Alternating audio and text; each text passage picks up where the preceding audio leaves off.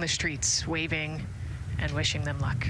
I think this is an emotional moment for a lot of people because this is the last time where a lot of people will be with the crew, because once they get to the pad, there's only a handful of folks with them before launch. Yeah, definitely. This can be emotional for the crew, can be emotional for the families, of course. I mean, you know, I got to wave goodbye one last time to my sister, and when we walked out those doors, and yeah, it's surreal. You know, it starts to become much more real the closer and closer you get to the launch pad.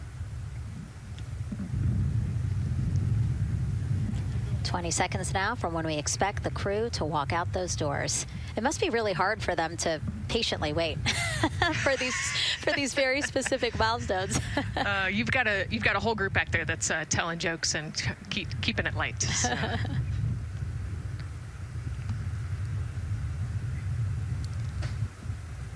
And here they are, NASA's Artemis II crew. Commander Reed Weissman, pilot Victor Glover, and mission specialist Christina Cook and Jeremy Hansen taking their first steps outside for their historic test flight. To a wonderful applause from the crowd. They're looking really excited. Some and big really smiles. Ready. I love that. It's a great day for us. It's a great day for this team. A few words from Reed. Great day for us, the team, he said. Thumbs up, more thumbs up. Of course, a lot of pictures. We hear some camera shutter clicks back there. I love the energy of this crowd. Let's go. And so now the crew walking over to each of their pens. The first people closest to them, of course, their family members who got to quarantine with them, correct? Yes. Yeah, so the ones that are close and waving, those are the immediate family, so spouses, partners, kids. And we're trying to give them some privacy so that they can have their conversations with their family members. Christina there, she has her husband. Victor has 4 daughters and his wife, they're there. Reed, his 2 daughters are there. And then Jeremy, his wife, 2 daughters and a son. You know, when you were standing in their shoes, Nicole, when you flew for Crew 10, what were you kind of talking about? Like, did you really think about this moment and what you might want to say? You know, they've all already done their real goodbyes, you know, in person. And so this is more just kind of, again, that last chance to wave, last chance to get one smile. You know, you see Christina there smiling. So this felt much less heavy and just, you know, waving and maybe cracking a joke or something, saying hi. So this was a really, really great moment for our crew. Reed's 2 daughters there. Reed spoke about when he told them that he was selected to be the Artemis II commander. And he said he was worried. He's a single dad, didn't know how they would react. And actually, he said he was overwhelmed by their support. He woke up the next morning with cupcakes baked by one of the daughters, moon cupcakes. Yes, I love this story. Moon cupcakes the next morning. Like, how awesome is that, right? Everybody needs their support system, and clearly he has that in his daughters. Christina said she took a bike ride with her husband and wanted to tell him when the moon rose, but that it was too foggy. But she said he was still very excited and happy for her. Yeah, the moon's still out there. A close-up now of, again, Commander Reed Weissman and Mission Specialist Christina Cook. To the right of your screen, as we pan left, we have pilot Victor Glover. Victor told his wife, and they told their 4 kids together, and he said that one of them just started yelling, "Let's go!" Yes, I love that. Again, the support from the family is awesome. And Jeremy said his wife and 3 children, super excited. He felt very supported. You know, he did have that tough conversation, obviously, of talking about the realities of this being a test flight, but he said they were super supportive. And now as he walks away, some kisses from Victor Glover to his family, hearts to Christina. Jeremy being a gentleman, pausing so that Christina can take a nice photo without him. Hearts too from Reed there.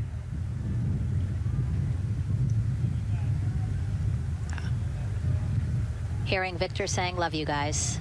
Saying that to some of his crew members there. Woody. Some more applause from the group. Quick wave to some of the NASA program managers, and I think Norm Knight's out there, the FOD Flight Operations Director.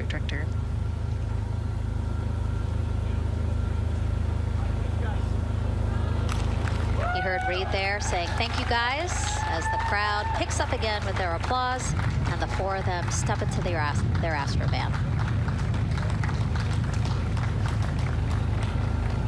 Looking at the clock, very on schedule right now.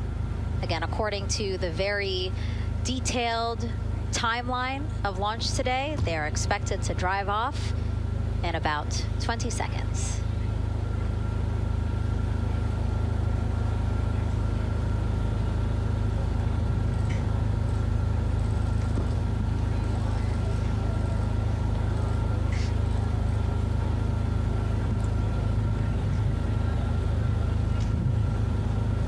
So far, we're marching toward the launch smoothly.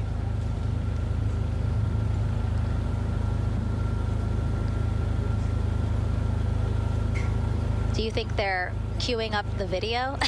Definitely. And that's why they haven't left yet? They're like, we can't go without Gotta get our your point snacks and break. movie ready. Yeah. Where's the popcorn?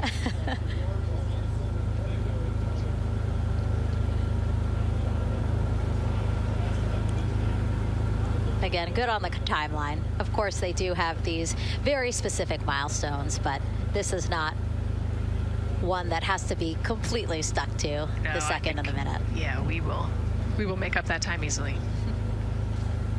They will get a full security escorted ride out to the launch pad. It's a quick trip, 15, 20 minutes.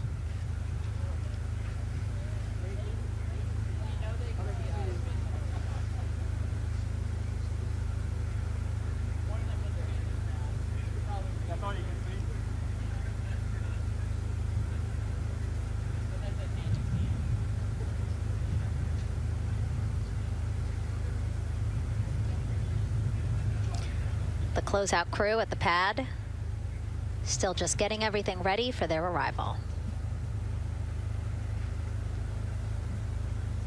Configuring Orion, right, Nicole?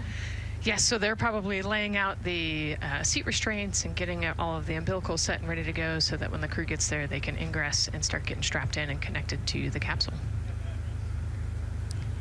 And in our smaller box there, we have a shot of our administrator, Jared Isaacman, bouncing around quite a lot today. Was in the firing room right after the crew weather brief, saying to the crew that they are good for them to start suiting up, and now here to wish them well as they drive out to the pad. Yes, he's so invested in this mission. I love it. You know, he's been an active participant today, and exciting to see him there at the walkout.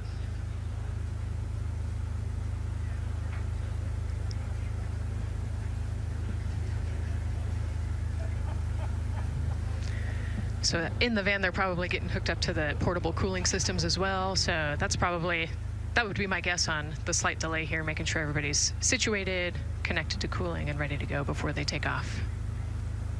Right, because the orange boxes, we didn't talk about it when we were in the suit-up room, but if anybody noticed, there are these orange boxes, and that's what provides the cooling to those thermal garments. And so those boxes have been staged inside of the Astrovan so that once they got there, they can connect up again so that they're cool and comfortable on the way out. Right, so they were off cooling from the walkout, you know, said hello to their families and the 80-degree weather here in Florida today. So it can get really warm in the suit quickly if you're not careful. So we want to make sure everybody's comfortable before we drive off.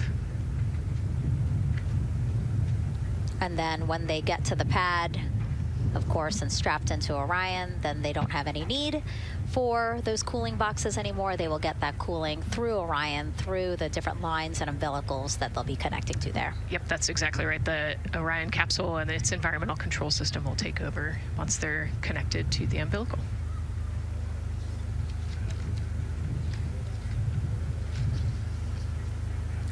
And so when we were watching them get into the elevator, I said, oh, there's a couple more people going in there. And they were, again, those folks in the white suits that we saw. Again, suit technicians. Yep.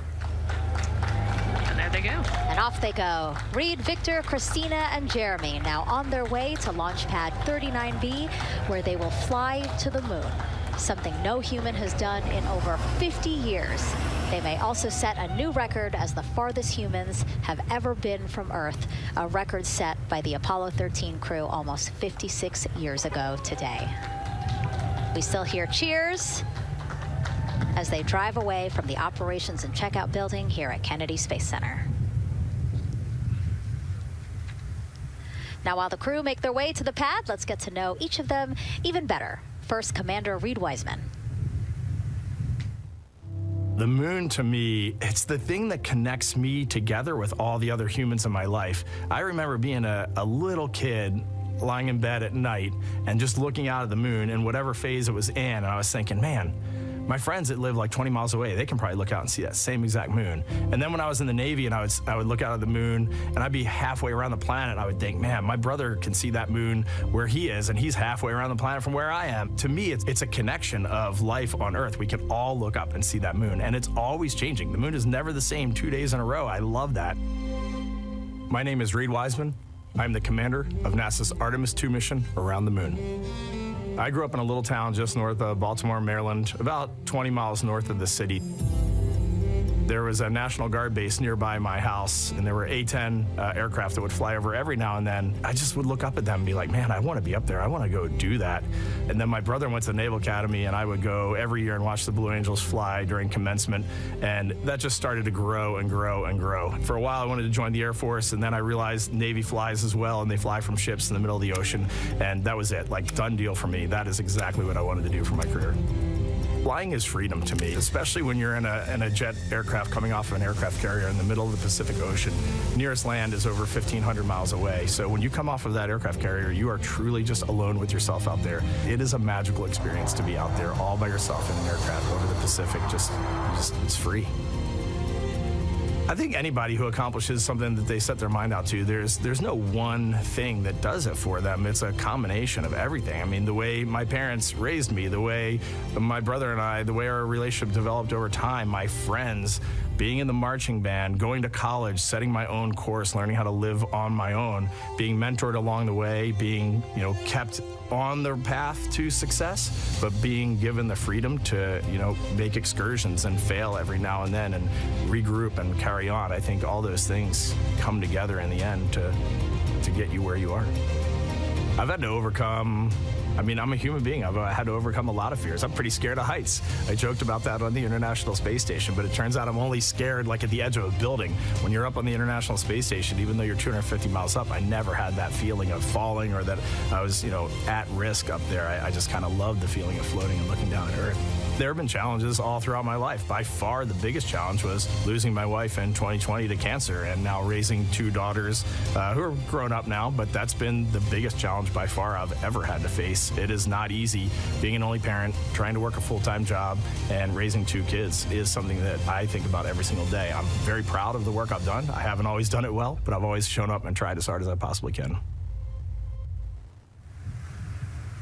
And now Artemis II pilot Victor Glover and his journey to this history-making moment. I do wonder what it's going to be like when we are really far from Earth and can see it. The sensation of being so far away from everything that you know. I had that sensation on the space station the first time I got to sit in the cupola for a really long time. So I can only imagine what that's going to be like from 200,000 plus miles away. My name is Victor Glover, and I'm the pilot for NASA's Artemis II mission around the moon. When I was in 4th grade, I was 10 years old, and that's when the Challenger accident happened. And it helped me understand how the general public felt about the astronaut corps, right? Like, these are the people that we want to be, and that just gave me an easy thing to strive toward. The biggest fear that I've had to overcome in my life is doubting myself. Going to college when no one in my family had gone to college was a huge risk. I had more confidence in my athletic ability than in my academic abilities. I could play football with those college students that I saw on TV, but my classmates that I saw in the lab and around the University Union, I didn't know if I had what they had. I think addressing that self-doubt was a part of, swinging for the fence and trying to go get an engineering degree, not just go to college, but get an engineering degree and then go do something challenging and technical like flying. Apollo is known for sending humans to the moon. Artemis has an opportunity to continue the Apollo story, but I actually think it's important for this story to stand on its own. Artemis is a new program, and we're trying to do new things. And it's great to compare and contrast. When you look at our spaceship, you can see parts that were designed, built, and integrated in another country. When you look at our crew, you see that our crew is international. There are also men and women. And I just think that comparing and contrasting makes the story even richer. The piloting role specifically, I will have an hour and a half or so where I get to fly the spacecraft by hand. We haven't flown that many spaceships. And so the ability to fly one actually in space on a test mission is just a really unique opportunity. I can't tell you how I'm going to feel when we fly by the moon and see the moon up close and the Earth from 250,000 miles away, but I don't use the word excited because I'm focused. What we do, this is very serious and it's very risky, and we are all intimately familiar with that risk. And so if we go out there and we're successful and we can pass that baton on to Artemis II, that's something to really be excited about. Great to hear from Reed and Victor in their own words about how they feel about this mission and their role in it as the convoy turns this corner here onto the road where the vehicle assembly building is and where the group that we showed you earlier today, ready with their flags. Wow, that group has expanded exponentially. Love this. Yes, this is great. So many people. Flags, oh my gosh, I love it. Oh, this must feel so special to the crew to see all of these people here to wish them well. Yes, this is heartwarming. Look at how many people there are. Everyone is so excited about this mission. Signs, people have made signs. I feel like the Astrovan has slowed down a little bit, to really take in the moment. Wow. That's amazing there. Again, crowds continue going as we are now passing the historic vehicle assembly building. This is where the Space Launch System rocket was assembled and stacked with Orion. Its history, of course, goes back to the Apollo days, but today it is home to the Artemis missions to the moon and beyond. Gosh, still people lining the route. Yep. I love that. I do too. It leaves me kind of speechless, you know, just to see all the support, all of the people who want to know that they're thinking of them, they're with them, and the fact that this crew specifically has always said we are going for all by all. This must be really special to them. Yes, and that's just here on Kennedy Space Center. Imagine the rest of Florida right now. Yep. Mission specialist Christina Cook, who holds the record for the most consecutive days in space by a woman. Let's take a look at what she has to say about this mission. I tell a story, which is one that my dad told me before the Apollo missions when he was just a very little boy. He was looking up at the moon with his mom, and his mom said to him, "Don't worry, Ronnie, we'll never get there." Fast forward maybe 70 years later, it's his daughter that's actually going there. And I think that long arc is something that we can all learn from. The idea that the seemingly impossible becomes possible if you just believe in it and are willing to work hard and come together to achieve it. My name is Christina Cook, and I'm a mission specialist for NASA's Artemis II mission around the moon. When I look back at my dreams as a kid, I definitely never thought I would actually get here. I was very pragmatic.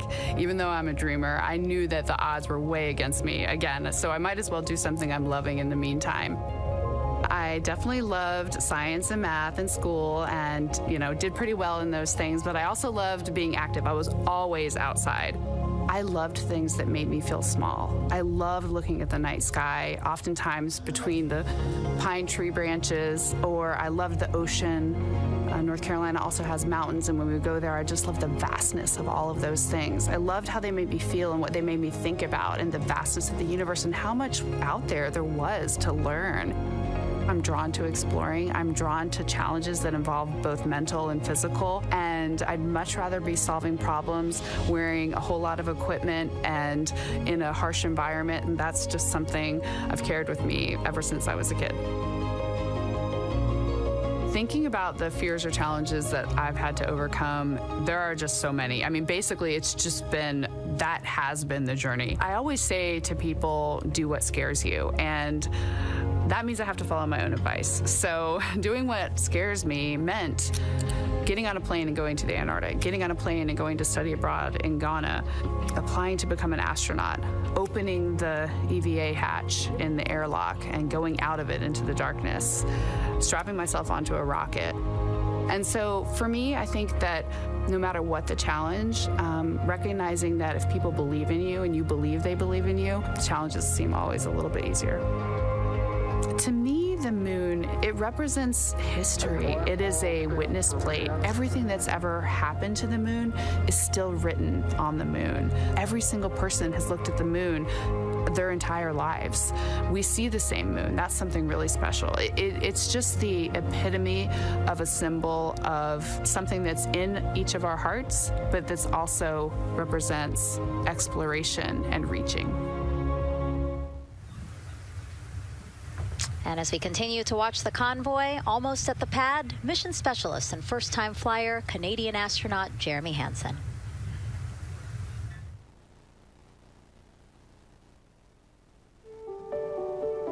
I have this very distinct memory of seeing an image of an astronaut standing on the moon. It's burnt in my brain because I went back to it so many times in my childhood, and I would look at that image, and I know it had a huge impact on me that humans had walked on the moon. My name is Colonel Jeremy Hansen. I'm an astronaut with the Canadian Space Agency, and I'm a mission specialist on NASA's Artemis II mission around the moon. My elementary school years, I grew up on a farm outside of London, Ontario. I spent as much time as I could with my dad on the farm. I learned the value of hard work, for example.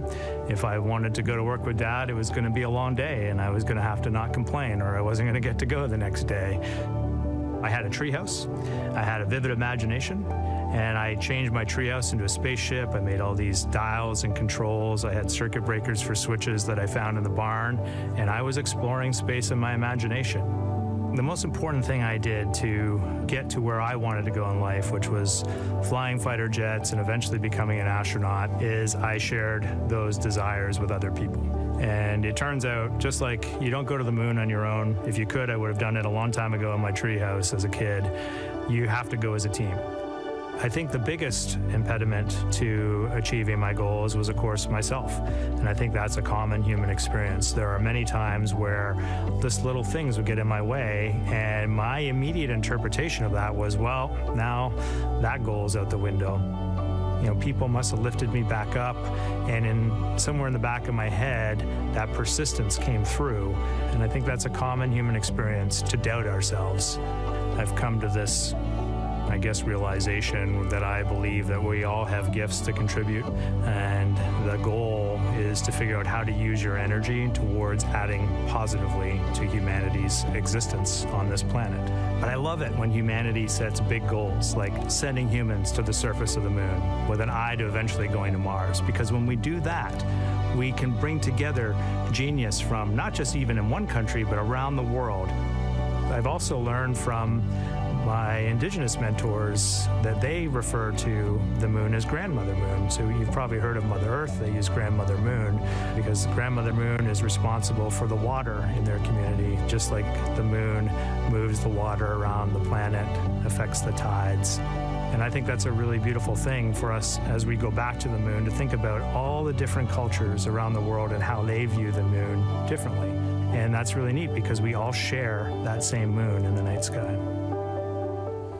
What's really neat, too, was that drive to the launch pad, that point of view to see what the crew is seeing as well as their astrovan rides up the pad slope and are now on the surface, about to walk up to their vehicle. Yeah, you know, we talked about how tall this rocket is earlier. Wow. Look at that. Yeah, look at that point of view, yeah.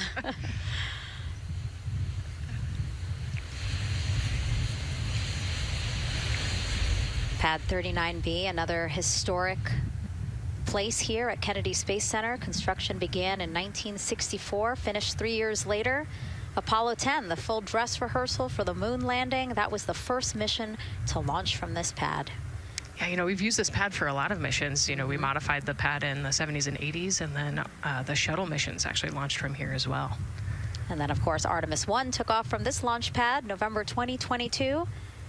And now here we are about to see the Artemis II crew get out of the astrovan and make their way up the mobile launcher to the 274-foot level, where they will embark on their first crewed test flight of the Artemis program.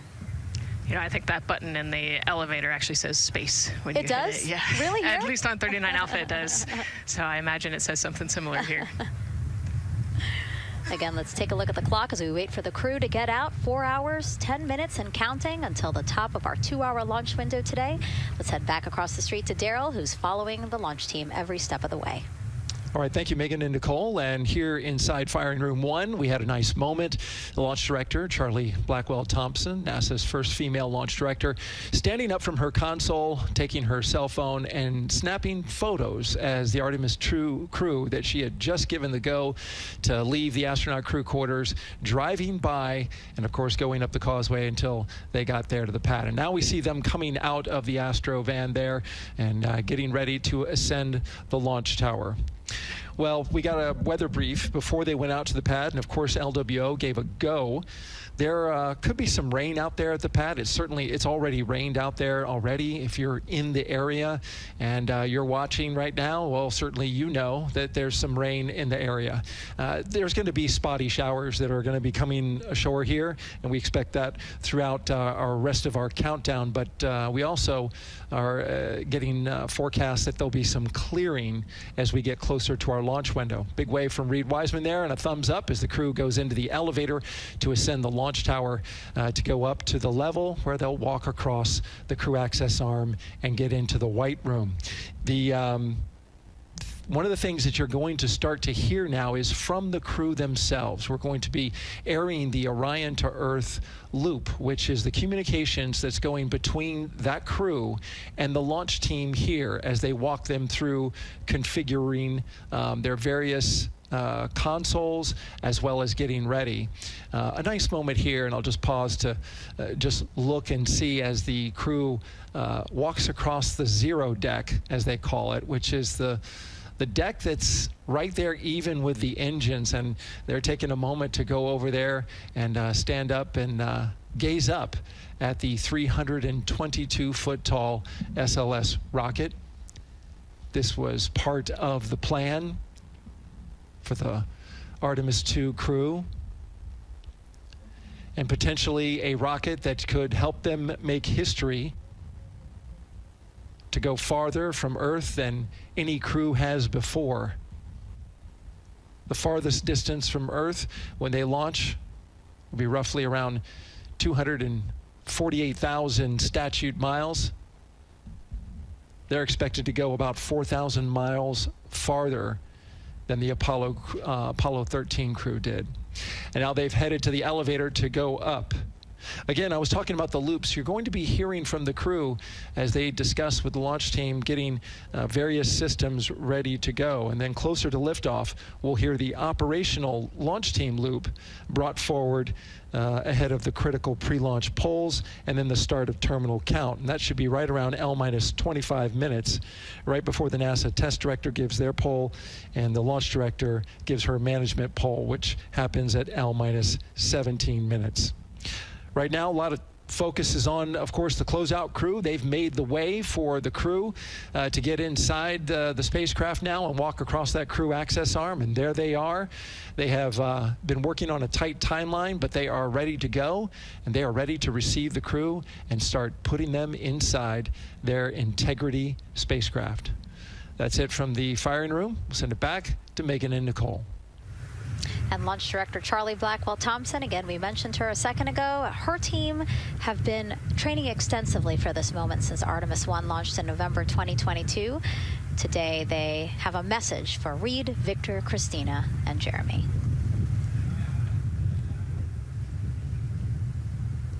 Today, you carry the work of thousands and the hopes of millions.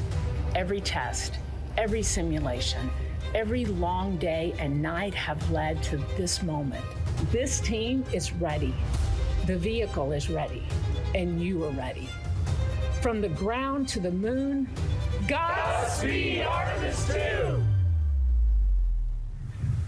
I love that. I just love seeing all of the people who have contributed to this mission and the fact that this is what they've been working for, and now it's culminating today. Yeah, thousands of people have worked on this mission, and we saw there from the launch team, but human spaceflight is like the ultimate team sport, is what I like to say, and that's just a great example of our team wishing our astronauts good luck.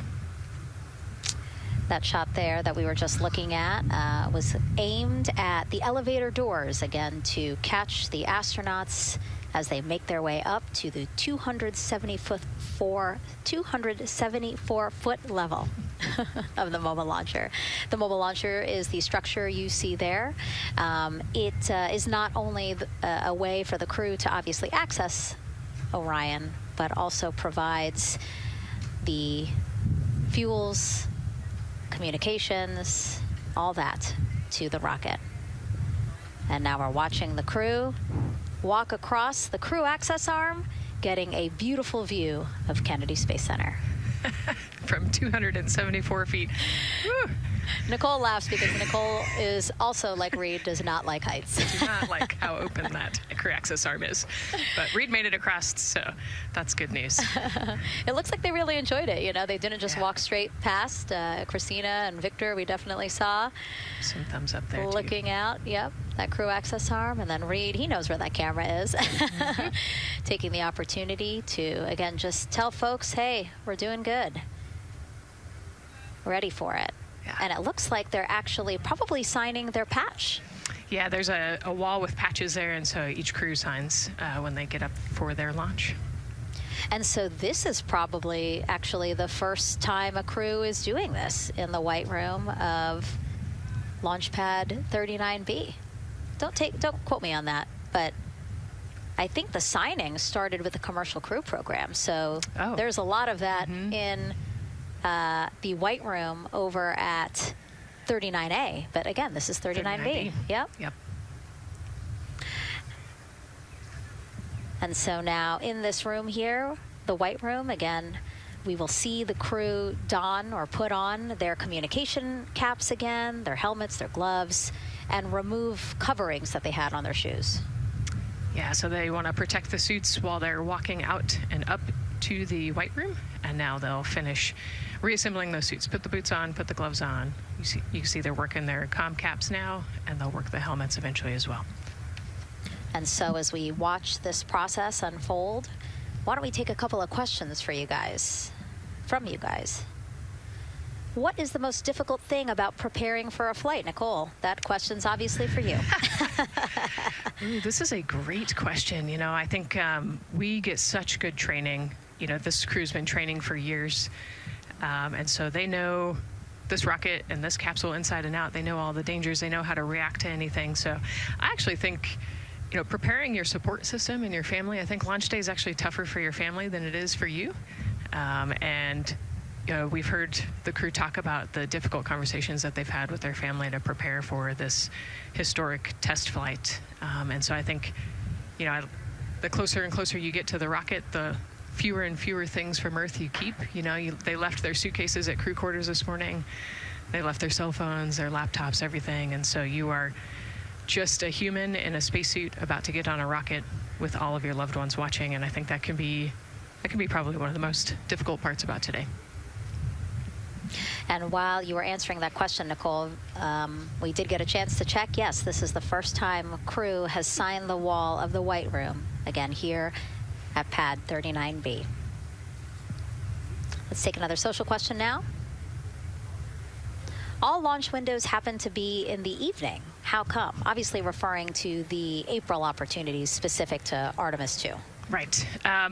You know, this is a complicated answer. I don't know that I would have the exact mechanics behind it, but it has a lot to do with orbital mechanics and where we are in terms of the Earth and the Moon relationship.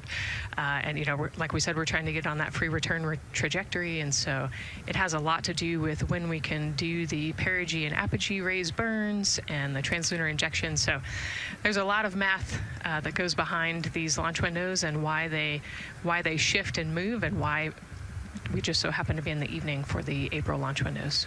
Yep. You did answer it well. All right. And before we asked you guys a question, who would you take to the moon with you?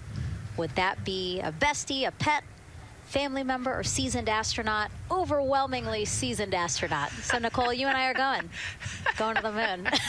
Was that your answer as well? That was totally my answer. Again, like, I thought my husband would not like that answer because he'd want to come along too. But I think if asked, he would also say seasoned astronaut. So that's fair. You know, like we said, there's a lot of training that goes behind it. These guys can react to anything that comes their way. And so, yeah, if you don't have all that training, maybe you do want someone that's a little bit more experienced. Yep.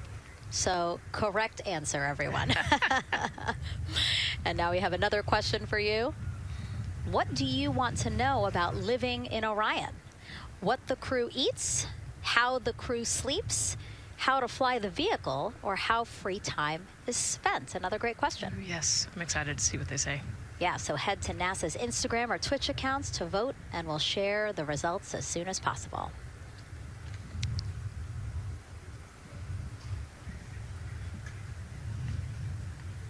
And while you're doing that, remember to also sign up to be a virtual guest for this mission.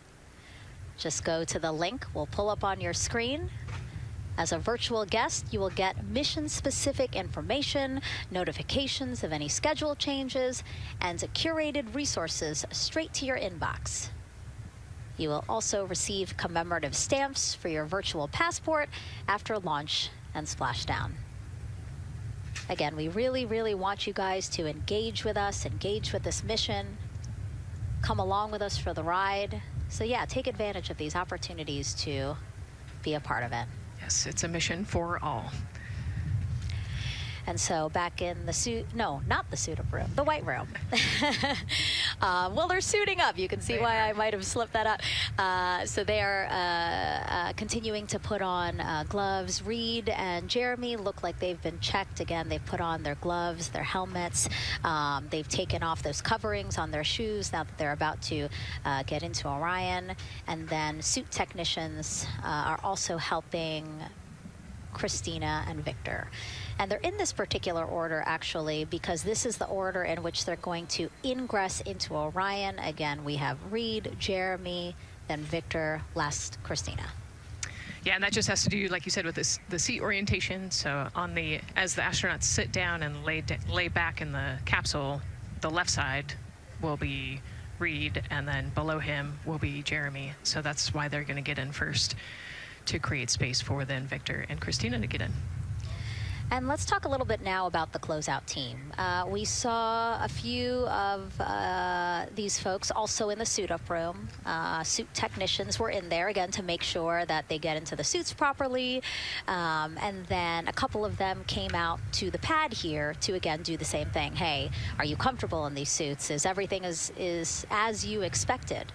And then these folks here will help them get into Orion, buckle up. And so we were talking a little bit about their attire, specially made for what they're doing right now. Yeah, so these, they almost look like, you know, the equivalent of a flight suit, right? They're fire resistant.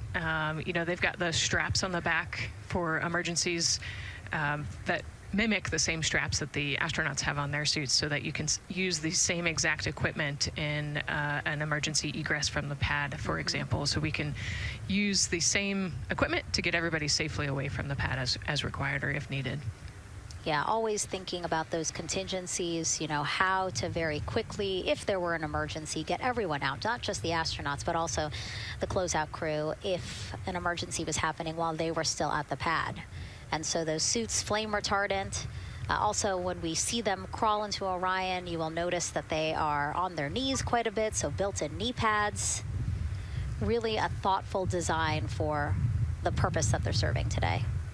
Yeah, they're functional, which is exactly what we want, but also they're pretty classy looking. So Yeah. we did a good job with the design. I was going to say, you know, they actually look like, you know, the outfits that car racers wear, right? Yeah. And then when I said that to the lead of the closeout crew, he's number one if we do see him tailor hose, he said, well, actually, we are kind of like a pit crew, you know, like they're very quickly moving through the operations so that not a lot of time, not more time is spent at the pad than is needed, because this is a fully fueled rocket, Nicole. Right, yeah, we want to minimize the time that we have more humans up in the White Room, but also safely and efficiently get the astronauts ingress into the capsule. And so that's their main job. That's so yeah, I like the pit crew analogy, works great.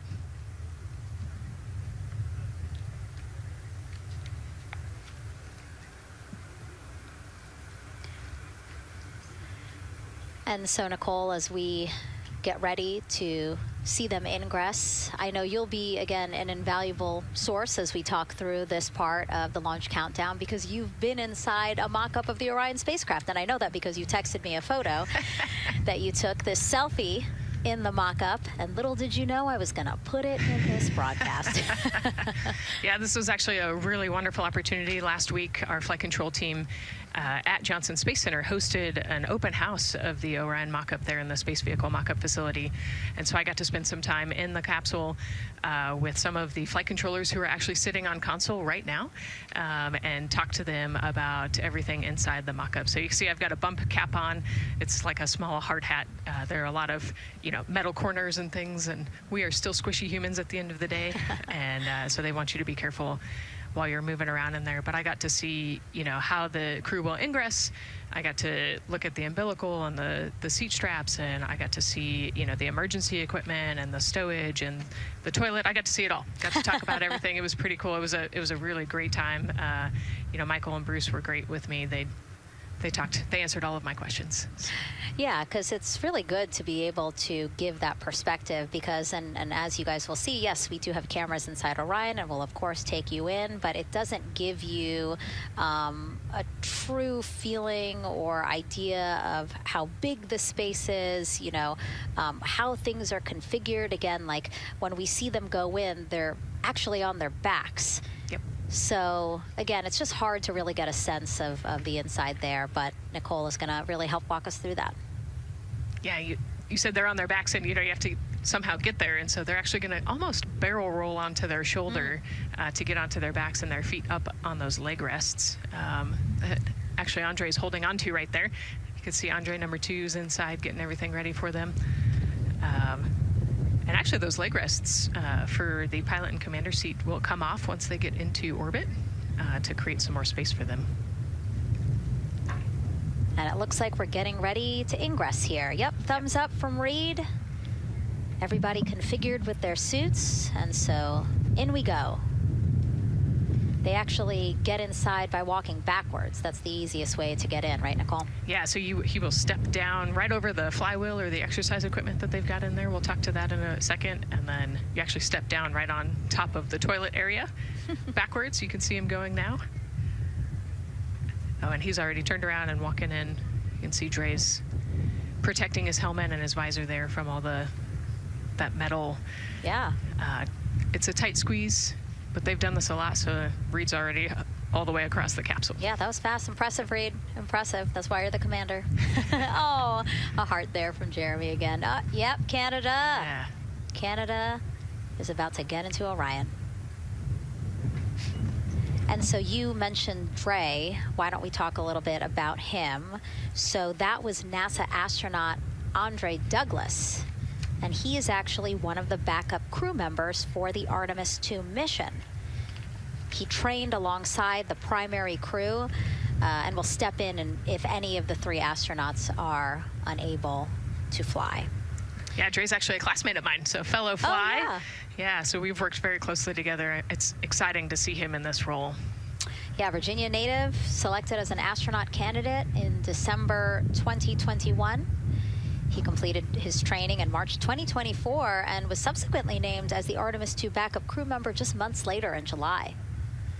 Before joining NASA, Andre worked at the Johns Hopkins University Applied Physics Laboratory, where he specialized in spacecraft systems engineering. His work focused on the systems that help spacecraft know where they are and how to get where they need to go. So obviously critical for missions to the moon. Yeah, he's a wicked smart guy. He's got like 15 degrees, I think, or something. Oh, my. So. And so now here we are back inside Orion, where the closeout crew, each one with either Reed or Jeremy. So it looks like Andre is with Reed. And this is a camera shot of behind Reed's head. So Reed, while Andre is buckling him in, it's a 5-point harness, Reed was configuring his control panel.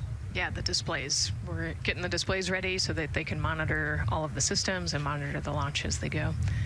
Christina there signing the wall.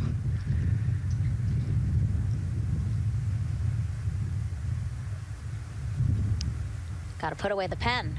The pen could be foreign object debris or FOD, which is bad for NASA. We definitely want to make sure that we keep track of everything and we know where everything is, because the smallest thing could prevent us from launching or affect the equipment out there.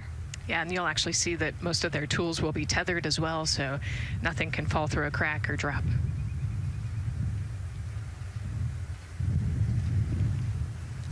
And so as soon as Jeremy and Reed are good to go in their seats and connected to their communication umbilicals, as Daryl had said before, we will start hearing the loops, the audio mission loops, specifically Orion to Earth 1, which is the communication loop that the crew communicate on to the different teams supporting launch today.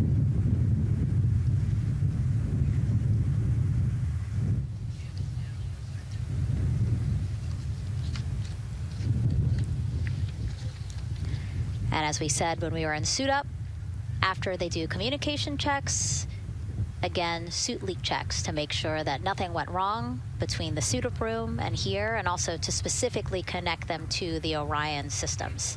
Yes, this will be an integrated test with Orion and the suits to make sure the entire system is working and ready for flight. And so you'll notice Reed and when Victor sits down, Reed and Victor are the only ones with the display panels in front of them. Jeremy and Christina will actually share a personal computer device, and that will be on Jeremy's leg, and that's how they'll continue to follow along with telemetry and data. Yeah, it's actually pretty cool. This is one of the technology demos that we're doing, and so they're going to plug into the system, and it'll be a screen repeater on that, that device for them so that they can see what the pilot and commander are seeing. OTC at MS2 is online for context. This is OTC. Repeat. MS2 ready for comm checks. The MS2 ready for comm checks. MS2 OTC Orion Earth 1 comm check.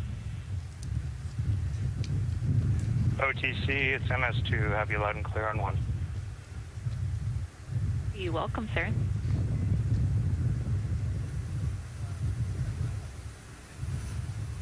And so that was the Orion test conductor speaking with Jeremy Hansen, again, mission specialist 2 for this mission. So his communication check over, you heard him say 1, Orion to Earth 1, has been completed, a successful test.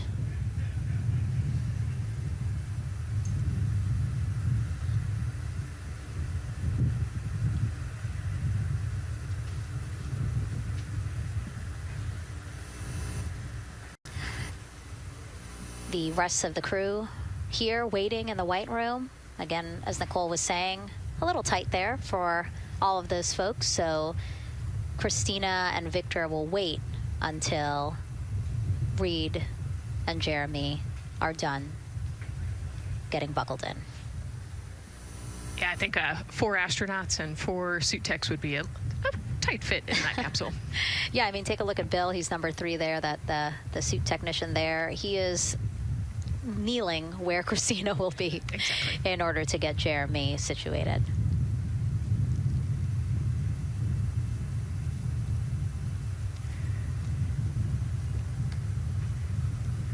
OTC ask, commander's ready for comm checks.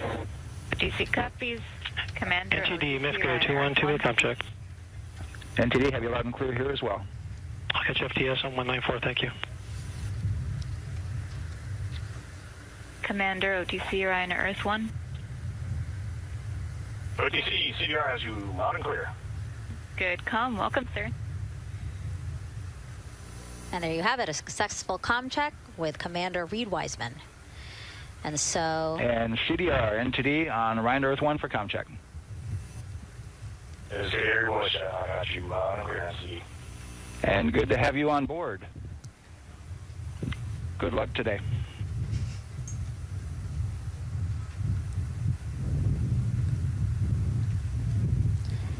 And so now these two closeout crew members will finish up what they're doing here.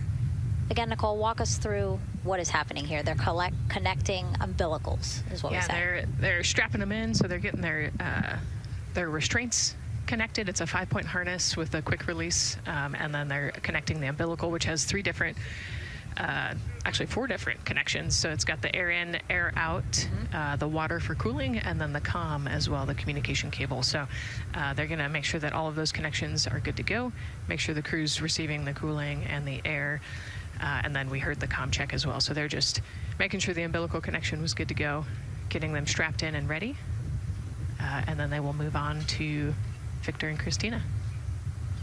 And so while we wait for that to happen, why don't we get another check of the launch countdown milestones with Daryl and the launch team?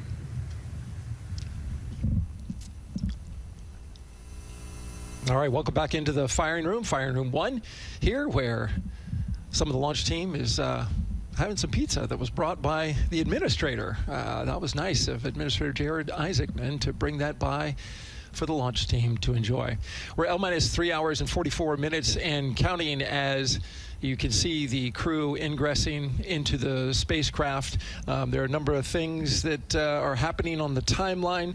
Of course, the closeout crew, they liken themselves to like an F1 pit crew, working quickly, methodically, carefully, as they go through their procedures to get the astronauts ingressed.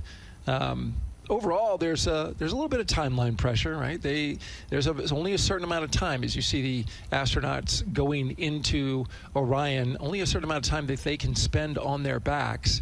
They will be there for a few hours, right? So we're sitting at 2:40 p.m. Eastern time, and the window opens at 6:24 p.m. Eastern time and runs until 8:24 p.m. Eastern time. So 4 or 5 hours or more on their backs, and then they'll hopefully lift off for a launch.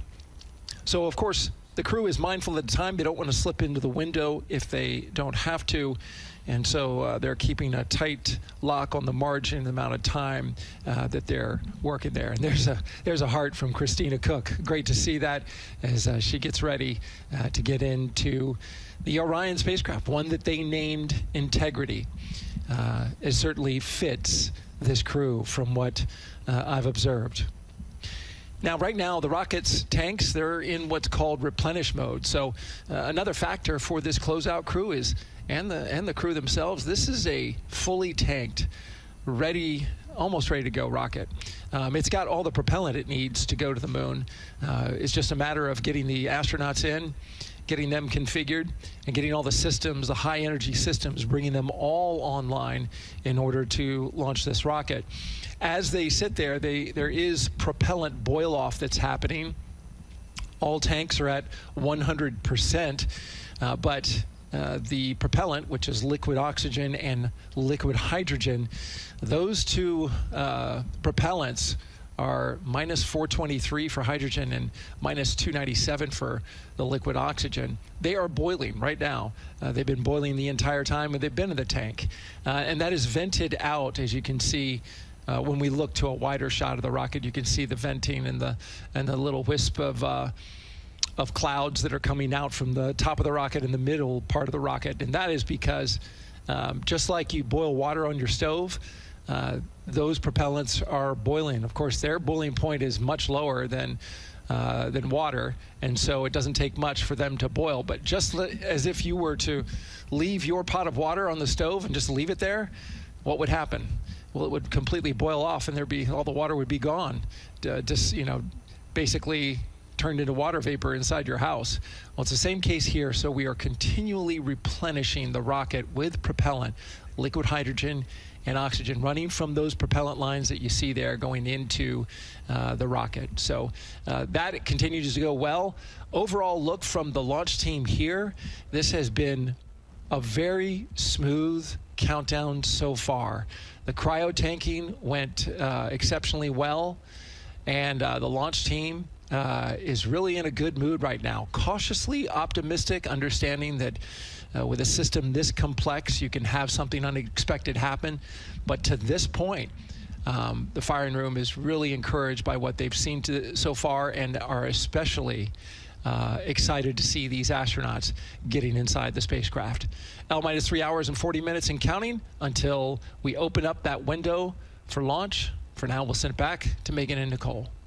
Thank you, Daryl. And, you know, he mentioned that the crew decided to name Orion Integrity, and it was not something they came to easily. You know, they really wanted to put in a lot of thought, and what they came down to is integrity is a value that NASA embodies, and also individually they felt like integrity is something that speaks powerfully to them.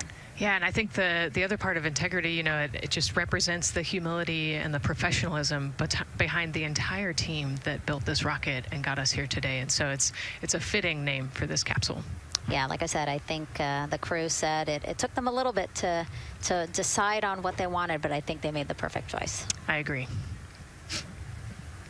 And so as the countdown to launch continues, we are reminded that this is an agency-wide effort to make today's launch attempt possible. We invited people across our NASA family to wish our crew a safe journey. Go Team Artemis! Go Team Artemis! 3, 2, 1, blast off! Have a great flight. Godspeed. We'll get you around the moon and home. If I had a message for the crew, be safe, to have fun, to remember that we're all down here rooting for them. I want to wish my friend and former student, Victor Glover, and the entire Artemis team best wishes and a successful flight. Have fun. Take some really cool pictures. Can't wait to see you when you get back. From the Earth to Sky team, connecting NASA science to public lands, go Artemis. We will see you in the Pacific, and you can count on us being there. Greetings from NASA Langley's historic gantry facility, where Neil learned to land on the moon and Orion learned how to swim. We are with you all the way to splashdown. Let's go fly from the Orion Human Engineering Team. Woo! Like a full moon, your future is bright. Have a safe journey from the multimedia team in Cleveland, Ohio. We hope to see you guys back safely in San Diego, maybe singing some karaoke. Yeah, right, maybe. He knows exactly what he wants to do. After, he's like, yep, karaoke. I love that people submitted videos. You know, this is something that we actually asked as part of the broadcast. We were like, you know what, I think it'll be really fun. And the overwhelming amount of people who wanted to record something for the crew was really heartwarming. Yeah, you know, this is the first time in over half a century that we're sending people back to the moon, and everybody is excited about it. You know, kindergarten to congressmen and all over the world, everyone is ready for today and excited to see this launch. And so here we are again, still inside Orion with the closeout team, putting some final touches on, it looks like Victor's configuration there. Again, making sure that his harness is set and that he's connected to cooling, he's connected to communications, and he's connected to any other umbilicals that he needs to be connected to for Orion.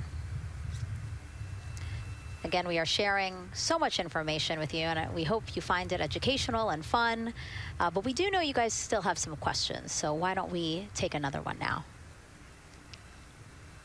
Tell us what the moon is like! So cute. That wasn't a question. That was a demand. Nicole, you tell her what the moon is like. Oh, man, that was so cute.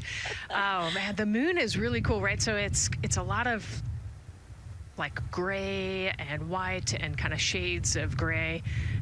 It is something that doesn't have wind or rain or rivers or an atmosphere.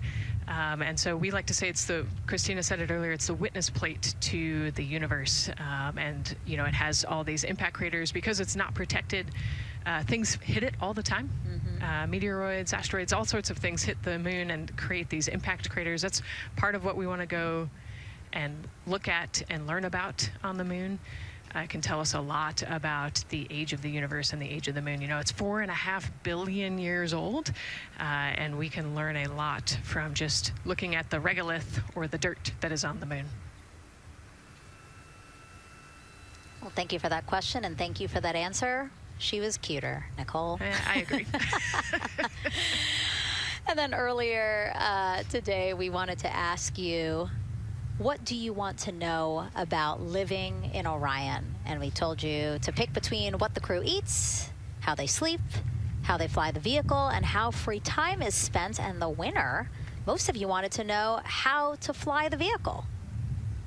And we are going to be doing that. Yes, we are.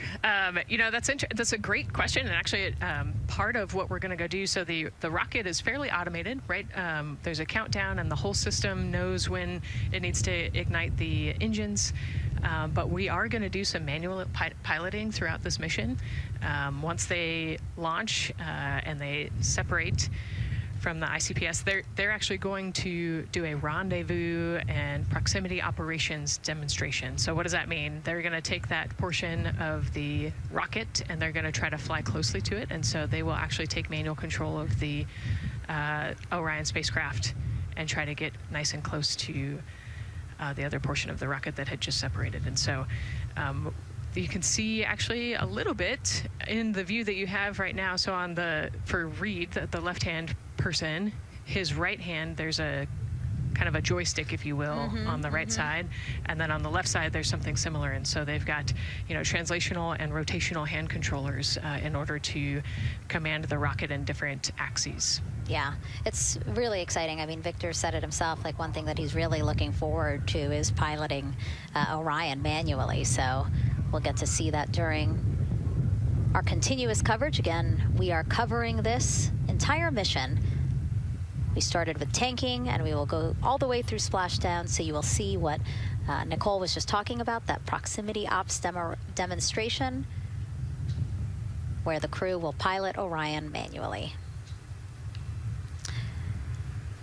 And so, speaking of their 10-day mission, why don't we take a closer look at the crew's home away from home for the next 10 days. Here's Megan Carter again from the KSC Visitor Complex. All right, thanks, Megan. Yeah, it's getting real out there, so I am going to bring you back to the moon board so I can show you just a few things about the Orion. Obviously, it is going to be very compact, sitting up there on top of the SLS rocket.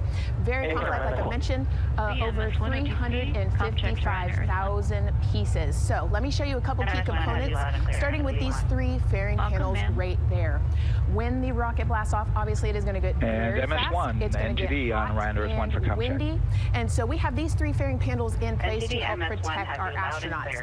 I am also going to take you into a little bit closer look and talk about the LAS, or the Launch Abort System. This is the one piece that is going to be in place to protect the astronauts should something happen to go wrong in the first few minutes of launch.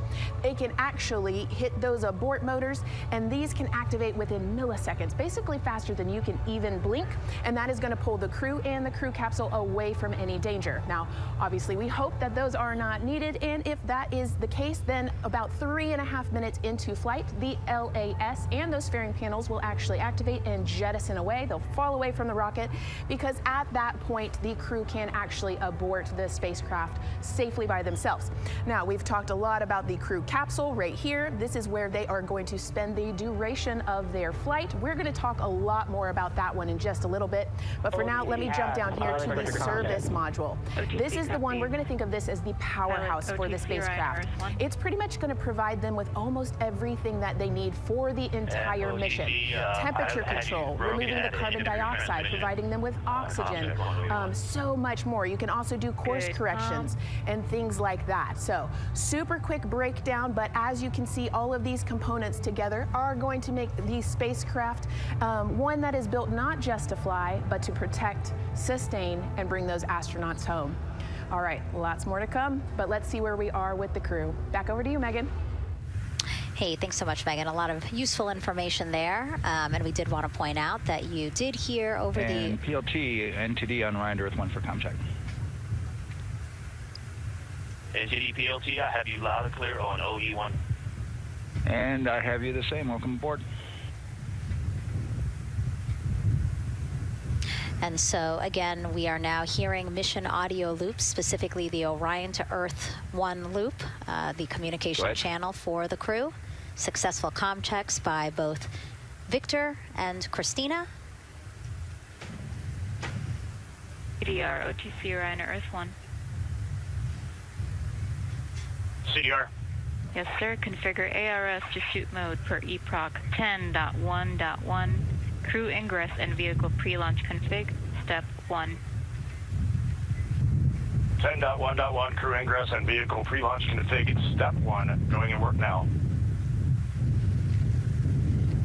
And so see, now we are privy to some of the countdown procedures that the team is asking for the crew to do. Yeah, so they're going to work through some of these procedures and finish the ingress portion, as you heard in that procedure. So this is where the crew is going to start building their nest, if you will, running some procedures, getting the capsule ready for humans to be on board. And now look at the clock, 3 hours, 30 minutes and counting until the opening of our 2-hour launch window, and we are pretty good on time. We are as we are expecting in terms of when ingress will be wrapping up soon. And so now let's bring Gary Jordan, again, our commentator inside of Mission Control at Houston. Gary, let's check in with you about mission preparations. Hey, Megan, thank you. Yes, we're following along here in Mission Control Houston. OTC copies. And we'll stand by for those comm checks.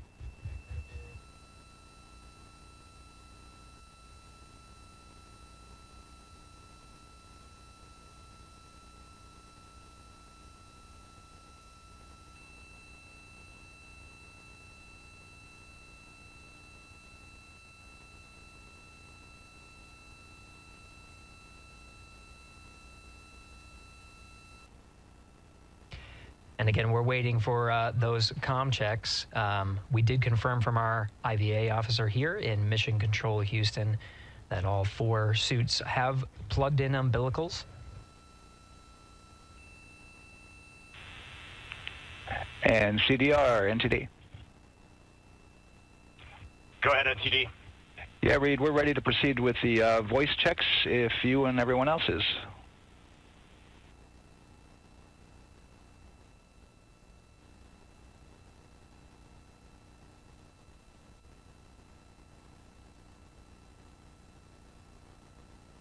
NTD, integrity crew is ready for voice checks.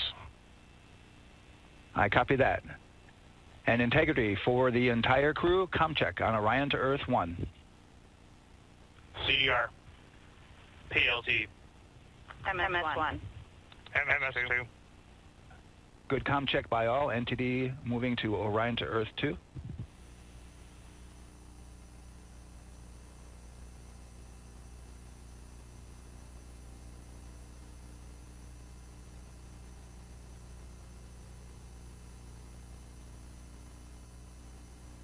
CDR. PLT. MS1. MS2.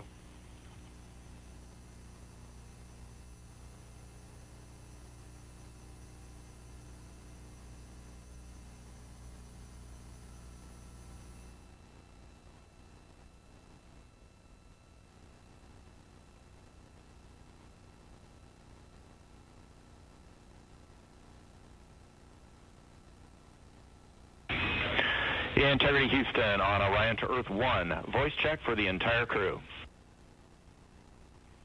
CDR. PLT. MS1. MS2. Houston has all 4 crew loud and clear on OE1. Stand by for 2.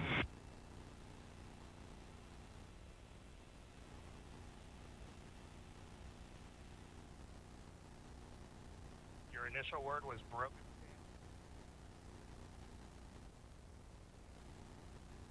MS1. MS2. Four crew, loud and clear on OE2. We'll use 1 for the default. Houston out.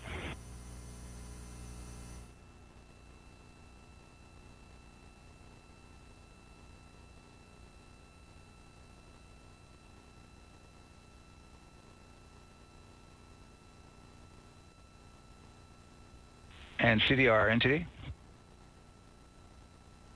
CDR. Yeah, we're going to go ahead and we're going to clear a couple of those messages on your screen here. Just want to give you a heads up that you'll see that. Copy all.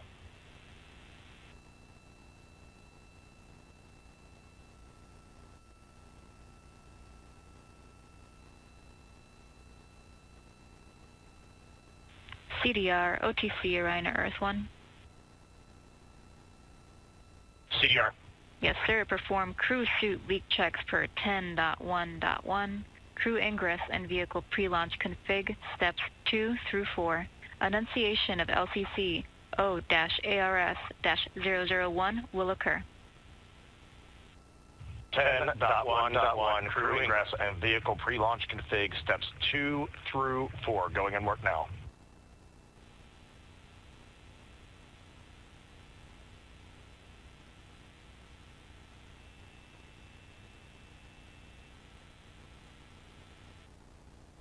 This is Mission Control Houston. We are following along as the 4 crew members of Artemis II work through their voice checks, then the umbilical connections and various pathways to get communications from all of the... refresh on your screen. CDR. Yes, sir. We're going to look to do a quick refresh on your screen if you guys are okay with that. Hey, firm, just let us know when we can continue in 10.1.1. We'll go hands off.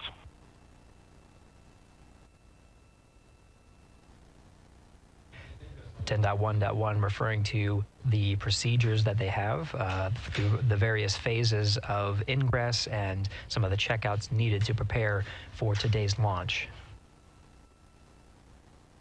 Here in Mission Control Houston, the IVA or intravehicular activity officer will be confirming the leak check status and watching as the suits pressurize to once again confirm that the suits are in a good configuration ahead of launch.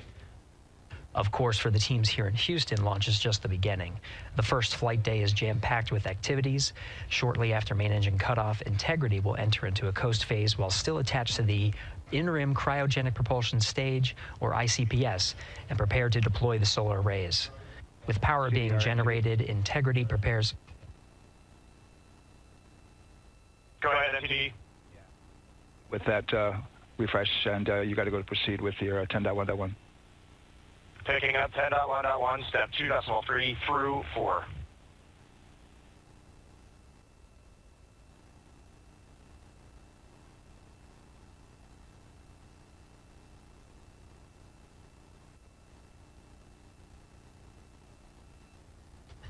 Picking up the procedures, the crew again working through the various steps to prepare for launch, standing by for seat.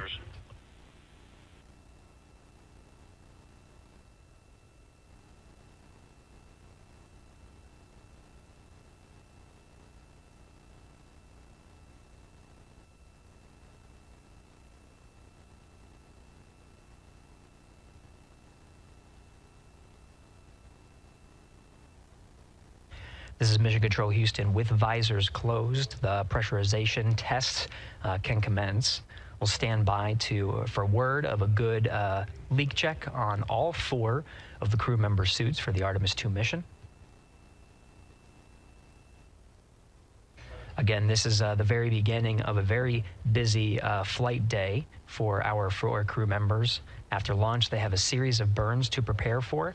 The first major burn being the perigee raise maneuver that allows them to continue in low Earth orbit, and the next being the apogee raise burn that puts them in a high Earth orbit. This is an orbit that takes them around the Earth for nearly a day, 23.5 hours to be precise, and allows the teams, including the astronauts and the flight control teams, to check out critical systems ahead of committing to the next day's translunar injection. But before they even call it a day, Integrity will separate from the ICPS, and the crew will command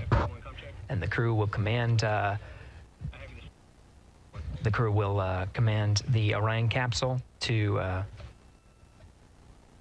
separate from the ICPS and turn around and approach the upper stage, but not dock. This is to test Orion's in-space maneuvering capabilities and provide further confidence in docking to another lunar space vehicle like the Human Landing System that will be part of the Artemis II mission ahead of future moon landings.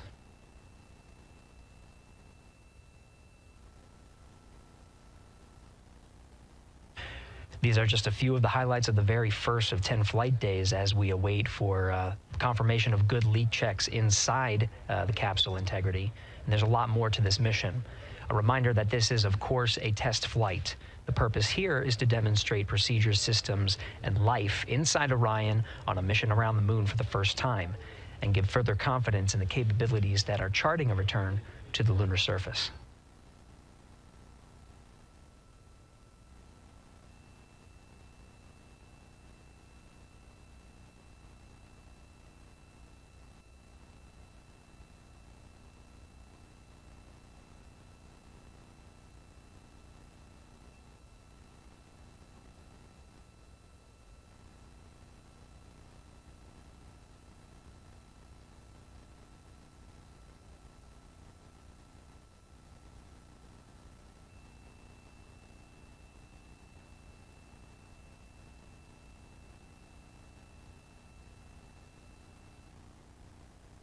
You may be able to see from this view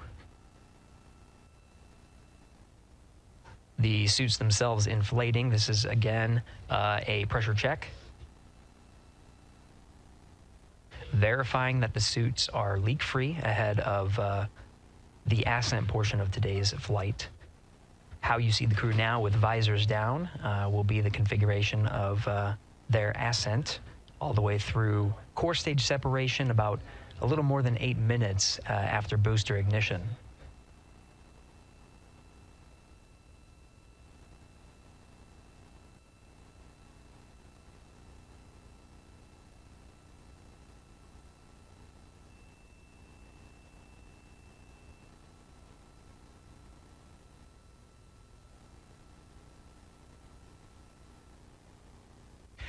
All right, here in Mission Control Houston, we are continuing to follow along, standing by for confirmation of good leak checks. In the meantime, there are no showstoppers here in Mission Control Houston.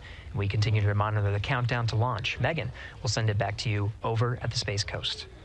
Hey, Gary, thank you so much. Yeah, as we wait for confirmation of a successful leak check for all 4 astronauts, why don't we go back to Daryl, again, who has been following along with the launch countdown as we inch closer to the opening of our 2-hour launch window. All right, thank you, Megan. And yes, getting some good communication. It's great to hear from the crew inside, even though it is as simple as a comm check.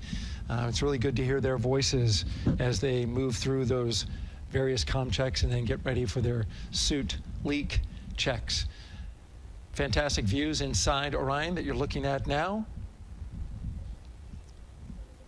Give you an update on the weather outside. We're still 80% go for our 2-hour launch window, which starts at 6:24 p.m. Eastern Time and closes at 8:24 p.m. Eastern Time. That's the good news. The bad news is that we've got some rain showers that are starting to head in. Looks like it may miss the pad. It wouldn't matter if it rained on it or not, though. It's received some rain earlier today. Water isn't going to hurt anything out there at this point. But the rest of the area might be getting a little bit wet, which may include the hostess, so keep an eye out for that.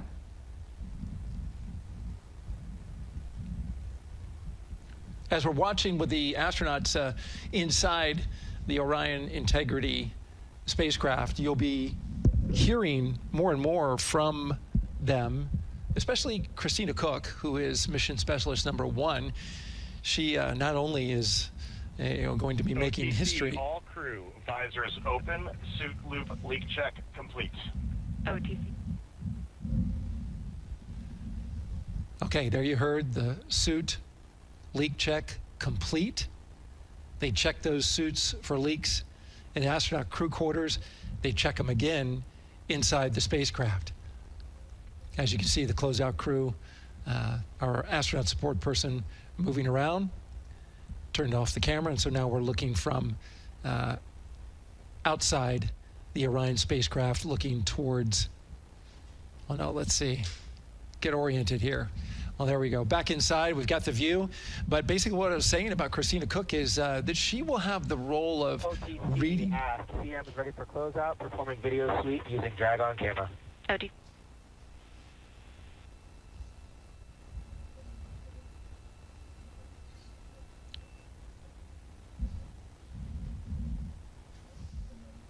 She will have the role of reading out a pressure reading that tells the team that... and CDR or NTD? Go ahead, NTD.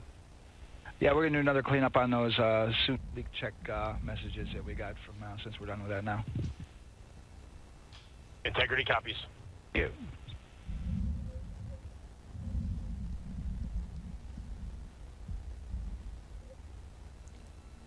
And that's communication going between Orion Commander Reed Wiseman and NASA Test Director Jeff Spaulding. As I was saying, Christina Cook will be reading measurements from the counterbalance assist arm. So you're going to hear her be asked by the NASA Test Director to read that. That CBA, counterbalance assist arm, it's mechanically latched by the closeout crew using tools, but there's a hydraulic assist. It's pneumatically opened and closed, rather, with a pressure assist that helps open it up. Not only that hatch, but also the last hatch.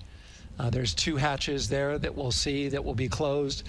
But this is in case of an emergency out there at the pad. If the crew, for some reason, needed to exit quickly, then they would exit the spacecraft by pulling that lever, which would open both hatches.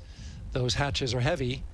The Orion hatch is hundreds of pounds. ATC cameras 1 and 2 both set to record. OTC copies.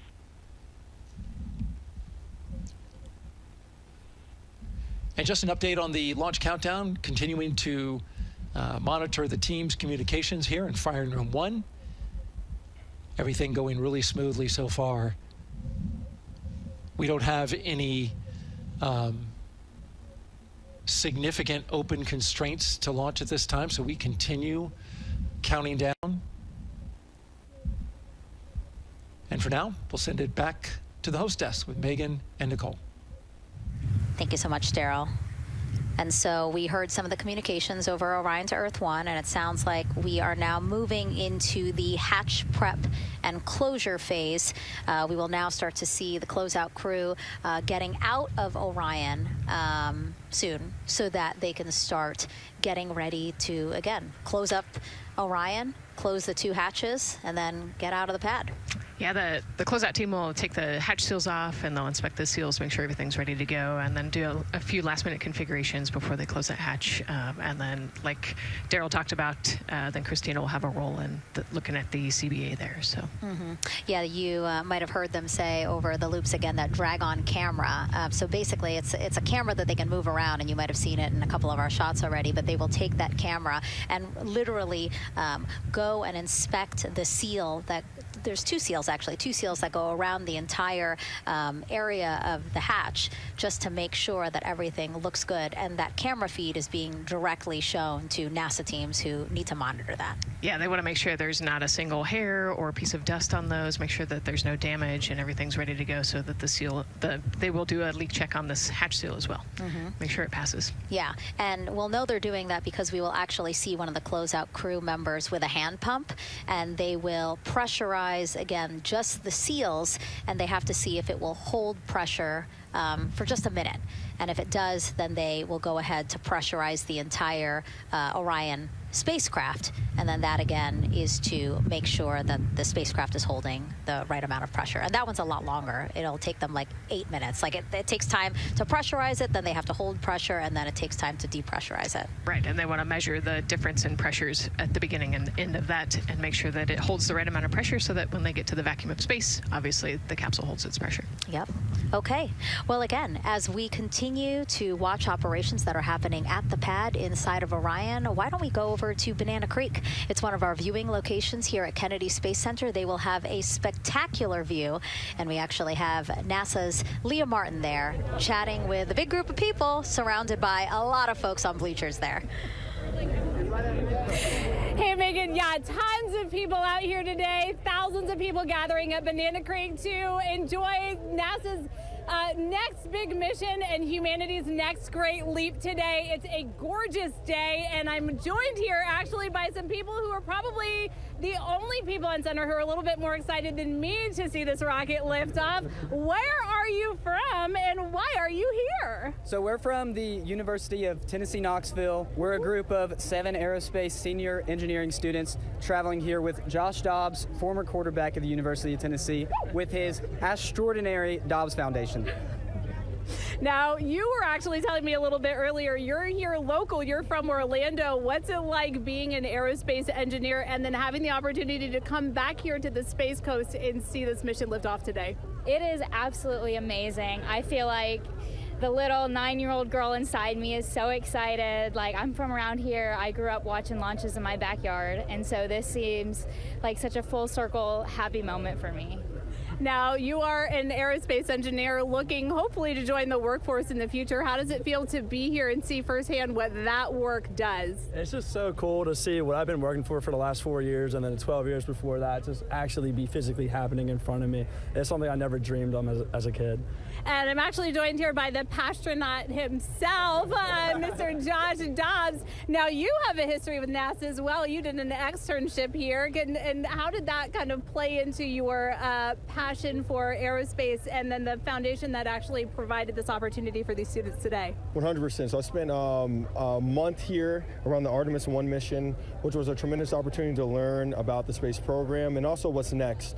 And so to be back here for Artemis II, and unfortunately, Artemis 1 went in the middle of the season, so it's surreal to be here for Artemis 2. And with my foundation, like, the goal is to be able to take advantage of the opportunities that I've had and pass them along to the future of the industry and give them the opportunity to see what all their hard work can accumulate into. So it's an honor to be here. We're really appreciative of all the engineers and all the hard work that's gone into this moment, and we're excited to watch history happen today. Absolutely, and as a group, I think if you guys had one well wish for the team today, what would you say? I think we can all join together and maybe say, go Artemis. Go Artemis.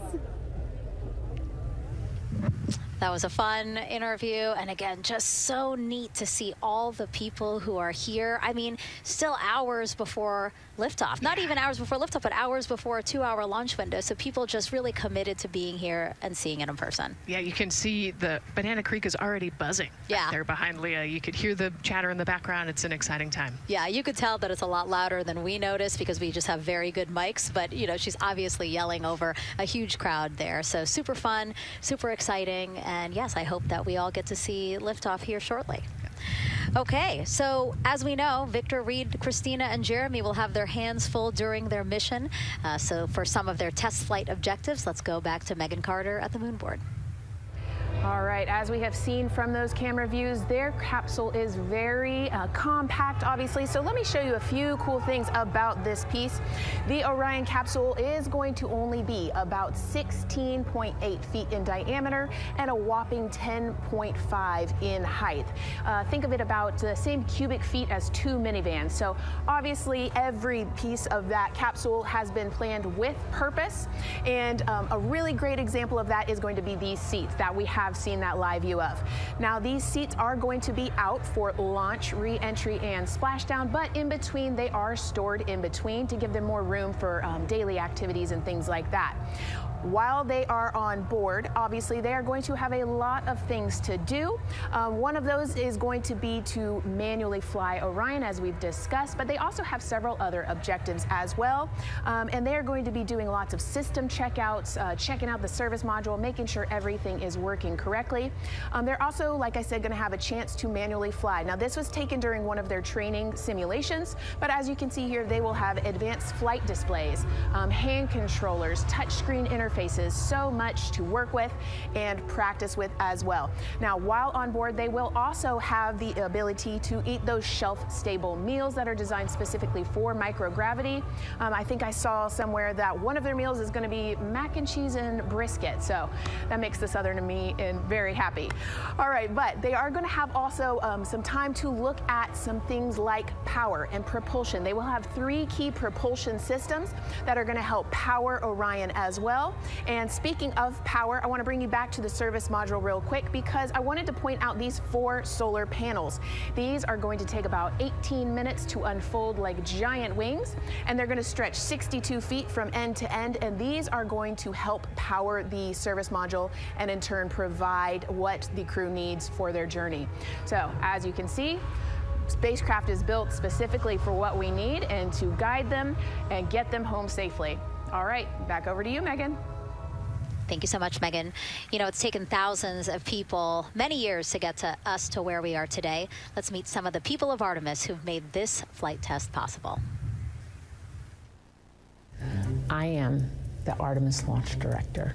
I'm the Orion Crew Survival System Manager. I am the Artemis II Chief Training Officer. I'm the SLS Launch Integration and Mission Operations Lead. I am the Recovery Director. And I'm Boeing's Core Stage IPT Leader at Kennedy Space Center. I am the Artemis II Entry Flight Director. And I'm the Closeout Crew Lead for Artemis II. Our job is to design the spacesuits that the crew will wear for the Artemis II mission. The team here at Johnson Space Center in the Orion Crew Survival Systems Lab does pretty much everything involved with processing the suits, designing the suits, qualifying the suits, testing them for the Orion mission. The role of the Chief Training Officer is to manage both the planning and the development of how we are going to train our astronauts and run our simulations for our flight control team for the mission, and then go implement that plan. Recovery team is responsible for 3 things. So recovery is what we call our nominal recovery situation, where we go recover the crew and the capsule at their designated landing site. Rescue is in case we do need to rescue the crew or they landed somewhere else that we did not plan. And then the retrieval is us getting the capsule if they did land somewhere where we did not expect them to. My job on SLS is to manage the operations architecture on the SLS program. One of the specific things that we do is support launch operations. It means a lot to be a part of this Artemis team, to show the next generation and seeing what may come. I am responsible for our core stage processing at Kennedy Space Center. My team is responsible for that core stage, and it's our responsibility to make sure that core stage is safe, built correctly, and there's going to be 4 of our astronauts, and it's going to get them to their ride around the moon. I've been a flight director for over 10 years now. I worked on the Artemis I mission, and after that mission completed, I was assigned as the entry flight director for Artemis II. I can't wait to see the hatch open after splashdown. That's when we know that our mission will be complete and the crew will have safely returned to the moon and back to Earth.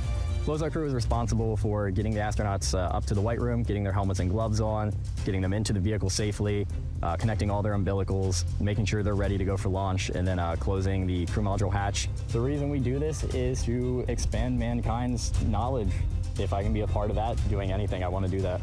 The launch director role really is to step back and kind of take that big picture view of launch. How are we doing on any NCs? How are we doing on our timelines, our procedures? Artemis II is a beginning.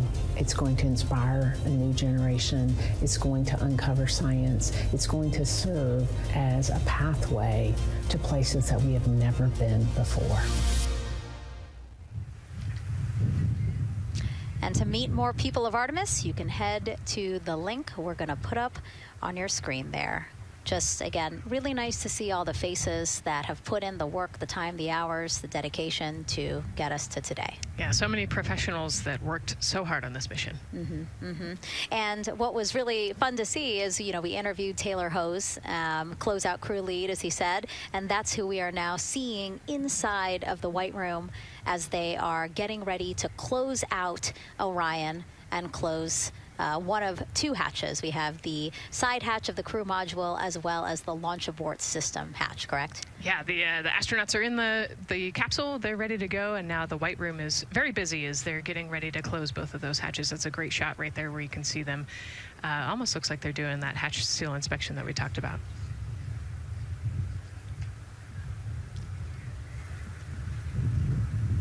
And so, Nicole, as we continue to see them get ready to close that smaller hatch, again, the crew module side hatch, let's take some questions now. Sounds good. A lot has changed since Apollo, and I have a few questions about what's next. What part of the moon are we exploring through Artemis, and what are some of the key points that NASA needs to consider when planning missions like this? Were you expecting to see Scarlett Johansson? I think that took you. Yeah, I mean, took you aback. We've talked about this, but everybody has an interest in this mission. You know, it's humanity trying to explore and go back to the moon. And I love this question. You know, what part of the moon are we going to? You know, eventually we want to get to the polar regions, the South Pole specifically. We think that there are volatiles there, so water ice, something that can be harnessed as a resource as we create the permanent base on the moon and then try to get onto Mars.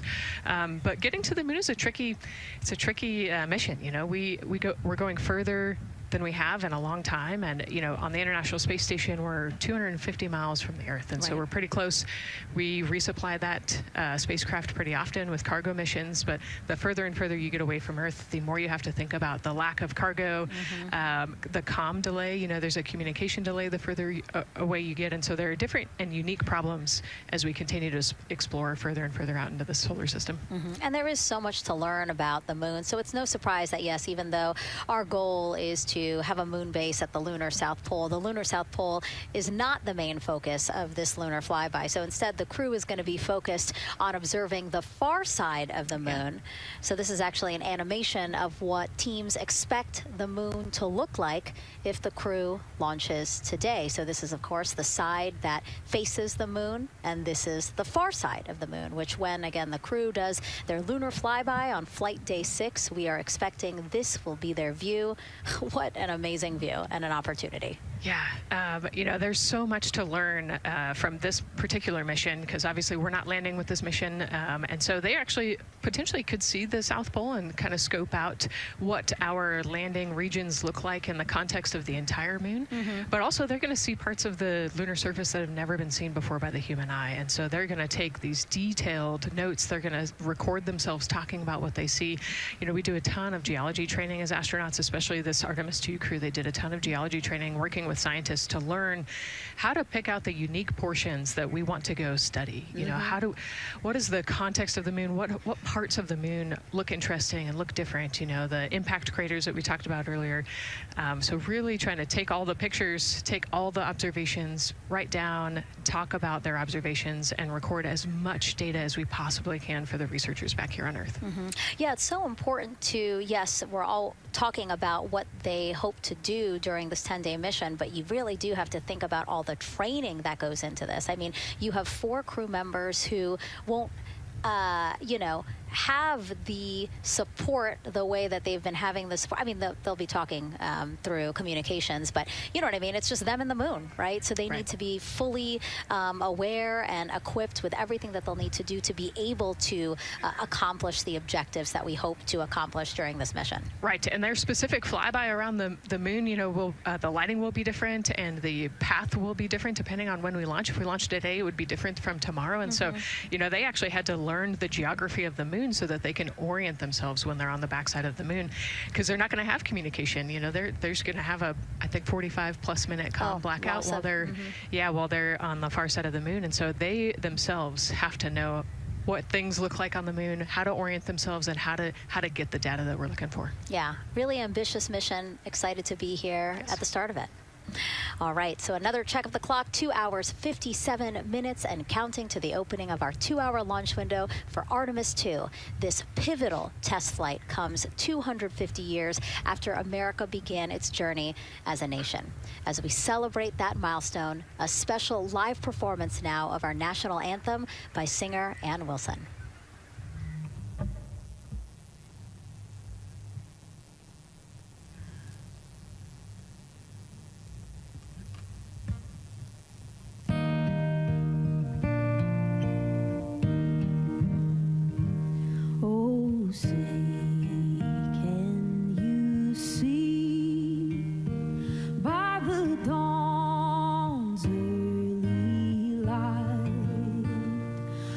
what so proudly we held at the twilight's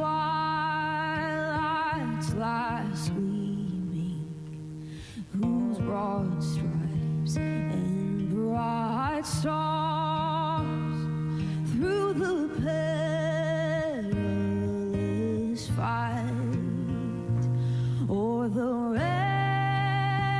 ramparts we watched were so gallantly streaming, and the rocket's red glare, the bombs bursting in air, gave proof through the night that our flag was still there.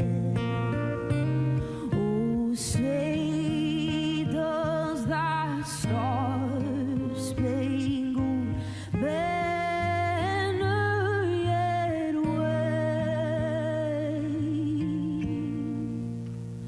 o'er the land of the free and the home of the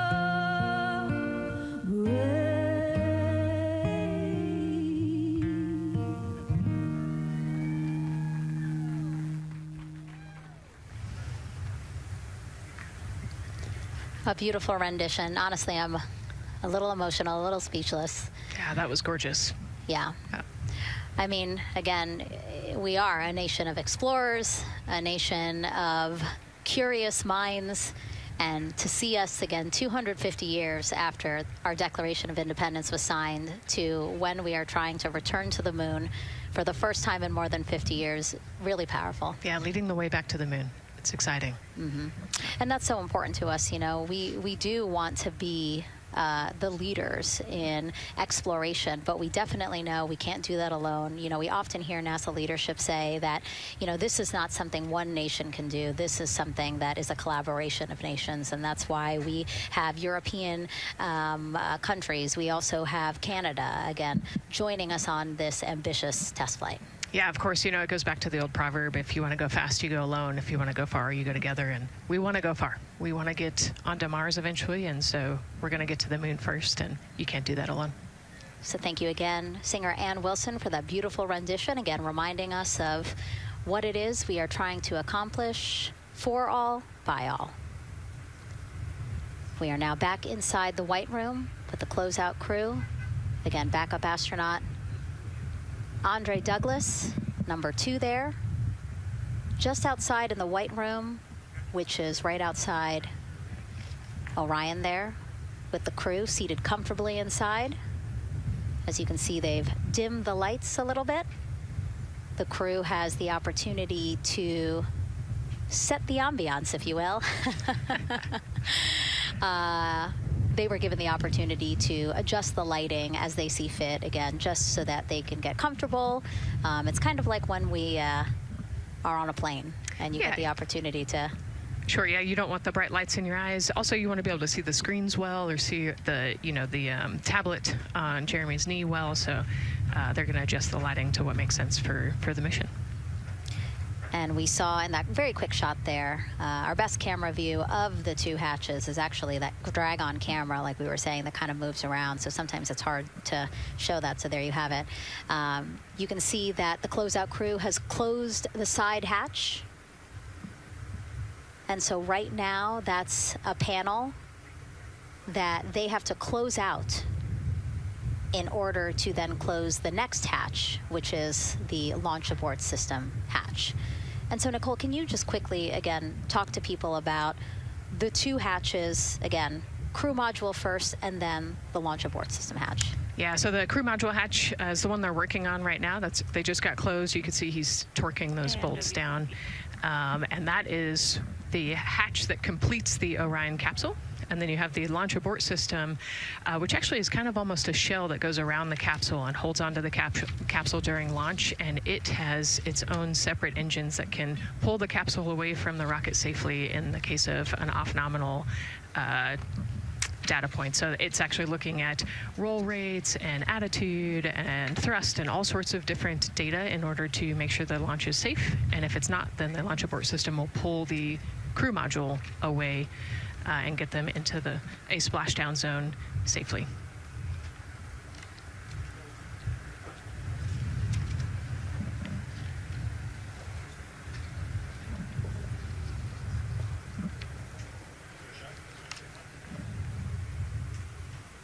And as we wait for the crew to complete closing that side hatch of the crew module, let's head over back to Banana Creek, where we have Leah Martin standing by with the person who designed this mission's zero gravity indicator, named RISE. It was second grader Lucas Yee from California. Hey, Leah. Hey, Megan. Yes, of the many special guests we have with us today, I think one of our most exciting guests is Lucas, who's joining us, like you said, all the way from California. He and his family actually worked this as a group project to design the zero gravity indicator. Lucas, can you tell us a little bit about your design? Yeah. So you named him RISE. Can you tell me why you picked that name? It was very remote, representing the Artemis II launch and Earthrise. And yeah, that's pretty much it. So were you really excited to find out that you won the competition and that your zero gravity indicator would be going to space? Yeah. So how does it feel? We're actually just across the river right now from Artemis. We can see it from where we're standing. How does it feel to know that design you created is actually currently on that rocket just a couple hours away from going to space? Really, really, really, really, really, really, really surprised and very happy. And very happy. Now, Mom, you were telling me on the way over here that it was kind of hitting you what was happening. Tell me a little bit about that. It's definitely very surreal to be here in person. That Commander Weissman said that it's for all and by all. That we couldn't have said it better. We're just very grateful to be here. Super, super excited. And we're so excited to have you here too. Now, Oliver, this is your first launch too. Is that right? Yeah, that's right. And how does it feel to be here just a little bit away from watching the first group of astronauts in your lifetime on their way to the moon? It feels like very, very happy and surprised. So if you had one word of encouragement or something to say to the crew who's sitting on that rocket right now, what would you say?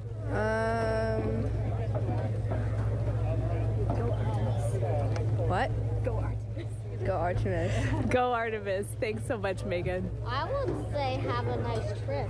Yeah. You would say have a nice trip? I did hear that answer. I would say have a nice trip. You know, Leah, that was a hard question. You know, it's really hard to come up with the spot what to say to the crew who's about to make history today. Yeah. And so the Artemis II crew, again, ZGI, zero gravity indicator. It's a plushie, a soft toy that is brought in to the spacecraft with astronauts so that it can be a visual indicator for when we have reached the weightlessness of space, right? Yeah, you saw a little replica there that Lucas had, and then in some of the views in the cabin view, you could see it swinging and hanging earlier. So I think actually Jenny was the one who installed it into the capsule. Oh, really? Yesterday, yeah. So. Oh, we have to unpack a lot here. We got to talk about Jenny, who we will get to here in a second. But then, yes, we will also go back into the capsule so that we can show you where the ZGI is now. But the ZGI was chosen by the crew after a contest where the crew asked for submissions. They got submissions from around the world to, again, design their ZGI that is going with them to the moon. It's kind of like any other road trip. You need clothes, food, a map, your favorite toy. Really. Except this toy has a job to do up there because this is a zero gravity indicator. While not a scientific instrument, this safe and soft object tells the strapped-in astronauts that they've reached weightlessness. For Artemis II, the crew wanted a one-of-a-kind ZGI, so we asked you to come up with it.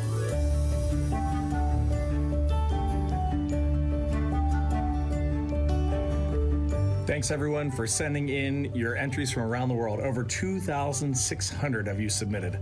And we loved seeing all of your contributions. It was a really difficult decision because each design had a unique quality that stood out to our crew. In the end, we were able to narrow it down to a top 5 from Finland, Canada, Peru, and 2 from the United States, Kansas and California. In the end, we went with one called Rise. It was a design inspired by the Earthrise photo taken on Apollo 8, which is very special to our crew.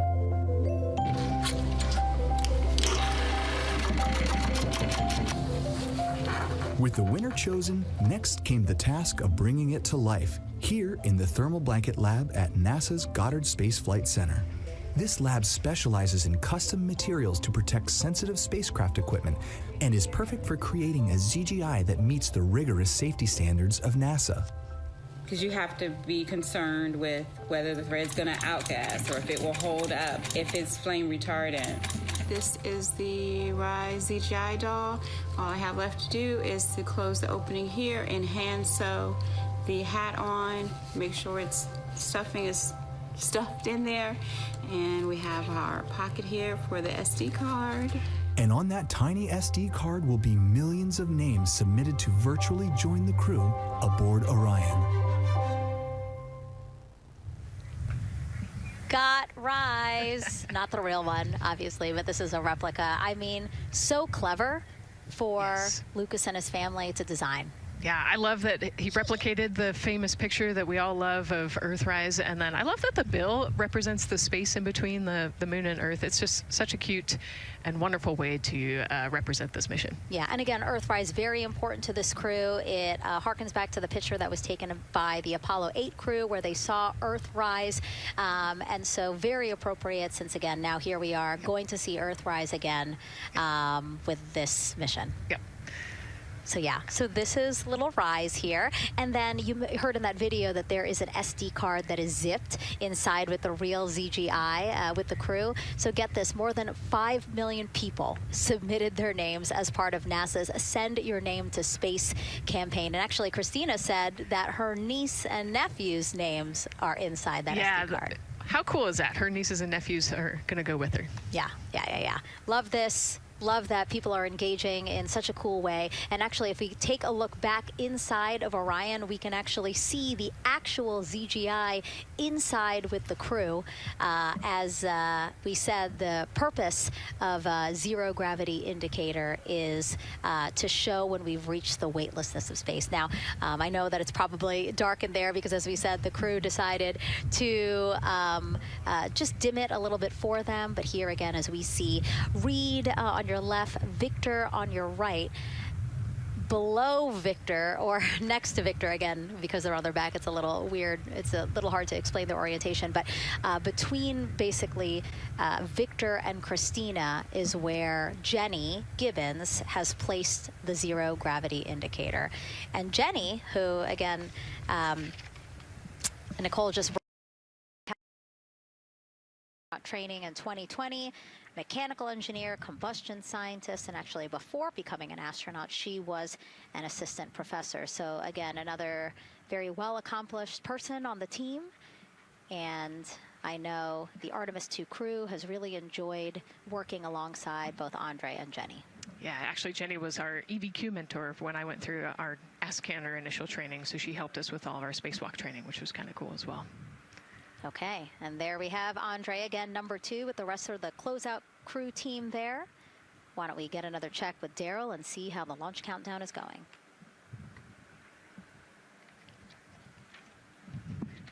Still going quite smoothly here from firing room 1 here at the Kennedy Space Center.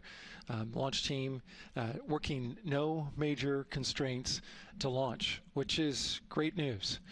We did get an update on a weather balloon that the launch weather officer and his team released. This is an important weather balloon released at right around the 3-hour mark. And what it told us is that winds are around 10 to 11 knots in the upper parts of the atmosphere. That's important information for the launch abort system. Should the astronauts need the LAS, this would, of course, pull the Orion spacecraft off the top of the rocket in case there were an emergency, and then take them offshore to a water landing in the Atlantic Ocean. And so the winds are pushing onshore. And because they're pushing onshore, the launch weather officer is keeping a close eye on the strength of those winds, because if the Orion were to come off the top, and it's powered by 3 rocket motors which can propel it or pull it especially fast off the top of the rocket, it would go up into the air thousands of feet and then splash down in the water. And if you've got wind pushing against it, you don't want that spacecraft to come back and land on land. So they're watching that very closely because of the onshore flow. That onshore flow is also what's giving us a little weather action down to the south of us along what's called the beach line, 528. We got a whole lot of people out there. We're getting ready to watch the Artemis II historic launch. Well, they just got a good soaking. Line of rain showers, I should say, passed through that area and soaked the place. Certainly rain is a possibility, spotty showers from time to time, but overall the launch weather officer tells us that we are trending towards getting that stuff to all push to the west the closer we get to our launch window. A reminder, that window is from 6:24 p.m.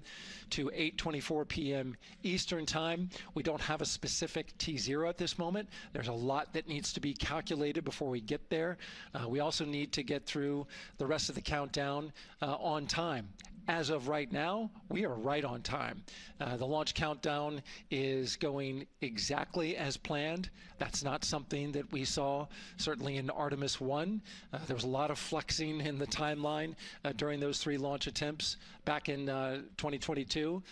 But so far today, on our first launch attempt, we're really enjoying some really solid countdown work, some solid operations by the launch team so far. And to quote our friend Lucas, who created Earthrise, we all really like that. We'll send it back to the host desk. Thanks so much, Daryl. Yes, we really like that, and we really like Rise and Lucas. So thank you for that. That was really cute.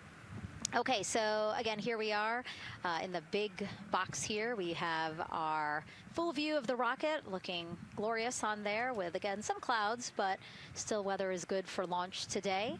And then we have the closeout team continuing to do work in the White Room. We got confirmation that they have successfully completed pressurizing the counterbalance pressurization. Basically, as Daryl explained it before, the side hatch for the crew module is very heavy. So in order to open it, there needs to be pressure applied to it, and that's what we just completed, right? Right, that's exactly it. So the CBA, that counterbalance assembly that we're talking about, has to be pressurized. It's a pneumatic system to help. So in the case of an egress, Christina's the one that has to open that hatch. So once she gets it unlatched and unlocked, then that pneumatic system will help move the hatch. It weighs a lot, and so the average human cannot open that hatch by themselves. And so that's why we want to make sure that the system is pressurized, that it's not going to leak, and that it is ready to go in case they need to open the hatch. So that is complete, and now what is happening are the seal leak checks. So that is in progress. Again, 2 seals go through the entirety of the hatch, and we will take the seals to pressure, hold it for about a minute, and just make sure that it is holding pressure. Again, we want to make sure that the crew has a safe, pressurized environment in any sort of situation while they're in Orion. Yep, that's right. So we're going to take a look at it. We're going to take a look at the starting pressure, and then after a certain amount of time, we'll take a look at the ending pressure, and then there are certain tolerances that we will accept for flight. 2 hours, 37 minutes and counting from the opening of our 2-hour launch window today at 6:24 p.m. Eastern Time. After liftoff, it takes less than 10 minutes to reach Earth's orbit. Let's learn more about today's ascent profile with Gary in Mission Control. Hey, Megan. We are monitoring here in Mission Control Houston. Flight controllers are looking at data from integrity in the Space Launch System during the countdown. We're looking at some of the events happening in the White Room now and just making sure that all criteria is met to commit to launch and Ascent today. It's the team you see in this room that would be looking after Ascent, which is a very dynamic phase of flight. And after solid rocket booster ignition of the Space Launch System, it's this team that takes over control of the mission. There are voices you'll hear upon ascent calls being relayed between Stan Love, the Capcom you see here in this shot in Mission Control Houston, that's the voice from this room, and the Artemis II crew on a communications channel aptly named Orion to Earth. Here are the calls you may hear during this part of the mission. Capcom Stan Love, his first call after responding to the crew's successful roll pitch maneuver at 30 seconds is AMT high. This notes that should we lose just one of the main engines, an alternate mission in low Earth orbit can still be achieved. At 1 minute 25 seconds, you'll hear max Q on PDL. This notes that reaching the moment of maximum dynamic pressure on the spacecraft. This event happens to be in line with a communication switch to another ground station, the Ponce de Leon Inlet Tracking Annex, located about 35 miles north of Kennedy. At 2 minutes 45 seconds, you'll hear SM primed, upper stage RCS ready. This means that the European Service Module propulsion system that's prepared for the next phase of aborts after the launch abort system jettisons, and the reaction control thrusters on the inner rim cryogenic propulsion stage that enable pointing and maneuvering are ready. At 3 minutes 50 seconds, you'll hear voice check on TDRS at the Kármán line. At this point, the launch abort system has jettisoned and revealed the Orion capsule underneath. This check verifies that the now exposed Orion antennas have a good signal over the tracking and data relay annex, tracking and data relay satellites which is part of a geosynchronous satellite network and the same assets that are used aboard the International Space Station. This communication switch happens to be at the Kármán line, a widely recognized boundary about 62 miles, statute miles, or 100 kilometers above the Earth's surface, where the air is too thin for conventional aircraft to fly and marks the point where our astronauts leave Earth and enter space. At 5 minutes 16 seconds, you'll hear the call 3-engine press.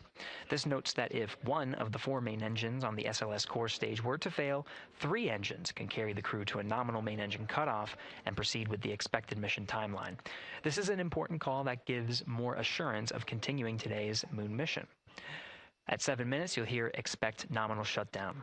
You'll hear this call should the main engine performance be as expected up to this point. Shutdown plans can vary and may impact G-forces experienced by the crew or future burn plans, but a nominal shutdown is more indicative of continuing the mission on the expected timeline. At 7 minutes 30 seconds, you'll hear AOA open. This notes crossing into a new abort profile. At this point, an abort would use Orion engines to escape the core stage, and the altitude and velocity are enough to make it 1 lap around the Earth and aim for a splashdown in the Pacific Ocean instead of the Atlantic. And then, of course, shortly after 8 minutes, you'll hear nominal MECO. You won't hear MECO right away. Teams here wait until the core stage has separated and the trajectory is confirmed as expected before that call to the crew. Now, this ascent profile is approximate, as there may be calls that move a few seconds depending on the trajectory, and of course these are the calls and times for a nominal trajectory. Teams in this room have been training extensively to prepare for any and all scenarios, and they are confident and ready to take this crew into space today. In today's pre-brief, the flight director, Judd Freeling, expressed his confidence to the team, citing the hundreds of simulations to prepare for this very moment. These are the calls you'll hear during Ascent less than 3 hours from now, but now we'll turn our attention to the countdown to launch and send it back to you, Megan, at the Space Coast. Thanks so much, Gary. Now, one of today's 4 astronauts, of course, Canadian Space Agency astronaut Jeremy Hansen. Let's go now to Jasmine with her next guest. Thanks so much, Megan. Yeah, we're joining you live now from the Operations Support Building here at Kennedy, where crowds are starting to gather, and we're honored to have Lisa Campbell of the Canadian Space Agency joining us. Lisa, Jeremy Hansen is about to make history as the first Canadian to venture to the moon. What does that milestone mean for your agency? Thanks so much, Jasmine. It's wonderful to be here. It's such a special moment, both for our astronaut colleague Jeremy Hansen, but also for Canada. We're here because of decades of public investment in space robotics, in space collaboration, and so for our country, we're very proud. He's so ready.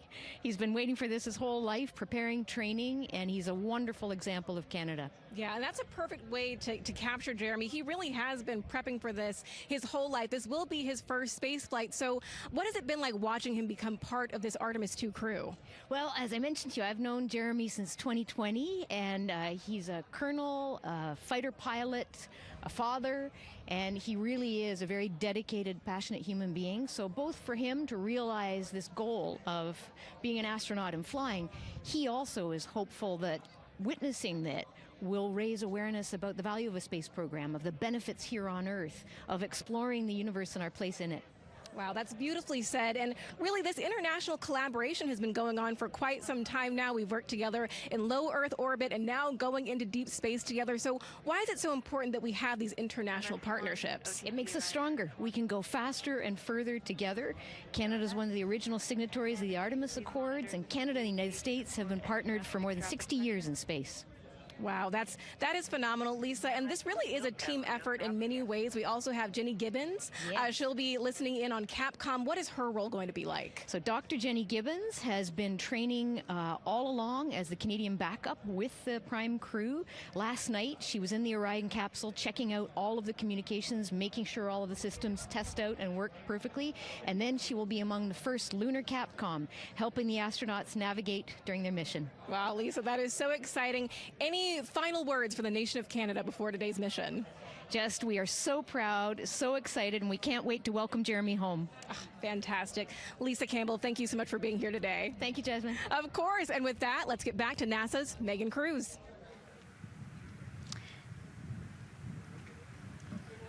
And right now, Orion Earth 1. Go ahead. Ma'am, CBA press has been completed. Did you see any drop in pressure? And MS1, we saw just a little bit. It is just over 2,600 now.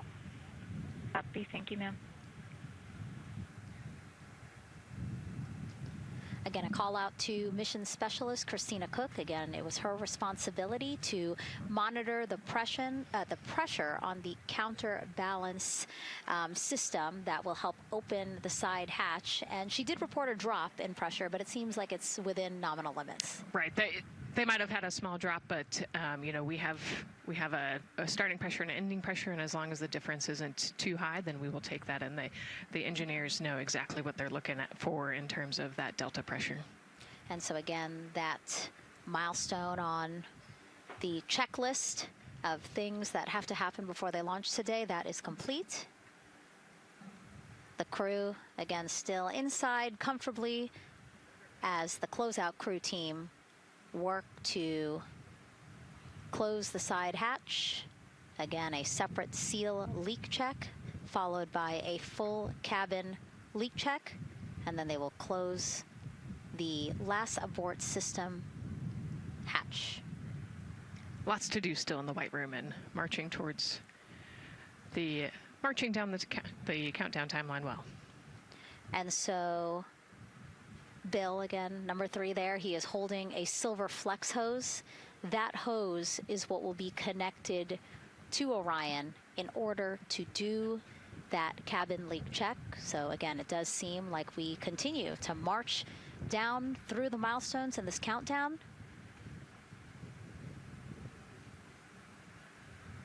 Hopefully lifting off today within our 2-hour launch window that opens at 6:24 p.m. Now, right now, people inside the Kennedy Space Center Visitors Complex are learning about this mission. There are great exhibits there about the rocket and Orion, and of course, our Megan Carter with the moon board. All right, Megan and Nicole, yeah, you mentioned that checklist before launch. That checklist is going to continue during the mission, as well as there are several vital objectives that we are hoping to accomplish with this mission. So we've talked about the rocket. We've talked a little bit about Orion. Obviously, during Artemis I, we had that test flight, and there were no humans on board. That is our one big difference for this one, and we are going to have that crew this time. So what are they going to be up to during this mission? Let me tell you just a little bit. Now, for Artemis I, like I mentioned, we were really focused on the SLS, making sure it had the power and capabilities that we needed. We were also checking out the Orion spacecraft in deep space environments, making sure that it was good to go. Now for Artemis II, we are going to be taking the testing for Orion to the next level by adding that human component. So those test objectives are going to start even before launch. Like you mentioned, they are out there making their way through that checklist. But these objectives are going to start now, and that includes safety. So one really great example of safety is going to be something called the egress baskets. They're out there in the spacecraft, obviously, and should a situation happen to come up, they are going to have something called the egress baskets they can get in, and those are going to zip line them essentially down to the ground within seconds to safety. Another great example of those safety procedures are going to be the LAS, or the launch abort system that I mentioned earlier. Just a reminder, that's the one that can pull the crew and capsule away from any danger within a few minutes of into the launch. Now, those are just a couple quick examples, but our recovery teams have been training extensively, quite a lot, to make sure that they are ready and prepared for any challenging situation that could possibly arise. All right. Several other objectives that we are going to be looking at are also going to be communication checkouts. That is going to be vital. I know we talked a little bit earlier about all the maneuvering that they're going to be able to do, but we want to make sure that they have full communication ability from space to ground so that we can fully support them here. We are also going to be checking out those life support systems. Obviously, we've talked a lot about the service module and what it is going to do for the crew, but we want to make sure that those life support systems are fully functioning, obviously, before we send them farther into deep space. That's going to be critical for them. So on top of being able to maneuver the spacecraft and check everything out, we are also going to be making sure that everything is fully functioning. So as you can see, big part of this mission is to make sure that the spacecraft, the hardware, and all the operations are working, and that the data is going to make sense. And speaking of recovery, we are also going to have the opportunity at splashdown to recover that launch or that flight data, and we're going to be able to take that back, analyze it, and make sure there are if there are any enhancements we need or changes we need to make before our next missions, we'll be able to do so. So lots to do. They're going to stay very busy, obviously. And with that, I will turn it back over to you, Megan. 2 hours, 25 minutes and counting, and the crowd, check it out, continues to grow at our Banana Creek viewing location. They will have a great view of launch, and we will go back now to Leah Martin, who's standing with her next guests. Hey, Megan, yeah, we're surrounded by thousands of people, some here local from the Space Coast, but we actually have quite a few people who have traveled a pretty far distance to be with us today. I'm actually joined here by a group from the International Space Station Ambassadors Program who have come from all over the globe. Saku, you're here from Japan, you've come, Val, from Mexico, and then we have brother and sister Cosma and Jessica here who are visiting from Germany. You actually told me that you participated in the NASA Rover Challenge in Huntsville. How was that experience, and how is it kind of participating there in Alabama and then being here today? So it is an amazing experience because you meet so many young people with visions, with dreams, with ideas which inspire you and motivate you. And it's even better to be here now to see the SLS launch because we are going back to the moon, and that's what we're working for. Absolutely. And, you know, the Artemis missions, we talked a lot about the Artemis Accords and this being an international effort. You were actually telling me, Saku, that you're interested in becoming an astronaut with JAXA, pursuing your PhD to be able to do that. Tell me a little bit about that. Yes, actually, I applied for the Japanese Aerospace Agency, the astronaut selection like 2 years ago, and then I didn't make it all the way, but I'm still working on it, and hopefully I can be at the launchpad sometime, and then I hope to go back to the moon and Mars, and yeah, I'm working on it. Absolutely incredible. And Val, you're from Mexico. We were talking a little bit about women in space. This is a team who, you know, is predominantly made up of women. What is it like knowing that Christina is on that rocket right now, about to be the first woman to travel around the moon? I think that's such an amazing news. It's just so inspiring that we are taking the first black person and also the first woman to the moon. It's just the first step in humanity and a big step in equality as well. Megan, a lot of excitement here, not just in Florida, but from around the globe, and we're keeping our eye on that rocket, and we're ready to see it lift off. Thanks, Leah. Yeah, a lot of excitement, but also a lot of inspiration. Again, this is part of, or a big part of the reason why. 130.6. Good readback. Aux 1 voltage, 131.3. I copy 131.3. Again, those numbers you hear, they're referring to specific steps in the launch countdown that the crew have to step through in order to get us to launch today. And so we were saying, yes, inspiration, a big part of why NASA does what it does. We want to go together and we want to explore together to learn more about ourselves and here on Earth. Yeah, humans, I think, naturally want to explore, and so going together, like Lisa said earlier, we're going to go farther and faster than we possibly can alone. And, you know, what a way to celebrate that today. Yeah. Going back to the moon in the first time in over half a century. And we have that great shot there in our small box of the rocket on the pad, and at the very top there, our Artemis II crew. Right now, we know that the crew has begun the closeout crew has begun doing that cabin leak check. So they are currently pressurizing the cabin, and it sounded like it would take about 6 to 8 minutes for them to get to pressure, and then they have to hold that pressure for 5 minutes, right? Yes, that's correct. Yeah, so there's quite a bit of volume. You know, we talked about it being a 6-person tent. I think it's 330 cubic feet. Don't quote me on that number, but you know, they have to pressurize that capsule, and then, like we talked about, take that initial pressure, wait 5 minutes, and take the second pressure. Yeah, and then it takes about 6 to 8 minutes again to depressurize the cabin. So this process will take a few minutes. Ascent switch configuration complete. OTC copies. Thank you. And then after the cabin leak checks, then they will finally close the last abort system hatch. So again, chugging along in the countdown, really excited to, again, continue to hear the crew's voice inside Orion, stepping through all the procedures. Yes, it's exciting to hear them making progress, right? It's all good news hearing the crew talk to the ground and working together to get to the launch. And what I think is really cool is that this is the first time NASA is going to have astronauts in low Earth orbit, but also in deep space at the moon. So here's a message from some of the crew aboard the International Space Station right now. Hello, Megan, and a big hello to everyone around the world counting down together to the launch of this historic flight test.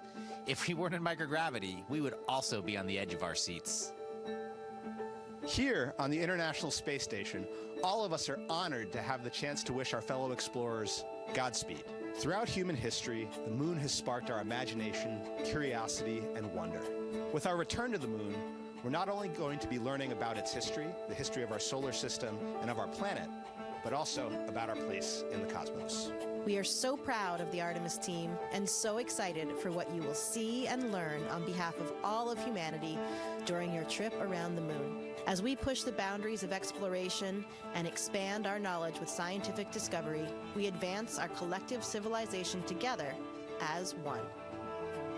Test flights are crucial to the mission of exploration. We all learn in test flight schools that the more challenging the missions are, the more incremental the tests should be.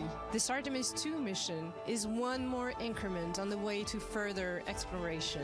Thank you to the crew, our friends, for your dedication.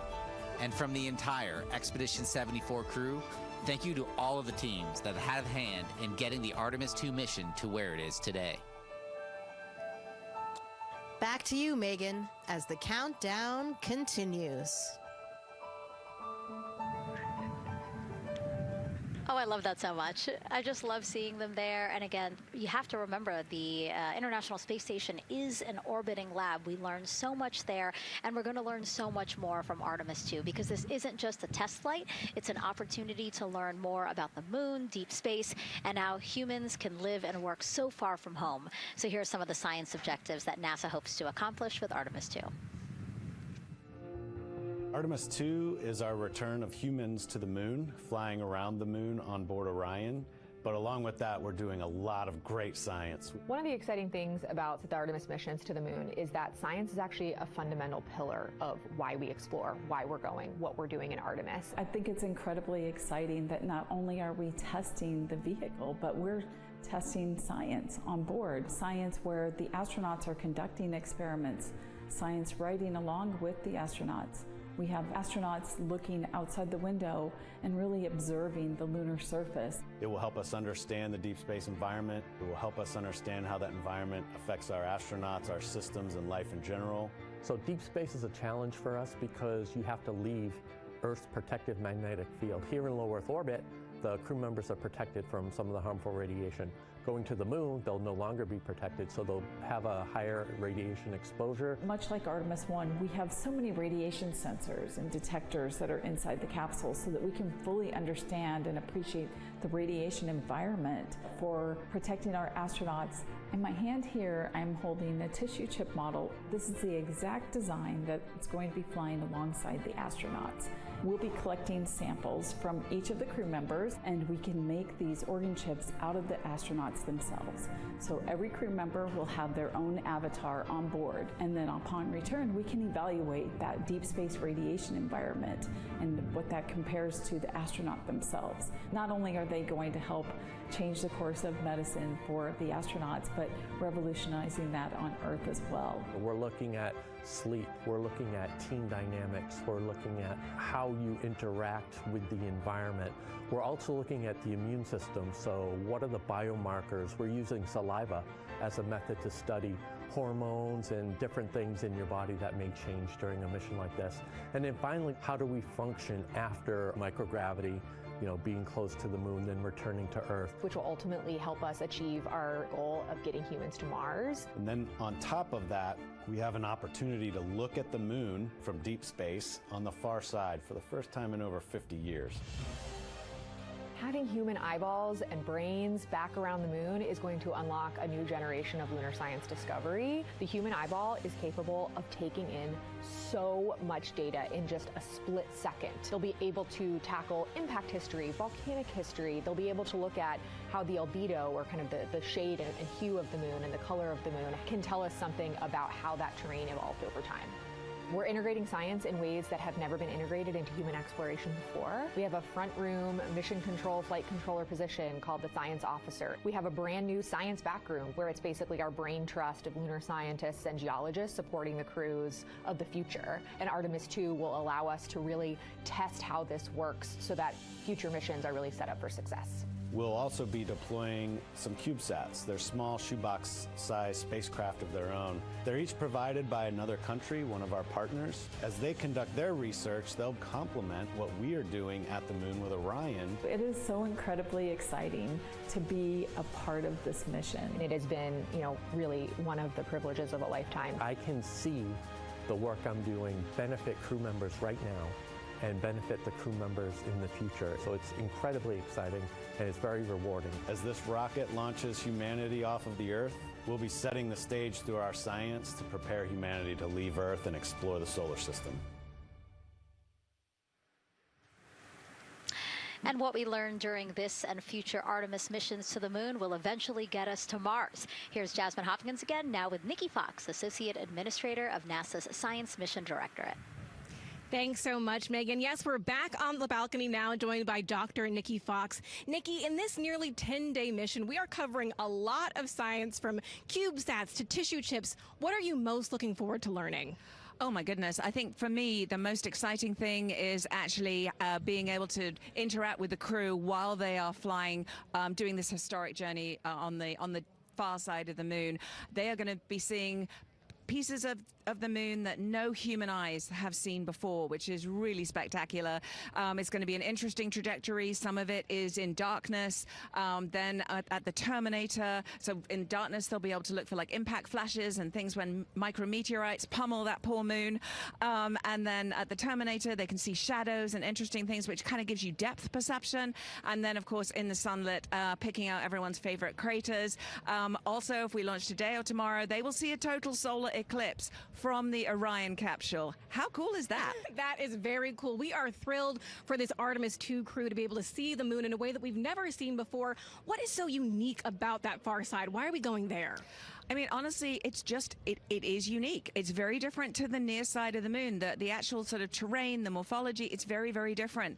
And so it will be very exciting to see that as we're going past that. Absolutely. And Nikki, we are performing a lot of science at the moon this year, actually, not just Artemis II. Can you speak to the commercial lunar landers we're planning to send? Yes, we are very, very proud of our commercial partners as they take our payloads for us to the lunar surface. And very excited. Next one up is Blue Origin's Blue Moon Mark 1 going. It's got some science on it. It's got the scalps that went on the Blue Ghost. so we'll be able to sort of look at that plume as it's coming down onto the lunar surface, and then also the laser retroreflector that will be the array that's up there too. So even on that first test flight, packing it with science as much as we can. Wow, Nikki, so much science. It's hard to keep track of everything. But the unique thing about Artemis II is we're sending crew. Can you speak to the importance of the human element of science? Absolutely. I mean, we can program, like we do with our beautiful rovers on Mars, we can program them to do certain things, and it's what we think we need them to do.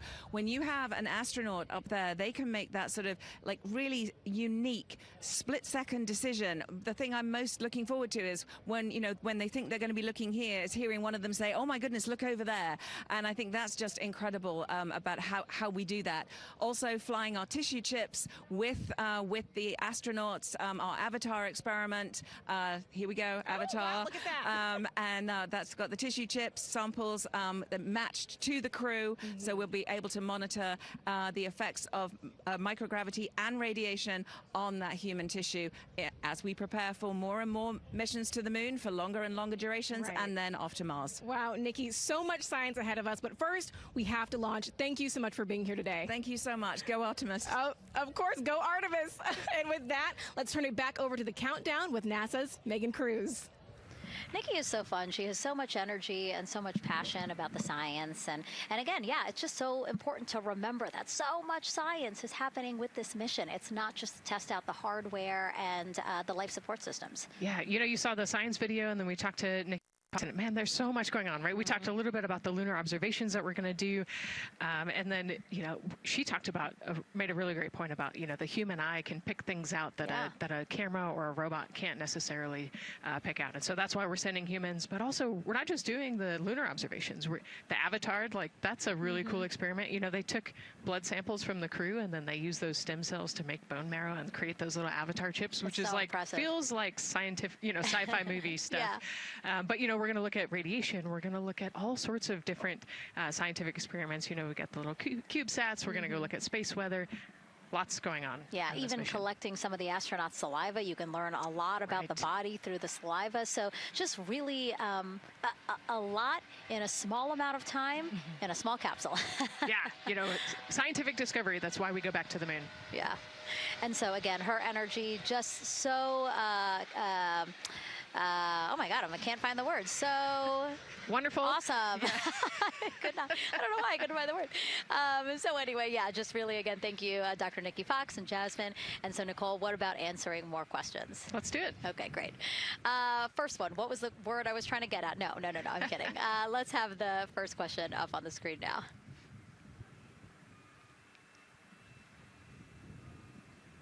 I know we got him. I see him being asked. And CDR OTC Orion Earth 1. Go. For your awareness, scrubber cycling is about to be restarted. Integrity copies.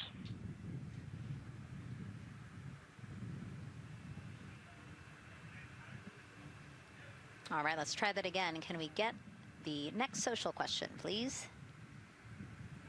What are the G-forces experienced by the Artemis astronauts during launch and reentry? Ooh, these are actually pretty similar to a Dragon launch or a shuttle launch. We have to accelerate to get out of the Earth's atmosphere, and then we talked about the secondary burns that they will do to get away from Earth. But, for me personally, it kind of felt like we got slingshotted off the Earth is how I like to describe it. So, you get set back in your seat and the G-forces are into your chest. CDR OTC Orion Earth 1. Go ahead. When leak check complete, the cabin is going to be vented to flight pressure momentarily. Integrity copies. That's fantastic news. Yeah. Again, so the spacecraft is holding pressure as expected, and so now they will depressurize it, which will take about 6 to 8 minutes. Exciting. Yes. Yeah. Go ahead, Nicole. Like we sorry. talked about, continuing to march towards the launch.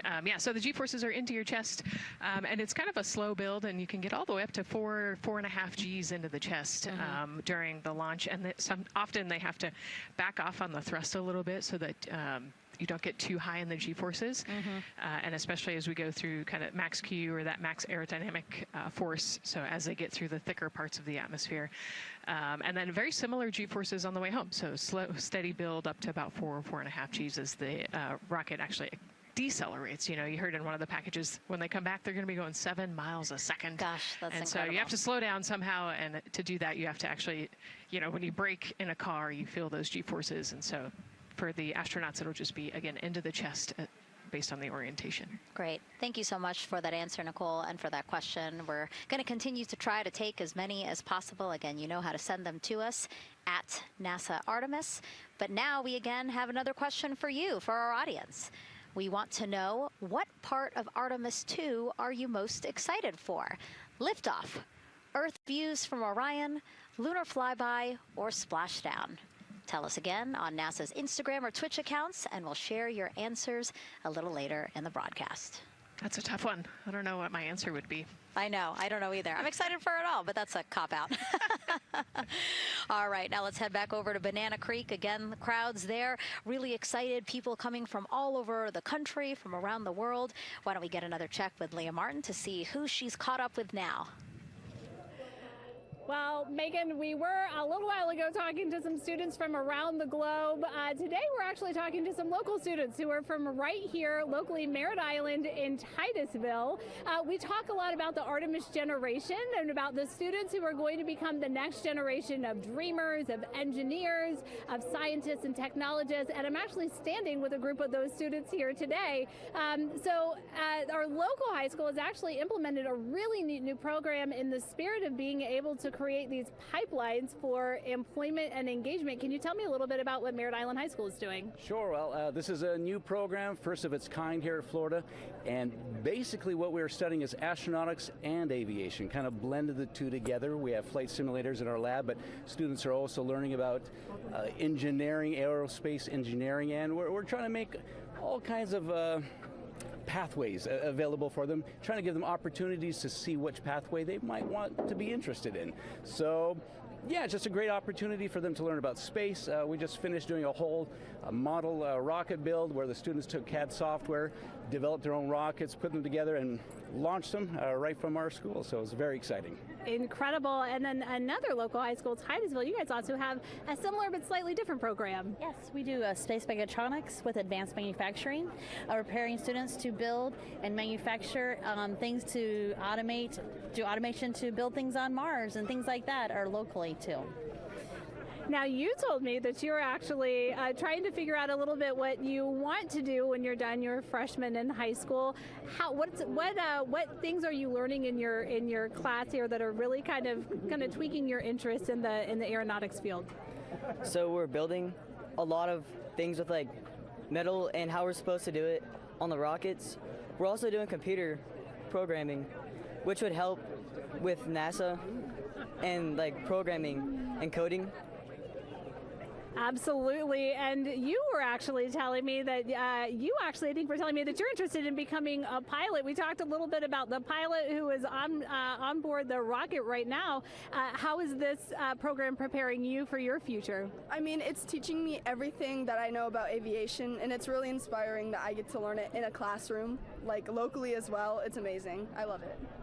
And then you were also telling me you're taking this class. What's the most interesting thing you've learned? I really like the whole design part of it, like actually like engineering, like because I want to be an engineer. Engineering the products we use when we build stuff, that's definitely my favorite part, learning how to use those kind of softwares. Absolutely. Well, Megan, when they're seasoned NASA employees, you'll be able to say that you saw them here first when they were still in high school. Back to you at the desk. I can also say that they have fans. Nicole Ayers here. As soon as that girl said that she wants to be a pilot, Nicole went, yeah, why is that something that's so thrilling for you to hear? I mean, I love when kids in high school have goals and they set their goals high and they want to go do something. You know, the kid who wanted to be an engineer or a pilot, like, I love that. You know, find something that you're passionate about, go work hard at it, and go get good at it. Yeah, and speaking of passion, I mean, we definitely have a whole bunch of people here passionate about what NASA is doing here. Again, the lawn behind us just filled with media from around the world, making sure that they can help tell our story to everyone everyone who is interested in hearing it. So back here in Florida, of course, we have NASA leadership also keeping a close eye on launch operations. Let's go now to Jasmine Hopkins, who is standing by with Lori Glaze, Acting Associate Administrator of NASA's Exploration Systems Development. Thanks so much, Megan. Yeah, we're honored to welcome Dr. Lori Glaze to the balcony now. Lori, this is our very first time having crew on an Artemis mission. How does that feel, and how does that change our overall approach to the mission? It's a really good question, and it really came home today when we were watching the crew walk out, and then we saw them get into their van and go out to the pad, and we've been watching them getting into the crew module. And so we've really put an enormous amount of rigor into assuring the safety of our crew.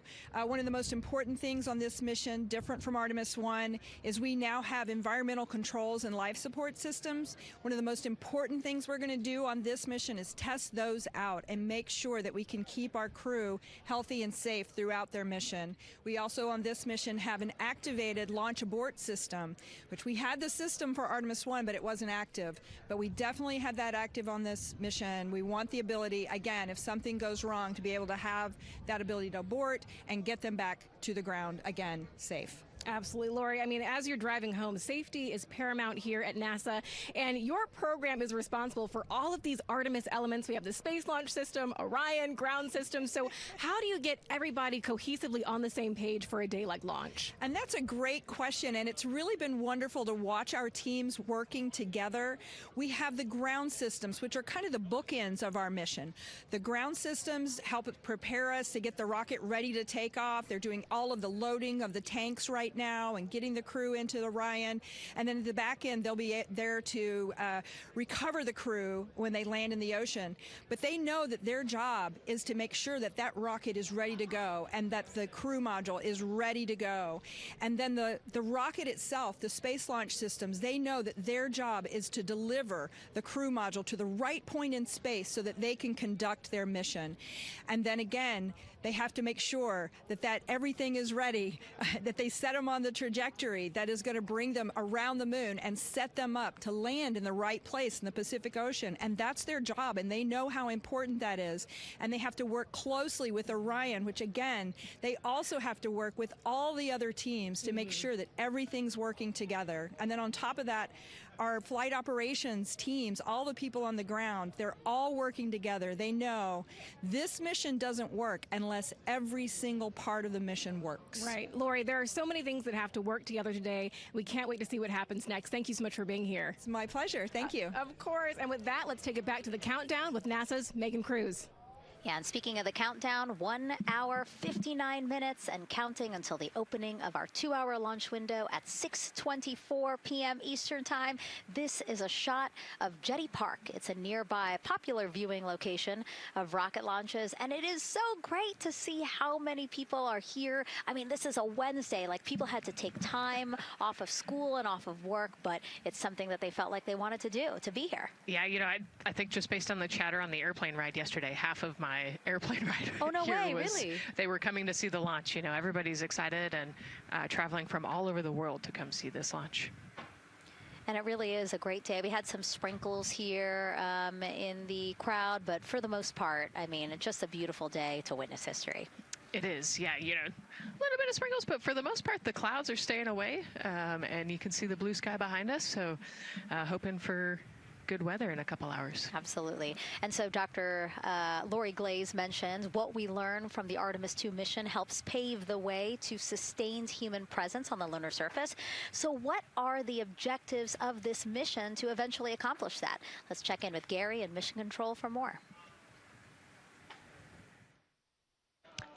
Thank you, Megan. Yes, the Ascent teams are here in Mission Control Houston, working through their steps to prepare for a go for launch. Right up here on the front board, we're watching the teams in the White Room work through their checklist and closing the hatch as we verify ours, working as one NASA team.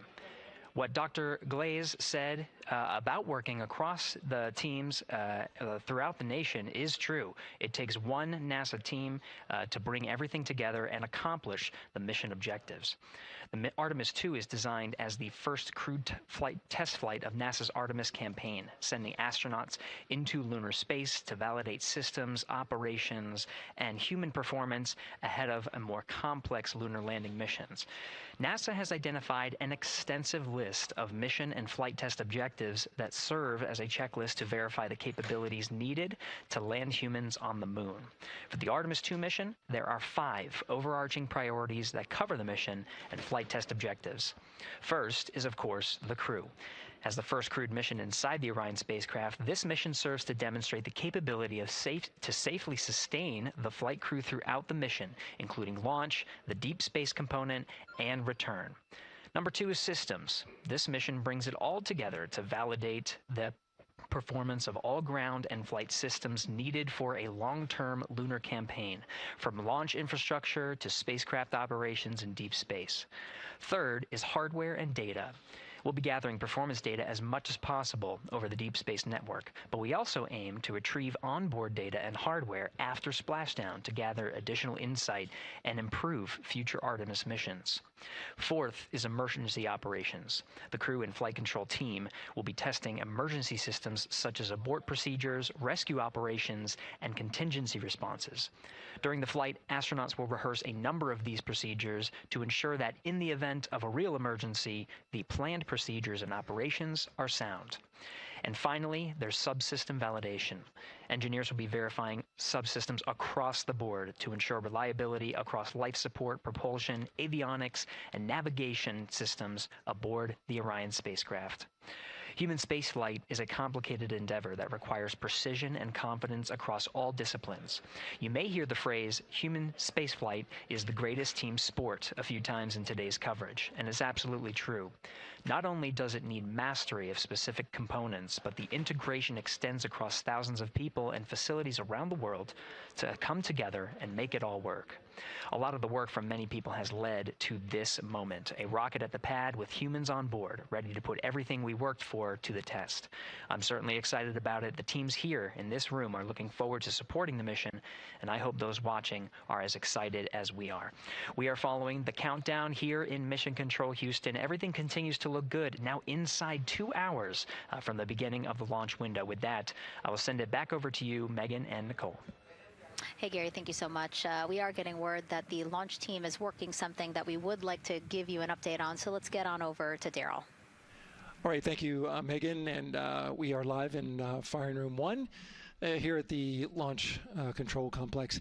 Yes, we are currently not working any constraints with regards to the rocket or the ground systems. But the launch team has been made aware of an issue that the range is working. And currently they're monitoring that work that is going on over at the range. We understand that that issue is related to the flight termination system. Now, the flight termination system, just to give you a quick explainer, every rocket has a flight termination system. It's the system that the Eastern Range here uses in order to send a destruct signal to a rocket in case it veers off path. So it's a very critical, important safety component in terms of how the range keeps the public safe here. We understand that the flight termination system, they're working an issue. And so as they continue to work that issue, they've asked for some assistance from the launch team to help verify some of the work that they're doing on their FTS system. And this is where it gets a pretty unique situation here. The assistance they've asked for is to verify what's going on with their system. They want to check it to see that the work they're doing is okay. And in order to do that, the FTS console operator inside the firing room has been asked to help them verify it. And the way that they're going to do that, and the solution that he proposed to check and verify the system with the launch director, and she gave the approval, is to go get a piece of heritage equipment from inside the VAB that was used during the space shuttle program. And this equipment is able to receive commands by the range through the flight termination system. And so with this piece of equipment, this console operator who works FTS was granted permission to go over to the VAB next door and get this equipment that he's very much aware of and used during the space shuttle era. And so that is in work right now. The bottom line of all this is, at this moment, the range is no-go. But that is not stopping us from moving forward in the countdown. We can continue to process and work the countdown. The closeout crew will continue to do their work, and the launch team will continue to do their work as well. But we'll keep you updated on what happens in regards to, as far as my understanding goes, a pretty unique situation here with trying to bring resolution and kind of help out the situation that we're seeing at the range right now. And that's the latest here from the firing room. I'll send it back to Megan and Nicole out the host desk. Thank you, Daryl. Yes, very unique, but I think it speaks to the ingenuity of this team, right? To say, hey, we have this equipment at the VAB. Why don't we leverage it to try to solve this issue and work it? Yeah, what a great example of human creativity, right? We know this thing exists. Let's go solve this problem. We have time, you know, like Daryl said, we're going to continue to march down the countdown. So we'll continue to get the rocket and the crew ready, but we still have that 2-hour window. So in the meantime, let's try to figure out what's happening with the range. And speaking of the range, what is the range for people who might not watch rocket launches with us often? Sure, yeah. So anytime that you launch a rocket, you have to clear the airspace, right, in the launch corridor. So where the rocket's flight path is going to go, you have to make sure that that whole airspace is clear. And so we actually have assets, you know, the Space Force helps us out with this one, but, you know, we want to make sure that there aren't airplanes in the way and there aren't other, you know, maritime assets in the way or things like that. So that there's a whole group of people. We talked to, actually, Gary said it great, right? It's a huge team sport, and so there's a whole group here on the ground that is monitoring that launch corridor to make sure it's clear and ready to go. And so if they're having issues, then we definitely can't launch this rocket. We don't want to launch blind into a corridor that we can't see. Yeah, because as Daryl said, I mean, it is very important, the flight termination system, needing to activate it in case of an emergency. So yes, something that we will closely be monitoring throughout the countdown, and hopefully again won't be an issue, that they can fix this issue by going to the heritage hardware that's in the vehicle assembly building. Right, what a great idea. Okay, so again, under 2 hours from the opening of our 2-hour launch window, 6:24 p.m. Eastern Time. The crew, as you can see there, inside of Orion, relaxing, getting updates from the team, but also just getting in the right headspace for hopefully launch today. Let's learn a little more about each of them now. The moon, to me, it's the thing that connects me together with all the other humans in my life. I remember being a little kid lying in bed at night and just looking out at the moon in whatever phase it was in, and I was thinking, man, my friends that live like 20 miles away, they can probably look out and see that same exact moon. And then when I was in the Navy and I would look out at the moon and I'd be halfway around the planet, and I would think, man, my brother can see that moon where he is, and he's halfway around the planet from where I am. To me, it's a connection of life on Earth. We can all look up and see that moon, and it's always changing. The moon is never the same 2 days in a row. I love that. My name is Reed Wiseman. I'm the commander of NASA's Artemis II mission around the moon. I grew up in a little town just north of Baltimore, Maryland, about 20 miles north of the city. There was a National Guard base nearby my house, and there were A-10 aircraft that would fly over every now and then. I just would look up at them and be like, man, I want to be up there. I want to go do that. And then my brother went to the Naval Academy, and I would go every year and watch the Blue Angels fly during commencement, and that just started to grow and grow and grow. For a while, I wanted to join the Air Force, and then I realized Navy flies as well, and they fly from ships in the middle of the ocean, and that was it. Like, done deal for me. That is exactly what I wanted to do for my career. Flying is freedom to me, especially when you're in a jet aircraft coming off of an aircraft carrier in the middle of the Pacific Ocean. Nearest land is over 1,500 miles away. So when you come off of that aircraft carrier, you are truly just alone with yourself out there. It is a magical experience to be out there all by yourself in an aircraft over the Pacific. It's free. I think anybody who accomplishes something that they set their mind out to, there's no one thing that does it for them. It's a combination of everything. I mean, the way my parents raised me, the way my brother and I, the way our relationship developed over time, my friends, being in the marching band, going to college, setting my own course, learning how to live on my own, being mentored along the way, being, kept on the path to success, but being given the freedom to, make excursions and fail every now and then and regroup and carry on. I think all those things come together in the end to get you where you are. I've had to overcome, I'm a human being. I've had to overcome a lot of fears. I'm pretty scared of heights. I joked about that on the International Space Station, but it turns out I'm only scared like at the edge of a building. When you're up on the International Space Station, even though you're 250 miles up, I never had that feeling of falling or that I was, at risk up there. I just kind of loved the feeling of floating and looking down at Earth. There have been challenges all throughout my life. By far, the biggest challenge was losing my wife in 2020 to cancer and now raising two daughters who are grown up now, but that's been the biggest challenge by far I've ever had to face. It is not easy. Being an only parent, trying to work a full-time job, and raising two kids is something that I think about every single day. I'm very proud of the work I've done. I haven't always done it well, but I've always shown up and tried as hard as I possibly can. I do wonder what it's going to be like when we are really far from Earth and can see it.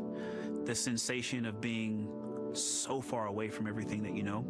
I had that sensation on the space station the first time I got to sit in the cupola for a really long time. So I can only imagine what that's going to be like from 200,000 plus miles away. My name is Victor Glover, and I'm the pilot for NASA's Artemis II mission around the moon.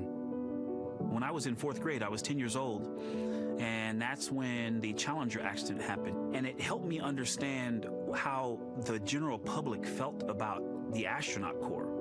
Right? Like, these are the people that we want to be. And that just gave me an easy thing to strive toward. The biggest fear that I've had to overcome in my life is doubting myself. Going to college when no one in my family had gone to college was a huge risk. I had more confidence in my athletic ability than in my academic abilities. I could play football with those college students that I saw on TV.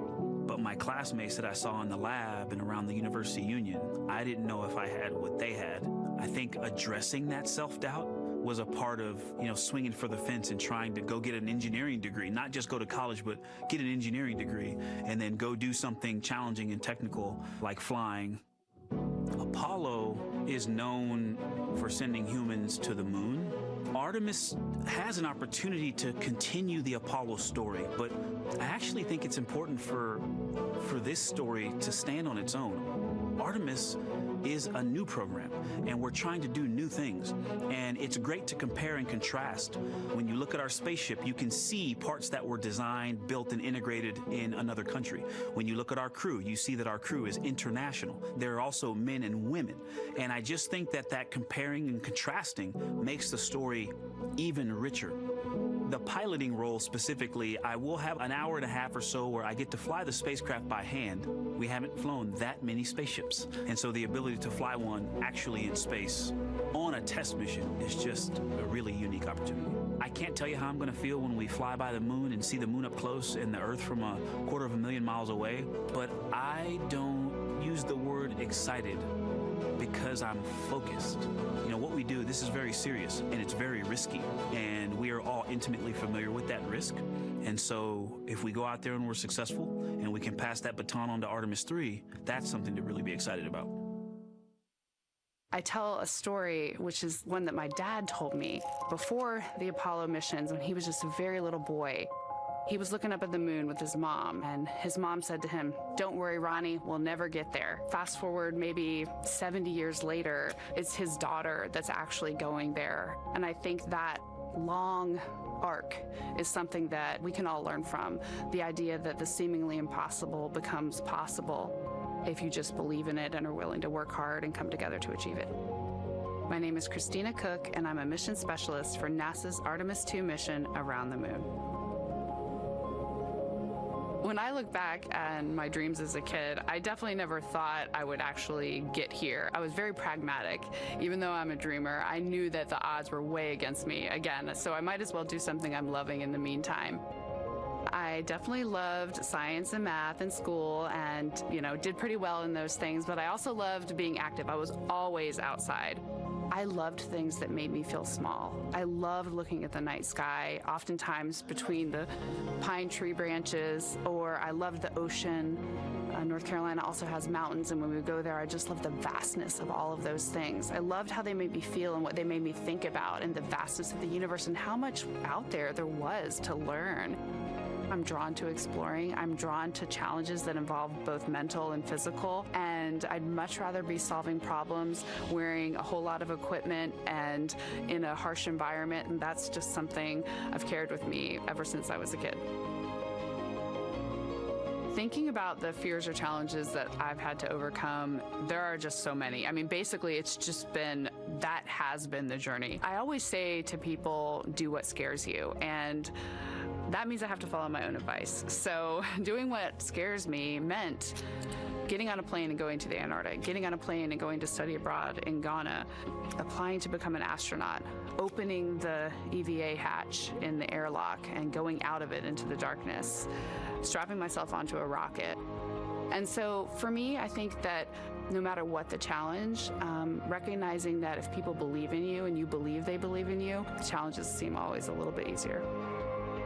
To me, the moon, it represents history. It is a witness plate. Everything that's ever happened to the moon is still written on the moon. Every single person has looked at the moon their entire lives. We see the same moon. That's something really special. It's just the epitome of a symbol of something that's in each of our hearts, but that's also represents exploration and reaching. I have this very distinct memory of seeing an image of an astronaut standing on the moon. It's burnt in my brain because I went back to it so many times in my childhood, and I would look at that image, and I know it had a huge impact on me that humans had walked on the moon. My name is Colonel Jeremy Hansen. I'm an astronaut with the Canadian Space Agency, and I'm a mission specialist on NASA's Artemis II mission around the moon. My elementary school years, I grew up on a farm outside of London, Ontario. I spent as much time as I could with my dad on the farm. I learned the value of hard work, for example. If I wanted to go to work with Dad, it was going to be a long day, and I was going to have to not complain, or I wasn't going to get to go the next day. I had a treehouse. I had a vivid imagination, and I changed my treehouse into a spaceship. I made all these dials and controls. I had circuit breakers for switches that I found in the barn, and I was exploring space in my imagination. The most important thing I did to get to where I wanted to go in life, which was flying fighter jets and eventually becoming an astronaut, is I shared those desires with other people. And it turns out, just like you don't go to the moon on your own, if you could, I would have done it a long time ago in my treehouse as a kid, you have to go as a team. I think the biggest impediment to achieving my goals was, of course, myself. And I think that's a common human experience. There are many times where just little things would get in my way, and my immediate interpretation of that was, well, now that goal's out the window. You know, people must have lifted me back up, and somewhere in the back of my head, that persistence came through. And I think that's a common human experience, to doubt ourselves. I've come to this, I guess, realization that I believe that we all have gifts to contribute, and the goal is to figure out how to use your energy towards adding positively to humanity's existence on this planet. But I love it when humanity sets big goals, like sending humans to the surface of the moon with an eye to eventually going to Mars, because when we do that, we can bring together genius from not just even in one country, but around the world. I've also learned from my indigenous mentors that they refer to the moon as Grandmother Moon. So you've probably heard of Mother Earth. They use Grandmother Moon because Grandmother Moon is responsible for the water in their community. Just like the moon moves the water around the planet, affects the tides. And I think that's a really beautiful thing for us as we go back to the moon, to think about all the different cultures around the world and how they view the moon differently. And that's really neat because we all share that same moon in the night sky.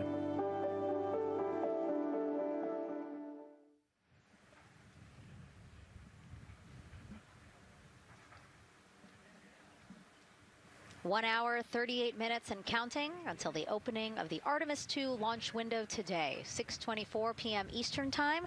And we are looking at the rocket and Orion out on the pad, historic launch pad 39B here at Kennedy Space Center. What a great view, Nicole. Yes, it is. You know, we can see the clouds out in front of us, but they are to the west. And you can see that there's some blue sky peeking through behind that rocket, which is good news. And more people continue to come on center here.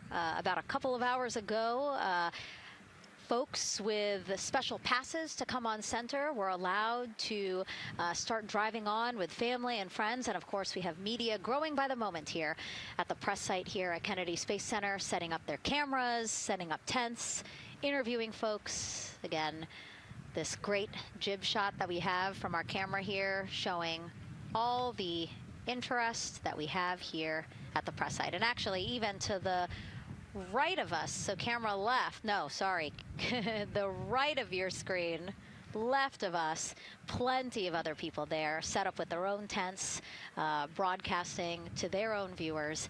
And so again, just really cool to see everybody wanting to share in this moment. Yeah, that's, I mean, how many media tents we can see from here. It's a beautiful thing. Yeah. I think it's important to share this message with the whole world. Yeah. And so let's take a look now at people who are watching in other parts of the country. We have this shot here from the U.S. Space and Rocket Center in Huntsville, Alabama. Oh, man, look Just at that. kidding.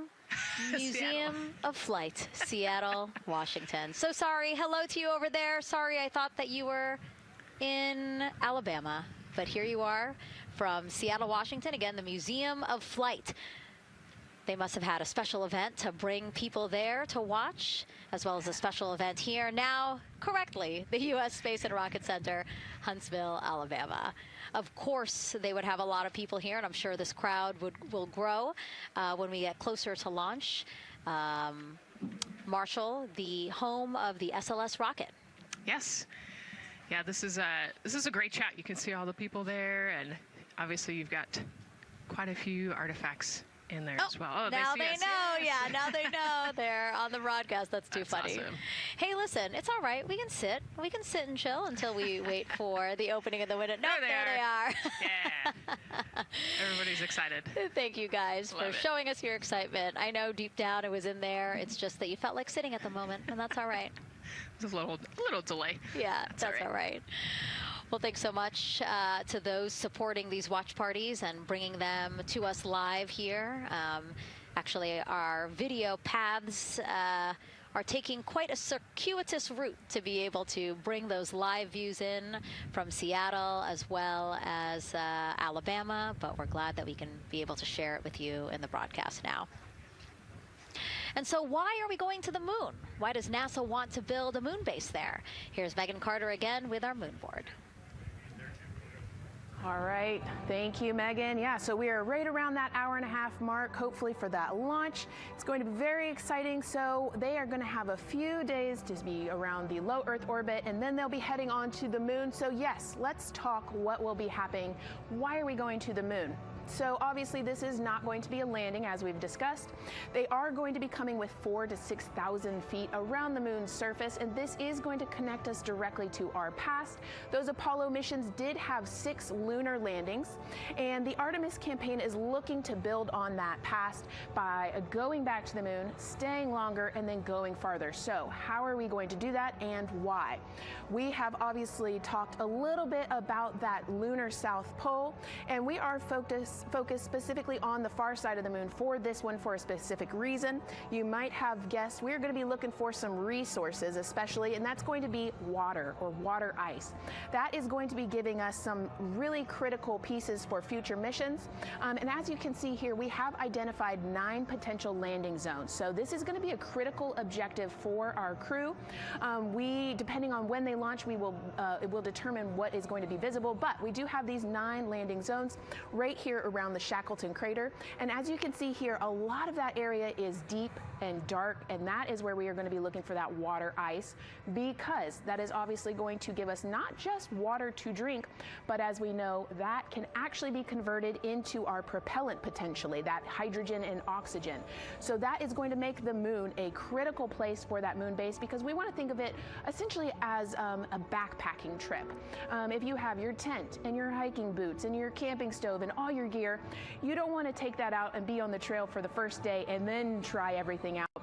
You're going to test things out a little bit closer to home before you go out on that adventure. And that kind of goes for us as well. So the moon is going to be critical for us in the future steps towards our lunar landings, and then also for going farther on to Mars in the future.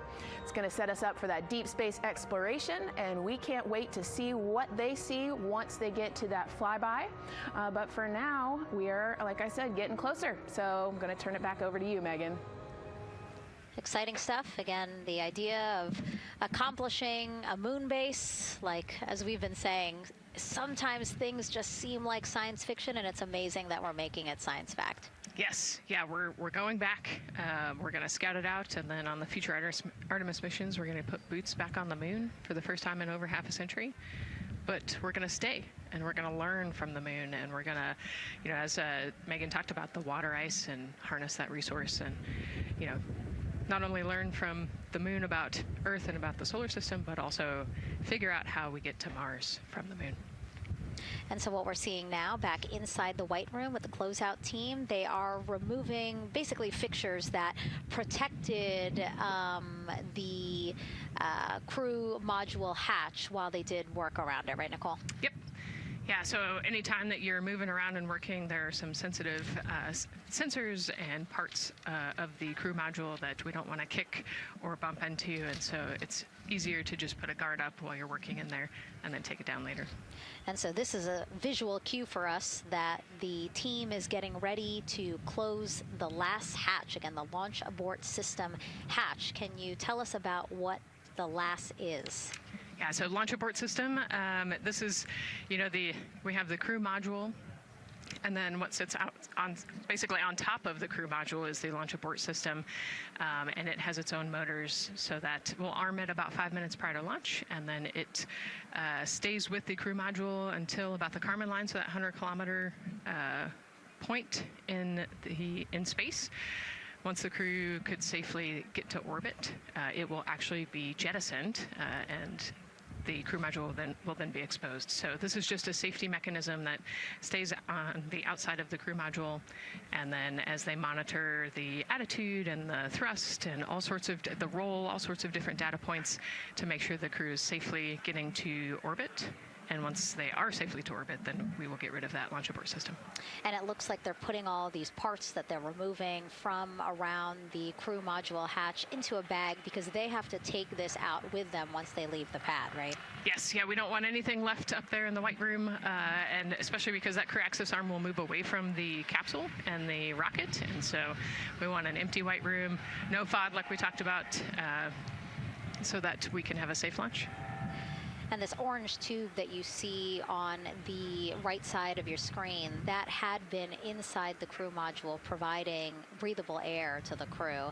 And now again, with the crew module closed and them getting ready to close the second hatch that has been removed and is out of the way. So again, the closeout crew can continue to do their work.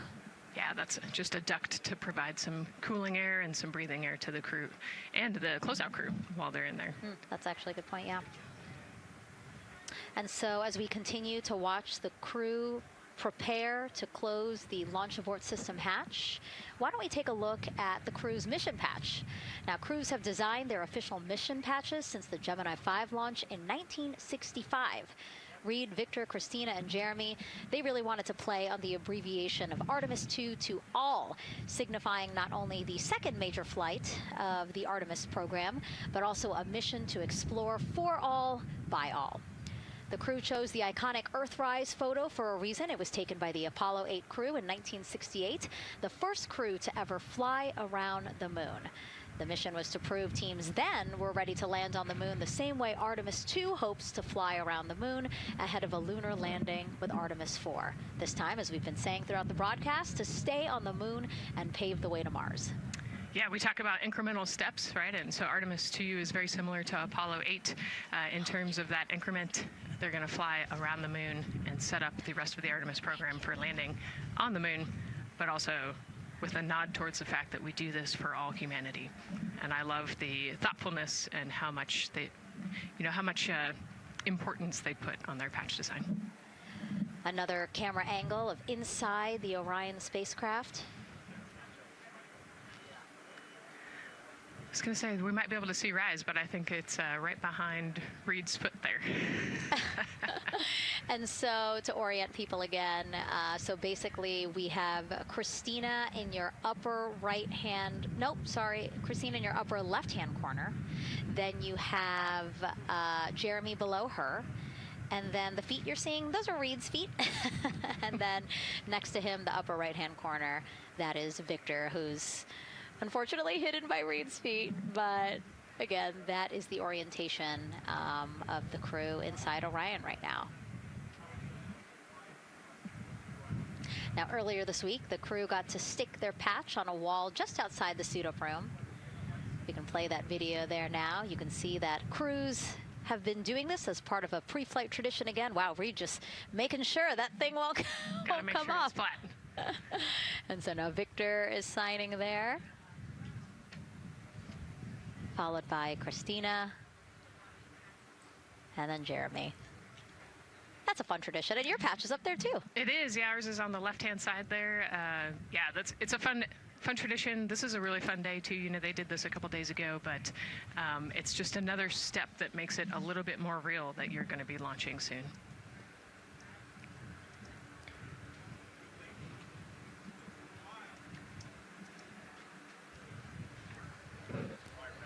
Again, we talked a little bit about this before. The basically like a computer there on Jeremy's leg, a way for him to just check out the data, see some of the data that also Reed and Victor are getting to see, but in those much bigger displays for Orion. Right, yeah, it's basically a tablet on his leg, and it's actually plugged into a cord nearby that allows him to have a screen repeater so he can see what they're looking at. And it looks like he's taking notes. Can you talk a little bit about what that is? It's part of, all of them have like a little procedural book, right? Right, yeah, so they have what we call a knee board, and they'll have blank pages to take notes on. They might have a cue card or procedures, or they can be kind of custom built to what each crew member wants for their knee board. This mission, of course, built by people and companies in all 50 states, as we've been saying throughout the broadcast, and with our international partners as well. Let's take a look at some of the people playing such a big role in today's test flight. What we're doing here is a collaborative effort of hundreds of thousands of people. This is about the parts, the hardware, the software, the services, all coming together to make that mission possible. My dream for this space program is that we would not just push the boundaries, but that we push them together. And liftoff of Artemis I. We rise together, back to the moon and beyond. It takes a team to do great things. And Artemis has an incredible team. We have international partners. We have commercial partners and industry partners. It takes unity to accomplish great things, and that's what this mission's all about.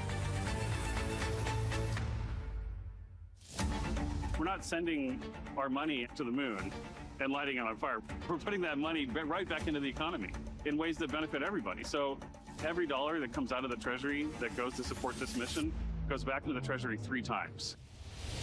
What is very important to me is that we do it the right way, and that we do it with our values, that our industries grow, that our communities grow, that our families are healthy and safe and have amazing things to work on.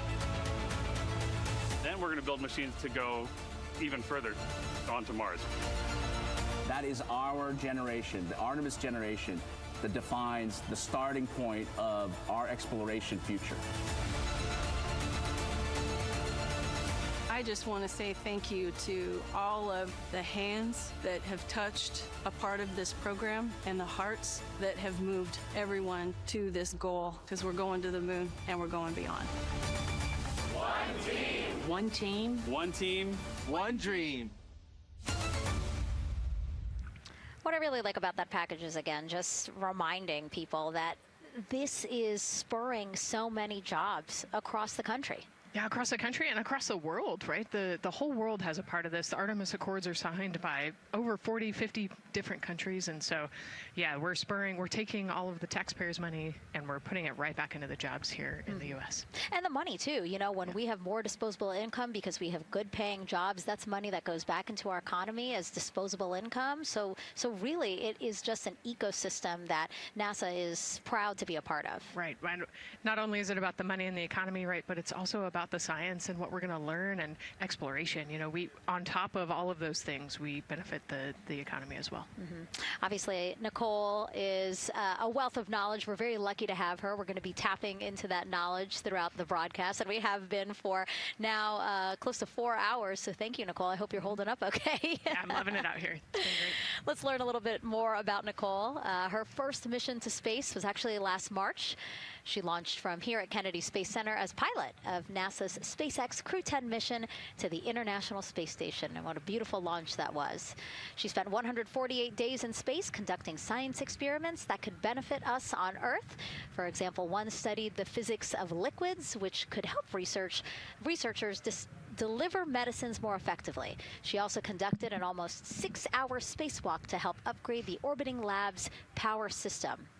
Nicole is a lieutenant colonel in the U.S. Air Force and flew one of its most advanced aircraft. She was born in San Diego, California, and is a twin. That's a cute photo of the two of you. Oh, that one too. Young explorers, yeah. Yes, yes. That's so great to just see how far you've come. Again, I think that speaks to what we've been saying. Like, you know, just if you're passionate about something, go for it and see where that takes you. Yeah, I think that's a great example. You know, I was a serious little kid with really high goals and, you know, just kept working hard and never got bumped up the path and ended up here. And, you know, I think it's a testament to the human, like we talked about, you know, if you're willing to work hard, be a good team player, you can really get anywhere you want in life. And that's what I love to talk about. Christina has mentioned similar things. And so it's been kind of a theme for the day. Yeah, definitely a theme for the day, a theme for the team. The team has said the same, the crew has said the same sort of things. So absolutely, Nicole, thank you so much for being here. And hopefully only a little bit more until launch today. Hopefully.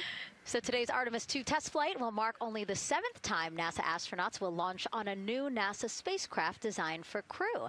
And then controlling the flight will be Mission Control in Houston. Our Gary Jordan is inside with flight controllers. Hey, Gary. Hey, Megan, you are right. This is a significant milestone, and we may be putting the names of a few more astronauts in the history books today. The Artemis II crew is set to launch today will join a select list of humans to fly in a spacecraft for the very first time. And Artemis II, like missions before it, is a test mission. During Ascent, the crew and the teams here in the room are prepared for a variety of scenarios. Some of these will be called out directly by Capcom Stan Love during Ascent, and some are a little more subtle. These calls can be split into 2 categories: alternate main engine cutoff or MECO targets and aborts. First, there are 2 alternate MECO targets, or AMTs. These note milestones to give flight control teams and astronauts an idea of what would happen after that moment should the core stage lose one of the main engines. First is AMT low. You won't hear it called out by the crew or Capcom since this happens right at liftoff. If the core stage loses one engine at this moment, an abort once around option could be made at main engine cutoff, meaning the crew could target a splashdown in the Pacific. The second is AMT high, which will be called out by Capcom's Stan Love around 22 seconds. After this moment, if the core stage loses an engine, we can still pursue an alternate mission in low Earth orbit to accomplish some of the test objectives. And at about 5 minutes, 16 seconds into the flight, you'll hear the call 3-engine press. This is a good moment. After this point, if the core stage loses an engine, we can still make a nominal main engine cutoff and pursue a moon mission as expected. Again, these MECO targets give the flight control teams and crew an idea of what lies ahead should one main engine be lost, but assumes we are otherwise continuing to a main engine cutoff target. This differs from an abort, where the Orion capsule separates from the Space Launch System prior to the planned separation time. There are abort options at every moment that integrity is attached to the Space Launch System, from the pad to more than 3 hours into the mission. During the first 8 or so minutes of powered flight, there are 3 abort options. First is the use of the launch abort system, which you see at the very top of the rocket, and here in the White Room where the hatch is open and teams are working to close it. This particular abort capability can be used from here at the pad through roughly 3 minutes and 22 seconds into the flight. Next is an untargeted abort splashdown, or UAS. This uses Orion's service module engines to escape the SLS and becomes available immediately after the launch abort system jettisons. Third is an abort once around, or AOA. You'll hear a Capcom Stan Love call AOA open around 7 minutes 30 seconds into the flight. This also uses the service module engines, but the burn profile is a bit different to aim for a splashdown in the Pacific after one trip around the Earth. NASA's expedited recovery teams are staged off the coast of San Diego to get to the crew and integrity quickly for this abort option.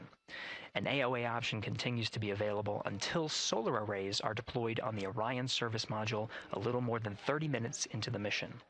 At this point, an abort to orbit, or ATO option, becomes available until separation from the upper stage around 3 hours and 23 minutes. Mission profiles can vary depending on when an ATO is executed in that window, but with power being drawn from solar arrays, it buys more time for astronauts and flight control teams to make decisions and stay in Earth orbit, return for a splashdown, or continue to the moon. The Artemis II crew and flight control teams are well trained on all of these scenarios, and the calls you hear to the crew on Orion to Earth may help them be in a ready state for whatever challenge may come their way. At this time, we're not tracking any significant issues here in mission control in Houston, Texas. That would be showstoppers for today's launch. We're continuing to, of course, monitor the countdown along the way and make sure all systems are go for when we reach T0. With that, I'll send it back to you, Megan, at the Kennedy Space Center. All right, we are ready for another reading if you are ready over there. Yes, sir. CBA is steady at 2,600 PSI. All right, copy that. And you know, the more times we ask you to do that, the closer we get to launch, so that's a good thing. Copy. You heard it there from NASA Test Director Jeff Spaulding.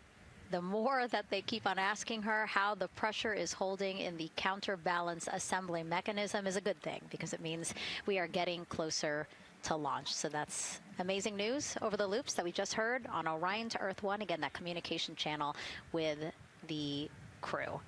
But now I want to get back over to Daryl with the launch team. He has an update now on the flight termination system that the team was tracking. All right. Thank you very much, Megan. And we're getting an update now from the launch team as we speak.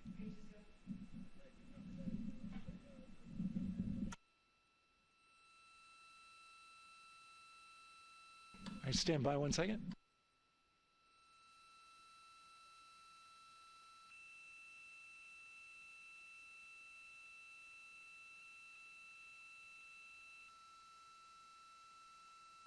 Okay.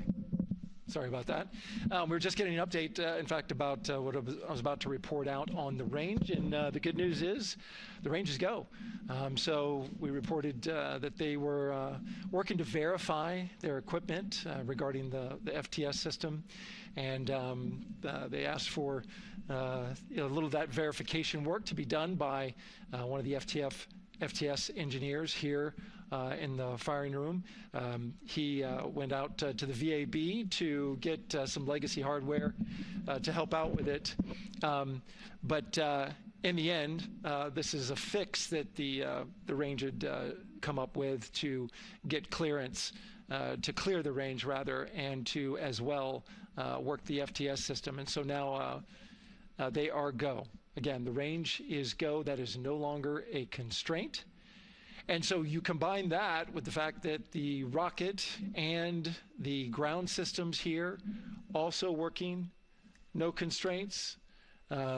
clear board here is great news. So again, the range is green, and we're continuing to work through the countdown. We got a weather update that came in to the launch director from Launch Weather Officer Mark Berger. He reported out that there's still a little bit of feisty weather activity that's happening up in the Titusville area. That's the city neighboring the Kennedy Space Center. Those showers had passed over Kennedy, and then now they're currently over in Titusville, currently still within that mile kind of constraint of flight through precipitation rule. But we're still far enough from the window that it looks like it won't be an issue. And in fact, we're seeing some good sunlight now breaking through onto the launch pad. As you can see, it's actually shining on the other side of the rocket here, but to the west we're starting to see some of that clearing that was forecast. And so the launch weather officer held his forecast for 80% go for flight during our launch window tonight, which, as a reminder, is 6:24 p.m. Eastern Time until 8:24 p.m. Eastern Time.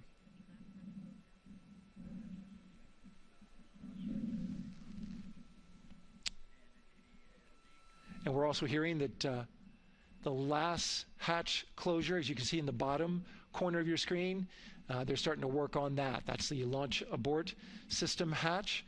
There are two hatches, the crew hatch and the launch abort system hatch, and the closeout crew that you see right there, right on time with their work as they go to shut. And you can see it in motion right now, that launch abort system hatch. That's the latest from the firing room. We'll send it back to the host desk. Thank you so much, Daryl. Great news all around. And yes, we did just see them close the last hatch. And now we are looking at a live view of Banana Creek. Lots of people there, I'm sure, relieved to hear that that issue with the flight termination system has been resolved. And we are go for launch. Go for launch from the range, go for weather, and go from all of them, I would imagine. Yes, it's got to be exciting. The crowd is building. And as Daryl said, you can start to see the sun poking out here, and we can see all the clouds are moving north and moving away from us. So it's all good news. And so as we know, we have our Leah Martin down there at the Banana Creek viewing location, and she's standing by with some other guests. Hey, Megan, I don't know if you heard that huge cheer just now. If you heard a big rumble, as soon as Daryl said that the range was clear for launch, everybody clapped. It was super excited as we get to do some final countdowns. Standing next to me, I have Hudson and Maddox, the son of brothers here. And I asked you a little bit earlier, how excited are you to be here for launch? What did you say? I'm very excited. It's our mom's birthday, and, you know, not a better way to celebrate right now. I asked you on a scale of 1 to 10, how excited are you? Would you say? 11. Yeah, 11. I'm very excited. Super excited. Yeah. So, Megan, we've been watching the launch broadcast here and hearing some of the questions that you and Nicole have been asking and answering. And I actually wanted to ask these two kids, if you could take a 10-day trip around the moon and take 3 people with you, who'd you take with you? Well, I'd take my dad and my mom. And I mean, I don't know, probably my best friend. I'd just say one of my friends, you know. Oh, one of your friends. So brother got left out. Who would you take? That was just what I was thinking. My dad and my mom and my best friend. That's a pretty good answer. Your brother can get his own trip to space, right? Yeah. So I'm actually joined here also by Dad. Now, you were sharing with me that a lot of the work that you've been doing over the last several months has been prepping the launch teams, our engineering teams, our ground systems teams, to get ready for launch, to be mindful and to be in this moment. How does it feel to be standing here knowing that the people you've worked so closely with are doing what they're passionate about, or doing what they were born to do, moments away from launching this rocket? I mean, this is an exceptionally happy moment for us and all of us and the people that are, you know, about to take off on this historic trip here. And I'm grateful to know that we've helped in some way, shape, or form to help them stay steady and calm, you know, in such an exciting time within the agency. And so to just be here and witness it and know that, you know, they've got some tools to help them stay calm and steady is everything to us. So. Fantastic. Well, Megan, we are standing by ready to go, and we're ready to cheer this team on. Thanks so much, guys. And yes, Leo, we did hear that cheer. That was very exciting. I think the vibe over there is they're celebrating, they're having fun. And here, once they heard that we're go for launch, everybody had to run back to the camera and work. It's a little bit of a different vibe, but I definitely think that people are excited, especially as we see now live inside of the White Room at the launch pad. The closeout crew has closed the launch abort system hatch. You saw there, we took it live. Took a lot of them, I think all of them, except for one. I think it took all 3 or 4 of them to push that hatch door close. And then they felt around the perimeter of the door to make sure that everything was sitting just right. Right, yeah, we talked about how heavy the crew module hatch is. This hatch is just as heavy probably. And so, you know, they're working the closure here and working those connections. And you can see, yeah, there's still 3, 4, 5 people that we can see in the White Room. It takes a lot of people to get this these hatches closed and this rocket ready to launch. Mm-hmm. And so the next step in the countdown is that this team will start closing out the White Room. So basically disconnecting things, stowing things, making sure that when they leave, there is nothing that isn't supposed to be there. And really, then at that point, it's just all 4 of the crew member, Victor, Reed, Christina, and Jeremy by themselves at the top of the launch pad. Yeah, and then eventually that crew access arm will move away, and then it'll really just be them up on top of that rocket. Mm-hmm. Yeah, your eyes lit up when I said that. That's exciting. It is. It is. Yeah, we had a moment, we talked a little bit about my fear of heights, but most of our crew is afraid of heights. And so there was a moment where I realized that it was just us, you know, 100 and some odd feet up and no way. No crew access arm, and may or may not have said something that made everybody go, huh. Were you wondering to yourself, what? How did I get here? We're pretty far up. That crew again bringing that drag-on camera. That camera is a handheld camera that is a live look for teams who are remotely watching these operations closely. Again, verifying that things are as they should be before the crew starts, the closeout crew starts leaving the White Room. You see them checking their procedures. You can see they're covering the ends of those hoses. That's to protect those hoses from FOD, so we don't want any dirt or anything to get into those while we transport them and stow them. So you can see Andre there working to close out the hoses as well while they're cleaning up the White Room. And so they'll tape that close. You just saw number 5. Number 5 holding some tools. Again, we'll stow those away. You have to account for everything. Obviously, you know, they did have tools out. They did have procedures, paper, notes out. Like, all of that has to go. Yes, and you can even see on number 3's hat, he's got a string that's connected to his suit there. Mm-hmm. That's, again, just to make sure that we don't lose anything. If, you know, gust of wind or you get knocked or something, you don't want to lose a single thing in the White Room. So everything is tethered, everything is accounted for, and everything is protected. The crew now, another live view of them inside Orion. Jeremy, Christina,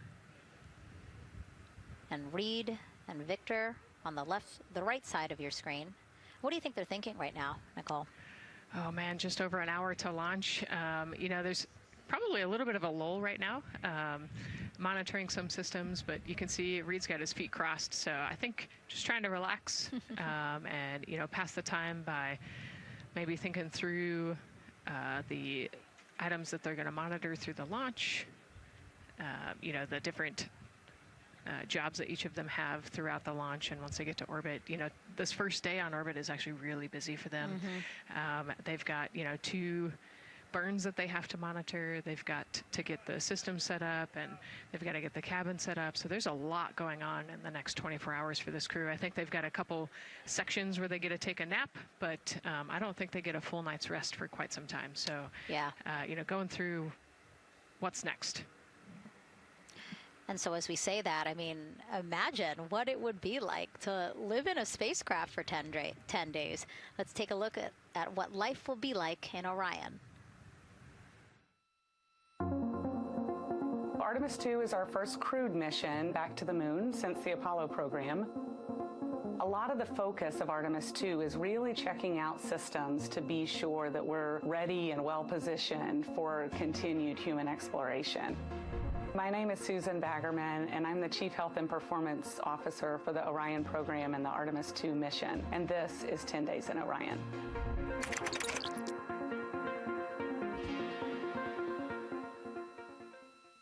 For this mission, the crew will launch in the Orion spacecraft on top of the Space Launch System rocket, or the SLS rocket. Once they've launched and achieved orbit, they'll continue on checking out many of the different critical Orion systems, check out some of the critical medical systems, and be sure that we understand how the crew would do that successfully within the volume of Orion. We also have, of course, systems to feed the crew. They have a potable water dispenser that they'll check out. And then we also have a food warmer. Kind of looks like a suitcase that the crew can use to heat their food. They're also going to check out the flight wheel system. We'll have the crew perform some initial exercises. Part of that is to ensure that the flight wheel is actually working, but part of it is actually to be sure that our environmental control systems are actually working. For sleeping, the crew will sleep in sleeping bags. Some crew members like to be very tightly bound up, and some like to float very free. They'll use the toilet for the first time and be sure that it's able to flush. While they're on their journey, they'll do some testing that they quickly don their suit just to be sure that we would be ready in the future for an emergency. They'll also check out our radiation shelter. If we were to have a solar particle event, we would be asking them to take stowage out of the stowage bay and put it in some specific locations on the vehicle, basically for it to serve as shielding.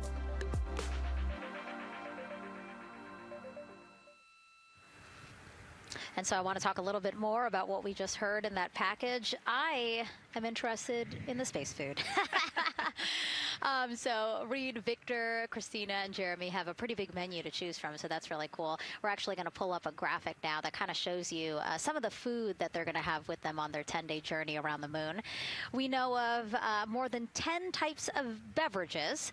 There's coffee, a mango peach smoothie, apple cider, lemonade, so those all sound delicious. And now I've just remembered I haven't eaten lunch. They're actually not too bad. I actually have a mango peach smoothie with me today. No way. Yeah. So you can see they come in these little packets here, but it's just kind of a dried powder that you add water to. So this would actually, you'd add 175 milliliters of water and let it sit for 2 to 5 minutes, and then you can stick a straw in it. You saw in that package they put a straw on the top septum portion there, and then you can drink it. And so this is the packaging. This is food that you brought up with you, or that you had while you were at the ISS. Yes. Yeah, actually, this is all food that we have available to us on the standard, what we call the standard menu on the space station. And so actually the graphic there showed quite a bit of the standard menu that they're going to take with them. So let's pull space it back food up, is space actually. food. Yeah, we can use the food that we have been using. You know, our food lab at Johnson Space Center actually creates that food, and then they stabilize it and they package it for us and everything. So they do a really wonderful job out there. We've got different types of food. You know, you can see I've got this is a soup, tomato basil soup, so thermal stabilized. It's already hydrated, so you just throw it in that food warmer that we talked about, and then you can eat it. But then we also I have some shrimp cocktail here that's, you know, irradiated, so it's in a package that protects it. I'll show you. I've got a brownie too. This is probably my favorite one. But are we eating it? We might, if you're.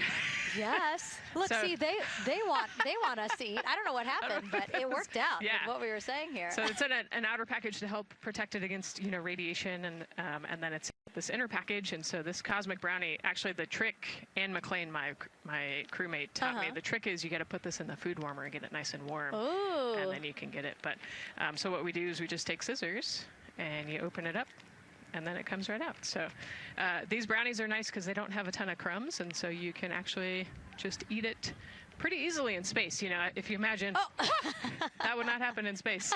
It would not fall.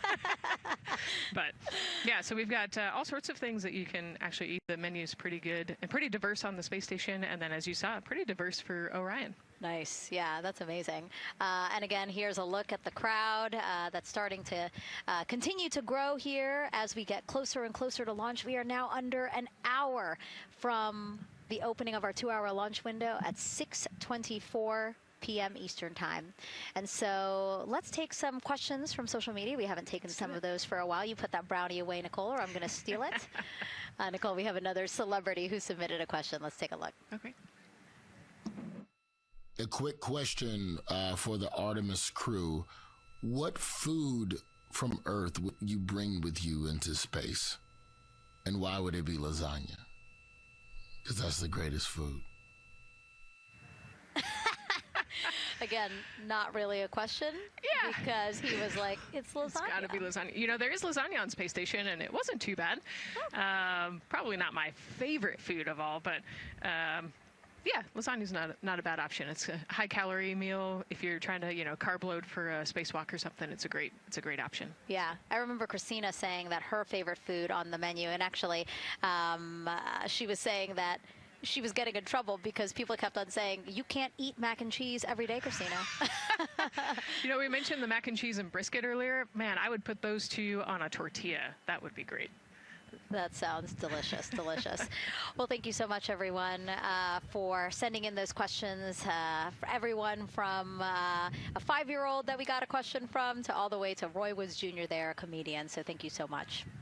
And if you're just joining us, welcome to the Space Coast of Florida, where we are counting down to liftoff of Artemis II. You see a beautiful aerial shot there of our rocket on the pad. For the first time in more than 50 years, we are sending humans to fly around the moon and back, and we're taking you all of you with us on this next chapter of human spaceflight. I'm NASA's Megan Cruz, and this is NASA astronaut Nicole Ayers. Great to have you here, Nicole. Yes, this has been a beautiful day. Excited. We're continuing to march towards this launch. Yeah, and if all goes as planned, this crew could travel farther from Earth than any other humans before them and see parts of the moon no one has ever laid eyes on. How exciting. Yes. Exciting is an understatement, I think. That's true. We're going to see the far side of the moon for the first time by humans in a long time. It's important. And as the crowd again builds behind us, more activity that you're seeing here at the Kennedy Space Center press site. We also have a ton of people gathering around the world to watch this history-making moment. So let's take a look at those watch parties now. Oh. That crowd has grown. We checked with them probably like 30 minutes ago, and it was half that. But again, as we get closer and closer to launch, we are seeing more and more people gather together, wanting to experience this together and not just in a vacuum at home, you know? Yes, this is so exciting. Look at all of those people. Man. And now here we are back in Seattle, the Museum of Flight. Again, people gathered there to show their kid. We see someone walking in the second row there. His first crewed launch to the moon. How exciting. That is exciting. Hello, everyone. Woo. Oh, that's so great. And now let's get you up to speed on what's happened so far. Again, we are now within an hour of the opening of our launch window. So what has been happening so far today? Well, a lot. After waking up and grabbing a bite to eat, our Artemis II crew suited up inside the historic crew quarters, a tradition that dates back decades. Teams helped them into their custom Orion crew survival suits, and just like other crews before them, they gathered around a table for a card game to pass the time, but to also burn off any lingering bad luck before they walked in the footsteps of every NASA astronaut launching from Kennedy Space Center since Apollo 7 in 1968. They walked outside the Neil Armstrong Operations and Checkout Building to greet a crowd of family, friends, supporters before getting into their Astrovan for their security-escorted ride out to historic Launch Complex 39B. They got a close-up look at the SLS rocket, then walked across the crew access arm and climbed one by one inside their Orion spacecraft. After that, teams conducted final checks with the crew before closing both hatches, the crew module hatch, as well as what you're seeing there, the launch abort system hatch. And now we are back live at the pad where the closeout crew is getting ready to leave the White Room. They are now tethered, Nicole, because they are about to move some pieces that connect the Orion spacecraft to the White Room, correct? Yes, there's kind of what I would call a shroud. You can see them working that there. So it is actually connected, so that way the gap between the crew access arm and the crew module, and well, I guess that's the LAS there, is covered. but they're about to remove that so that the crew access arm is not connected to the rocket in any way, so that it can retract here in the next few minutes. And for how we're looking with the launch countdown milestones, let's go to Daryl Nail in the Launch Control Center. All right, thank you very much, Megan. And as you can see there, the finishing touches, as you've been talking about, to the LAS, which brings me to that subject, because we currently are hearing the launch team is working an issue that was reported out with the LAS. At least there's an issue apparently with a battery on the LAS. The engineer who is in charge of the launch abort system sits on console here, reported that a temperature for one of the 2 LAS batteries is out of range, and although it's not a constraint for launch right now, it would be when that temperature is checked inside of T-minus 6 minutes, which is inside of terminal count. So right now the team is working some troubleshooting on this issue. Going to follow, of course, along closely with what they learn. But again, a battery temp for one of the 2 batteries on the LAS is out of spec, and the team is working to understand, first of all, whether or not this may be a sensor issue, or is there an issue with the battery itself. So again, looking into it, troubleshooting and researching as we speak.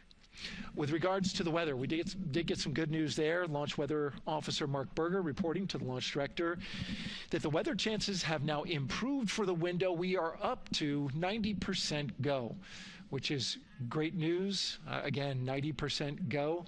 That is up from the 80% that we started when we had the first weather forecast come out officially 3 days ago. And so that is great. And for anybody who's here in the launch area knows that is certainly viewable. They can see that by just looking up. So we're getting some good clearing as forecast. And then just a reminder for those people who are watching the launch from the nearby area that if you're watching on an internet-enabled device, just remember that there may be a little bit of a delay. Can't tell you how much of a delay, but since it's on an internet device, sometimes this broadcast might be a little behind what you're actually seeing. So just keep that in mind as you are watching. Don't wait to the last second to run outside if you're inside your RV or your camper or your house. That's the latest here from the firing room. Of course, we'll keep track of that last battery issue. We'll send it back now to Megan and Nicole at the host desk. 2 of them there had to be tethered to the inside of the white room, because obviously now we have detached the white room from the Orion spacecraft. Yes, that view is quite something. Yeah, spectacular. Yep. Oh, no, I'm sorry. I forgot. Nicole's scared of heights. An astronaut afraid of heights is actually not uncommon, as we've learned today.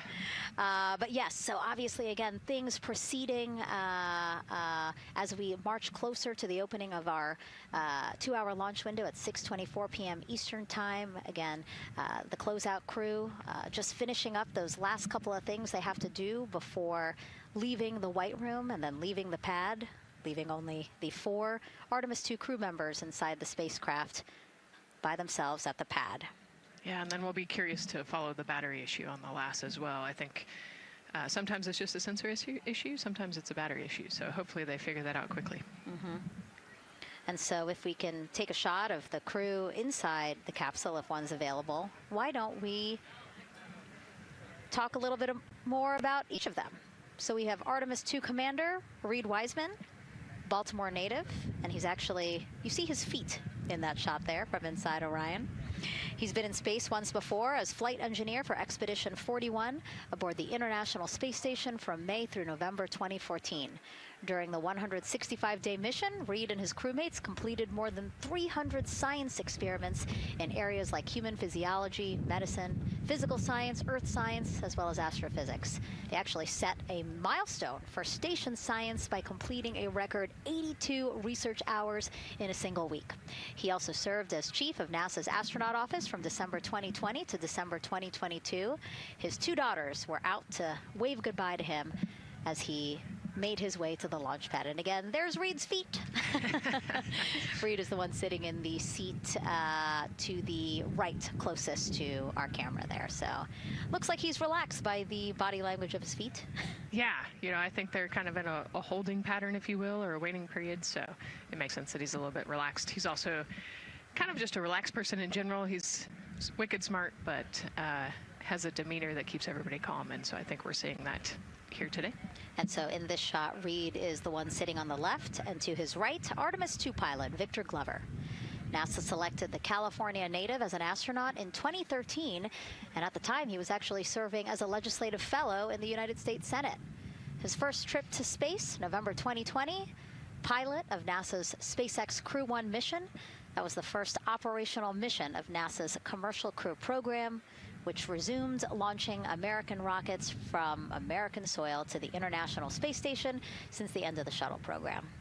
Victor is a U.S. Navy captain and naval aviator who served as a test pilot, racking up more than 3,500 flight hours in more than 40 different aircraft. So again, he probably feels pretty at home in the pilot seat of Artemis II. Yeah, I think he does. He got to say goodbye to his wife and 4 kids. Again, those were the family that he had here at Kennedy Space Center before the 4 of them drove out to the pad. Yeah, and you can see there, we talked about Victor's energy earlier, and you can see him working through, you know, pushing some buttons on the displays. Looked like he was pulling up a procedure, so he's following along and ready to go, looks like. And then mission specialist Christina Cook, sitting on the upper left-hand corner of the screen there, native of Grand Rapids, Michigan, was selected to the Astronaut Corps in 2013, same class as Victor, served as flight engineer on the International Space Station from March 2019 to February 2020. During that time, she set a record for the longest single spaceflight by a woman with a total of 328 consecutive days in space. How cool. She also participated in the first ever all-female spacewalk. And before becoming an astronaut, Christina helped build space science instruments and led scientific fieldwork in some of the most remote environments on the planet. Her hobbies include surfing, rock climbing, and community CDR, service, yoga, and photography. Go ahead, NCD. There's a couple of suppressed overvolt messages. We're going to go ahead and clear those off your screen. We see them and we copy. All right. NASA test director. We're still working here, trying to get through everything. So we're getting close, and then trying to talk that other issue that we just picked up a little bit ago. But I think work-wise, we're doing really well. Sounds good, NCD. We're doing great on board. Glad to hear it. NASA test director giving an update to the crew. Some messages flashed on their displays. Just wanted to say that they didn't have to worry about that. We're going to clear that. And that also just reassuring the crew, again, that they are tracking and working the issue with the launch abort system battery. Yeah. All right. And then first-time flyer, Canadian Space Agency astronaut Jeremy Hansen will fly to the moon as a mission specialist on the Artemis II mission. The London, Ontario native selected as an astronaut in 2009. After that, he worked as Capcom at NASA's Mission Control Center in Houston. Capcom stands for Capsule Communicator and is the sole direct voice communicating with astronauts while in space. Jeremy also participated in training exercises, really cool ones, like living on the ocean floor off the coast of Florida to simulate deep space exploration for a week. In 2017, he became the first Canadian to lead a NASA astronaut class. He also enjoys getting out on a sailboat, rock climbing, and mountain biking. He has a wife and 3 children. And he's the one that you see bottom left-hand corner of your screen. I know, I'm trying to see what he's doing there. Christina's looking too. And so there is your Artemis II crew inside the Orion spacecraft. And this is actually the 7th time NASA astronauts will launch on a new NASA spacecraft designed for crew. And if you're wondering about the first 6 crewed test flights, here they are.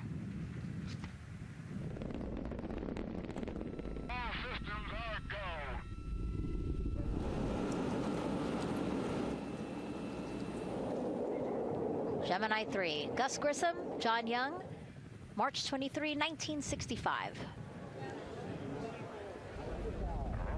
Apollo 7, Wally Schirra, Don Isley, Walt Cunningham, October 11, 1968. Space Transportation System, or STS-1, John Young, Robert Crippen, April 12, 1981. Then NASA's SpaceX Demo 2, Doug Hurley, Bob Behnken, May 30th, 2020, followed by NASA's Boeing crew flight tests. Butch Wilmore, Sonny Williams, June 5th, 2024. And now, Artemis II with Reed, Victor, Christina, and Jeremy. It is really surprising, honestly, to hear that through all these decades, through all these launches we've had, this is only our 7th new vehicle that we're testing for crew. Yeah, you know, we have so many different missions that we think about and we talk about, but really 7 vehicles that we've tested and that we're flying. You know, I like to think of spaceflight really as a permanent test, right? We have, you know, hundreds of missions or so. You know, an airplane that gets tested and then flown has thousands of data points. And so really spaceflight is always going to be in the test field. And I think it's important to remember that, especially as we put humans on rockets that we never have before, or for the 7th time we start a new vehicle and a new mission.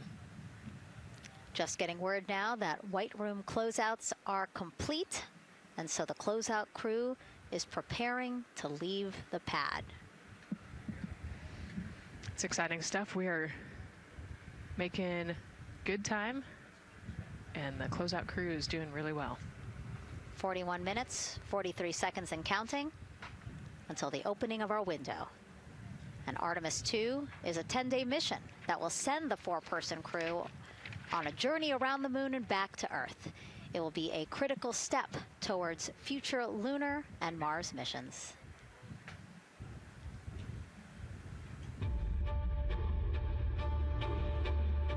We're going back to the moon because it's the next step in our journey to Mars. We need to go explore the moon. There's vast regions of unexplored areas with the coldest, darkest places in our solar system.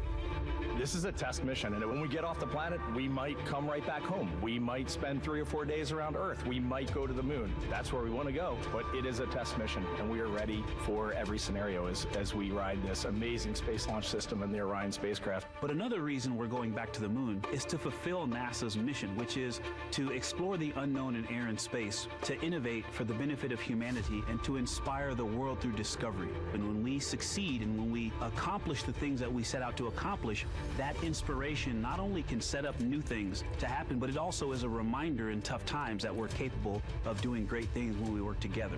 The thing I love about the moon is that it's not just a beacon for exploration and this platform of possibilities for incredible missions like this, but it has benefits. That's actually why we're racing towards it.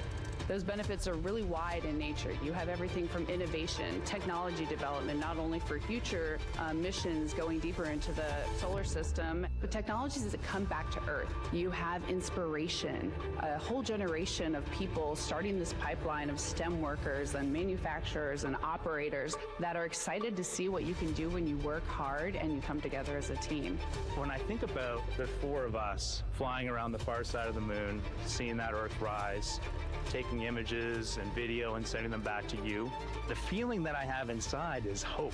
We know that Artemis II is not the solution for humanity on planet Earth, but it is a contribution in the positive column. We hope that just for a moment that people will pause and say, wow, it's extraordinary when you look back upon the Earth with over 8 billion people, and you see this concrete example of what humanity can do, this extraordinary thing when we set big goals and CDR entity to achieve them.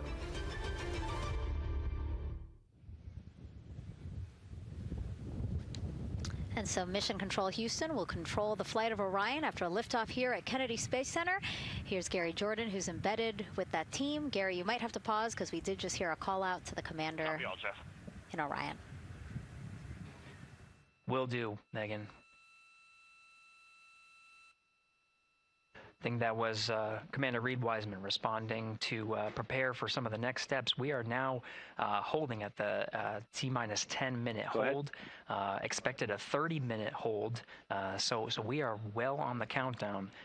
We are well on the timeline to meet this L- time and launch towards the beginning of the window, but continuing to track progress along the way. Again, I'm here with the Artemis II flight control teams in Mission Control Houston. The team in the room behind me has been monitoring the countdown and verifying their own mission-specific launch criteria of the Space Launch System, the Orion spacecraft integrity, and its crew. During the final poll before launch, if all looks good from each of the flight controllers in this room, Flight Director Judd Freeling will report a go for launch from Houston Flight. Upon liftoff, teams here take control of the mission and communicate with the crew while they fly on the Space Launch System. This phase of flight is highly dynamic, and each console position has a dedicated and important role of looking after critical systems. You'll hear calls from Capcom and NASA astronaut Stan Love in this room to the Artemis II crew as milestones are reached during the more than 8 minutes of powered flight on the core stage. Liftoff and Ascent are just the beginning. This room will be staffed around the clock over the next 10 days to oversee every moment of the mission through splashdown. Here from the Johnson Space Center, we'll be streaming the mission live 24/7 so anyone can follow the crew's journey, take peeks inside the spacecraft, and share the experience of a lunar flyby with astronauts looking down at the moon's surface. Teams here have been rehearsing tirelessly in simulations to throw every conceivable and inconceivable scenario their way. We are ready and eager to begin the Artemis II mission. Still milestones to come as we continue the countdown, but we'll be right back with you during the Ascent phase of today's flight. With that, Megan, I will send it back over to you at the Space Coast. Thanks so much, Gary. Under 37 minutes until the opening of our 2-hour launch window, 6:24 p.m. Eastern. I've never been more excited for a time. But why don't we send it back over to Megan Carter with the moon board to learn more about what happens after Ascent. Absolutely. I am definitely also getting excited. Things feel like they're starting to pick up a little pace here. A lot is about to happen within the first 10 minutes of launch, but what happens after those first 10 minutes? Let me take you over here to my mission map so we can kind of jump ahead and let me explain a few things. So, our main engine cutoff is going to stand for MECO, and that is essentially where the rocket's job is done, and it is then going to turn the propulsion duties over to our ICPS. That stands for Interim Cryogenic Propulsion Stage. Don't try and say that too many times fast, but the ICPS is going to be right here, and that's our in-space propulsion. About 50 minutes into, after about 50 minutes into launch, it is going to conduct that first burn, and that's going to be the perigee raise maneuver.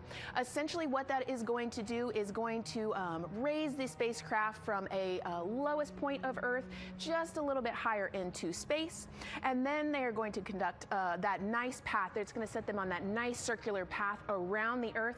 That's when they're going to start to be able to really check out the spacecraft. The Orion spacecraft is going to be able to, like we've talked about, be maneuvered by the crew. They're going to check out those life support systems, and communication checkout's going to be vital at that point as well, obviously. Then they will be conducting that another burn, and that's going to raise them just a little bit higher again. And then they will, it'll be about time for the ICPS to separate, and they will start another lap around the Earth as well. Now, the ICPS, but even after it separates, its job will not be done because they will have the opportunity to conduct something called the Proximity Operations Demonstration. And this is going to be really important for our future lunar missions is because the ICPS actually has a target on it, and the crew is going to have the opportunity to manually maneuver these spacecraft like we've mentioned and practice those docking maneuvers.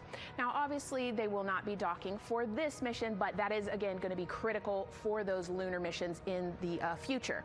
Now, all right, after that ICPS has separated and they've done that second lap, they're going to conduct 2 more burns. And what these burns are going to do is set them up to the high enough orbit and a fast enough speed in order to conduct the translunar injection. This is going to be that critical moment and that critical milestone where they are going to produce about 6,000 pounds of thrust.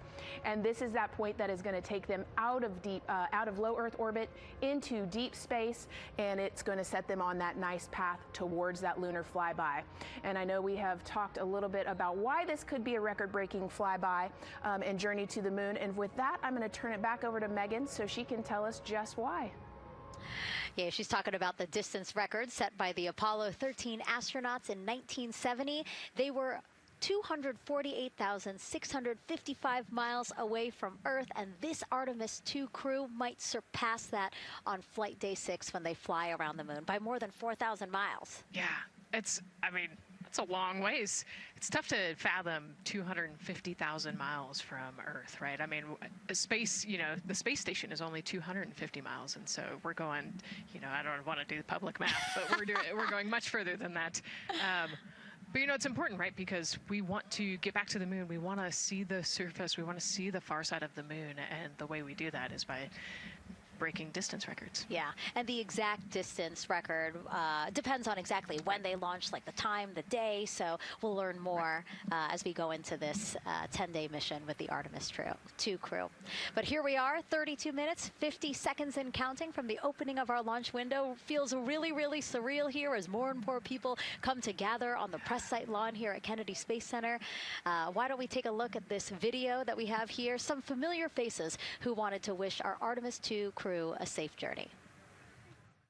Reed, Victor, Christina, and Jeremy, you are the real deal. You're flying to the moon for all of us, and we are in awe. You're the true heroes. You are not just astronauts. You are pioneers, venturing deeper into the unknown. But you are not alone. We will be all cheering you on from planet Earth. Hey, I'm Victor Wembanyama, and I play basketball in the NBA. But I'm not only interested in shooting hoops. I'm also interested in shooting stars, dark matter, and all other types of astronomical phenomenon. And to the Artemis II astronauts who are shooting for the moon, I wish them good luck and Godspeed. Hi everybody, I'm Ryan Gosling, and I play a biologist who goes to space to save the planet in the film Project Hail Mary. But the Artemis II astronauts are going to space for real, and they will travel farther from Earth than any humans in history. Sending all our best wishes to the Artemis II crew. I just want to say how proud I am of each of you and how inspired you make me. But it's not just about me. Your mission is going to inspire future generations of scientists, engineers, athletes, and dreamers to do something that they never thought possible. Hey, it's Roy Wood Jr., and I want to wish the Artemis II crew a happy and safe journey to the moon, well, around the moon. To go around. I know what you're doing. You got to look for a parking space. This is to go around the moon, make sure somewhere to park, and then you park journey. Good luck. It's actually a really good way to explain what how this mission builds. Again, we are hoping to land astronauts on the surface of the moon in maybe 2 years. So yes, we are looking around the moon on this lunar flyby mission to see where we might park. Thank you, Roy Wood Jr. Okay, and as we look at this live view of the rocket on the pad, there is a spectacular place here at Kennedy Space Center to watch launch from, and that's the Banana Creek viewing area. Why don't we go back there where the crowd is excited, and Leah has the best assignment ever, talking to people who are super excited about being here for Artemis II. Oh my gosh, Megan, you talk about the excitement being palpable. I'm telling you, everybody here on pins and needles as we get just about half an hour away from launch. I've been walking around talking to people, and I'm just struck again and again by how many people are here from across the agency. I want to introduce you to just a small portion of the people across NASA who have been supporting this mission. Patty Ortiz, NASA Armstrong Flight Research Center, Orion program. Orion. Kathy Graves, Glenn Research Center, Office of STEM Engagement. David Alexander, NASA Glenn Research Center, Office of STEM Engagement. Jennifer Becerra, Johnson Space Center of the Office of STEM Engagement. Here we go. Right back here. Where are you from? I'm from NASA Glenn Research Center, Joseph Panakitis. Joseph, here we go. Wes Furman from APL. Maria Arredondo from Headquarters, Next Gen STEM. Mark Robinson, Stennis Space Center, Commercial Space. Amira Flores, Armstrong, Office of the STEM Engagement. Molly Kearns, NASA Glenn, Space Communications and Navigation. Matthew Pierce, Goddard Institute for Space Studies in New York City. Here we go, and right over here. Lauren Ring, Ames Research Center, Data Integration. So we're coming together. We're one big NASA team, one big NASA family, and we have one major message before we launch tonight. Okay, guys, what are we going to say? 1, 2, 3. Go Army!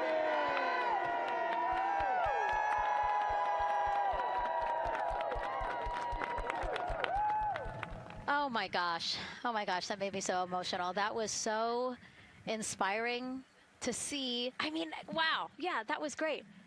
I mean, just to hear everybody say their position, what they're doing to support this mission is amazing, and I'm sure this was something that really rang true and resonated with NASA's Administrator Jared Isaacman, again, to see the workforce come together to do the work and then to be here for launch. So why don't we actually go over to him now with our Jasmine Hopkins at one of our other viewing locations. All right, Megan, thank you so much. The energy here on the balcony is honestly becoming electric as we get so close to launch, and now we are thrilled to welcome NASA Administrator Jared Isaacman. Jared, we're really entering a golden age of exploration. How will Artemis II set the pace for the coming years? Well, I mean, Artemis II is the opening act, right? This is the test mission.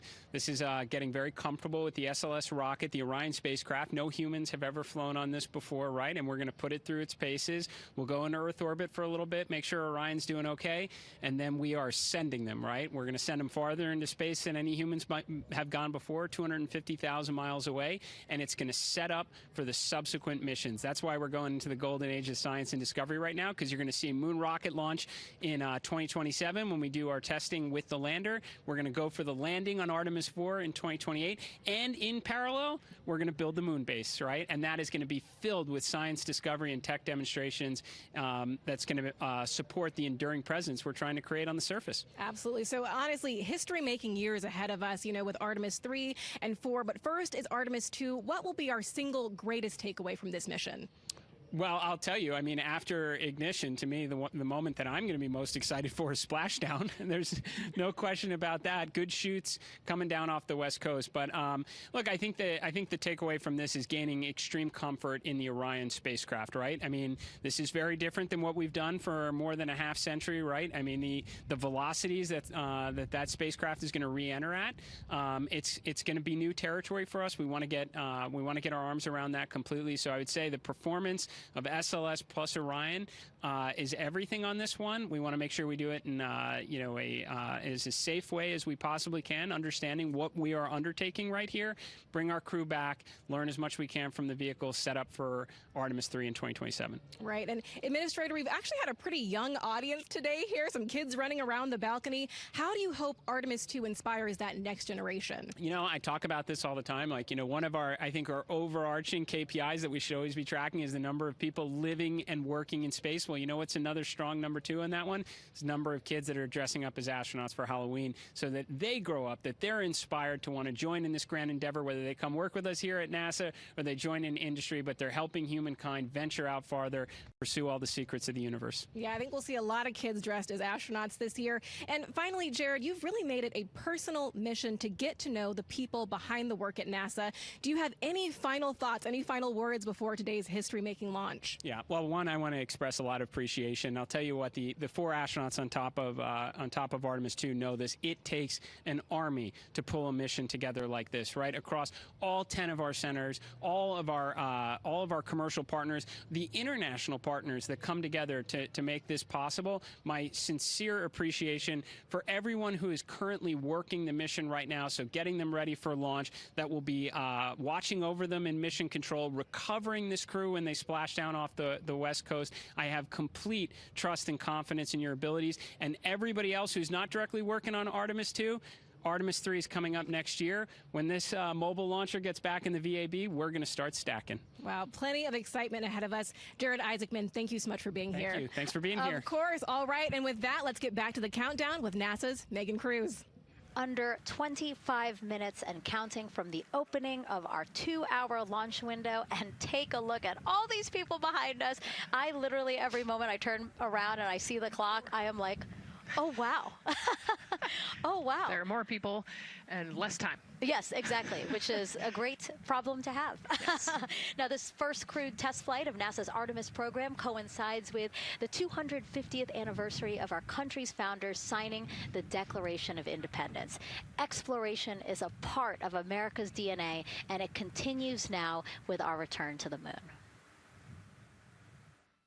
250 years ago, 13 colonies laid the foundation for the greatest and most enduring democracy in the history of the world. One driven by courage, faith, and freedom. From that moment, we became a nation defined not by where we stood, but by how far we were willing to go. We conquered vast frontiers, invented tools that shaped a modern world. We found light in the dark, and we rose from the earth. Faster, higher, farther. We pushed beyond the sky and into the unknown.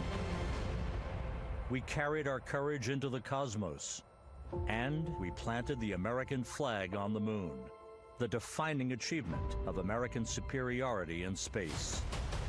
Today, our curiosity stretches farther than ever. American robots search ancient rivers on Mars. New telescopes unfold to glimpse the first stars. And a new generation prepares to return to the moon, this time to stay. For 250 years, America has carried the light of humanity forward. But American exceptionalism isn't inherited, it's earned. Our greatness comes not only from what we've done, but what we're still determined to discover. Because in every era, across every horizon, America is at its best when it's reaching for something greater. America celebrates 250 years, and we are leading the world into the future.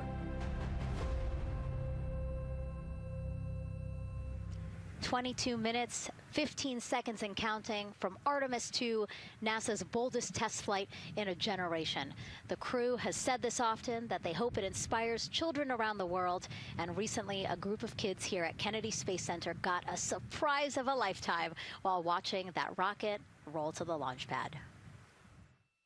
So tell me what color it is.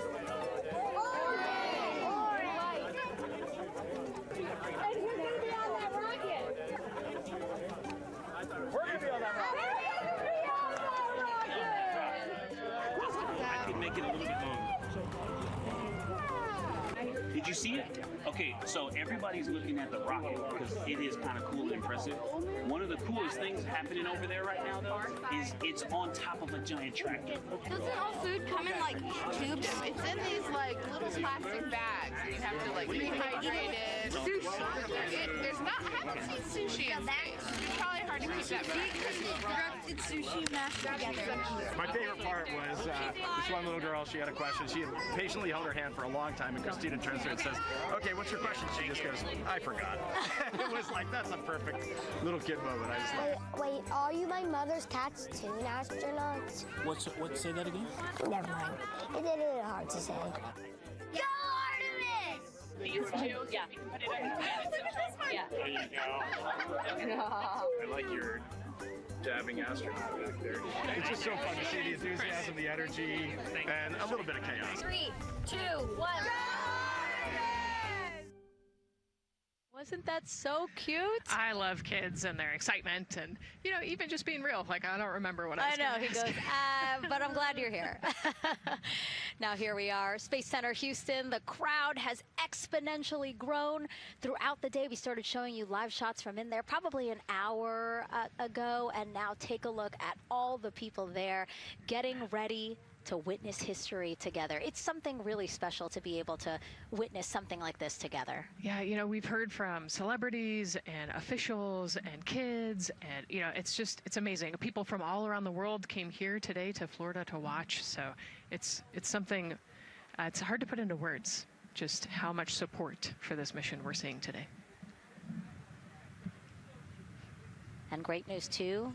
Remember, the team was tracking an issue with the launch abort system battery. They appear to have cleared that issue, so we are go for launch. Yes, it's exciting.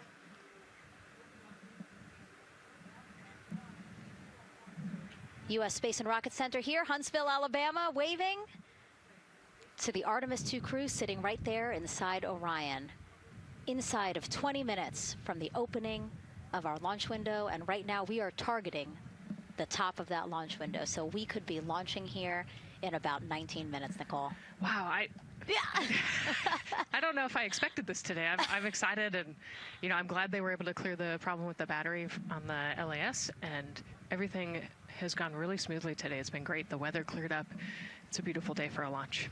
And so now, as we are so close to possibly launch now, just what are your final thoughts as we are about to embark on a mission back to the moon, the first time in more than 50 years? Yeah, you know, just so proud of the crew and all of the teams here on the ground that made this happen. You know, they are carrying the torch from the Apollo era into the Artemis era. And, you know, as the crew likes to say, they want to be the shoulders that the next generation. And let's see, GLS, can you help us with that, please?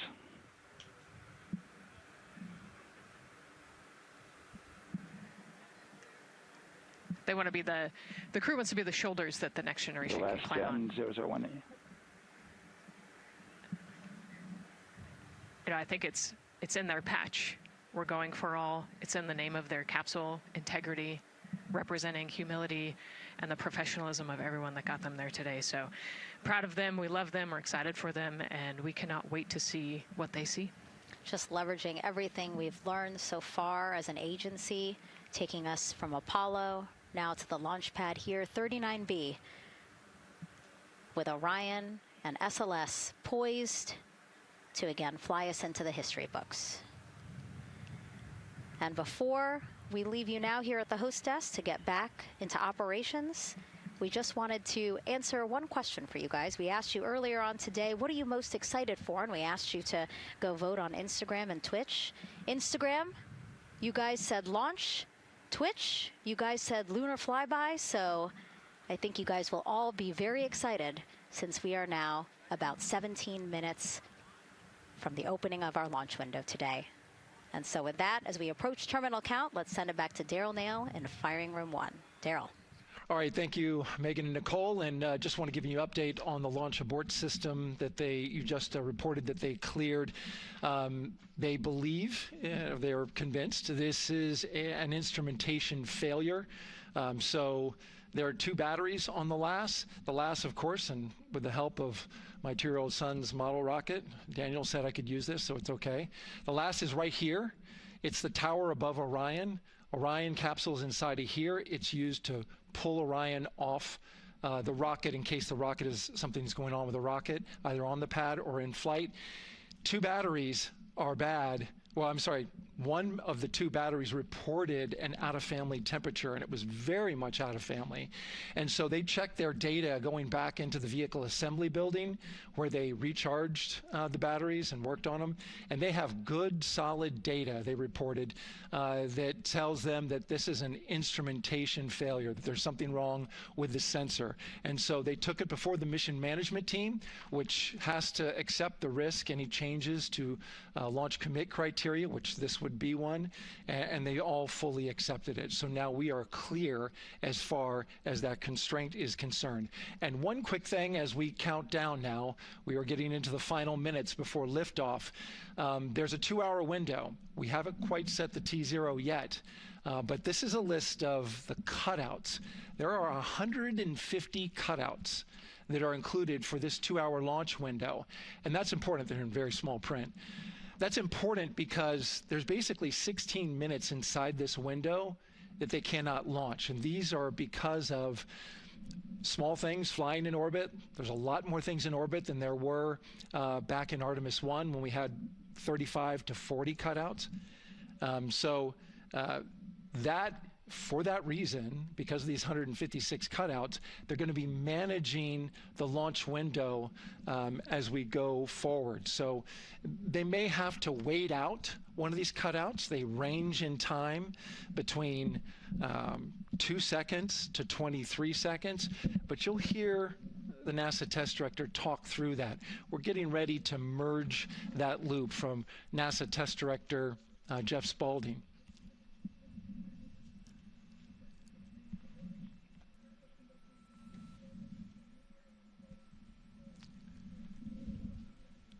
And so now I'm listening to the launch team get ready to merge their operational channel.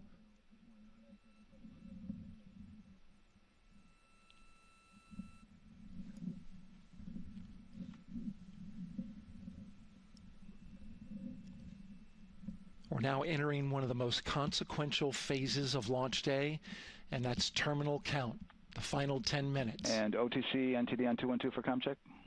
Good comm. How me? I hear you the same. STC? GTC? GTC is on 212. All right, copy that. NASA Test Director Jeff Spaulding confirming communications with his team.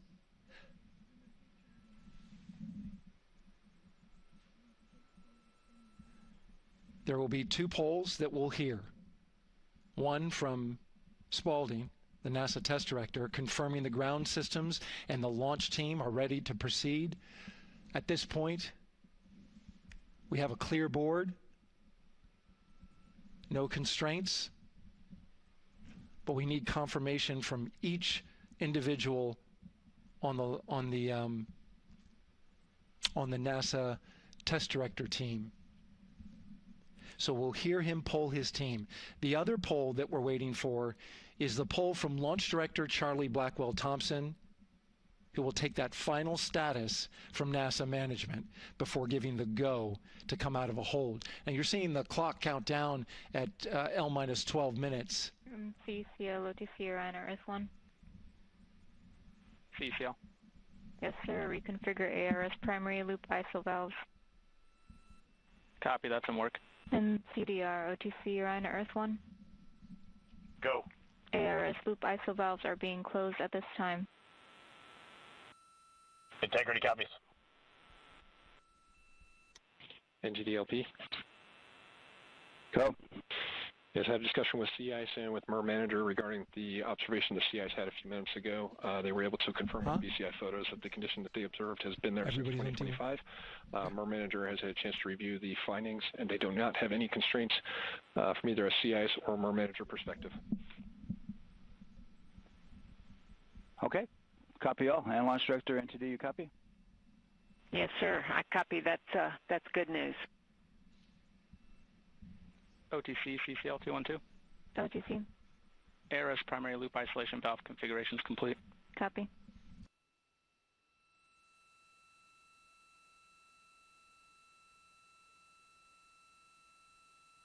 And CGLS NTD, cancel pending, please. GLS copies, and that's complete. All right, and for all personnel, we got a little bit more work to do before we pick up the clock, and we're about a little over a minute from getting to T-minus 10 minutes, but we've canceled the resume time there, and then we'll pick it up after we get through all of our work and anything else that we need to do to get through the remainder of count. So we'll continue working that to get to our T0 today. So when we get to about 50 seconds from now, we'll extend that hold. CVSE OTC. CVSE 400-290, looking to verify that we are configured for Ascent. Yep, give me about 2 more minutes. I'm going to start CMA2 streaming. Copy. NTD COSE hold requested. Copy that. I have an LCC violation of O-CT-004. S-band transponder anomaly. This was a transient LCC violation, so transponder 1 had a demodulated SNR estimate that went down to 2 dBm When it should have been between 10 and 13, it is now back up to 12, but we did lose that for just a moment. It does not appear that we lost our bit sync or carrier lock, which would be indicative that we lost our lock with the vehicle. So at this point, recommendation would still be go. However, we do have a pre-planned contingency procedure if we want to look at that. But again, this is transient, so we're back in a nominal range. All right, let's see, LPE NTD. Yeah, we're not seeing that hit. So I guess the question for COSE, was that less than 3 samples? Is that below our persistence? Stand by, let me look. It did look like it did persist for several seconds on mine, but let me take a look at the number of samples. Could I get a repeat on the affected LCC, please? Yes, ma'am. That's going to be O-CT-004. Thank you.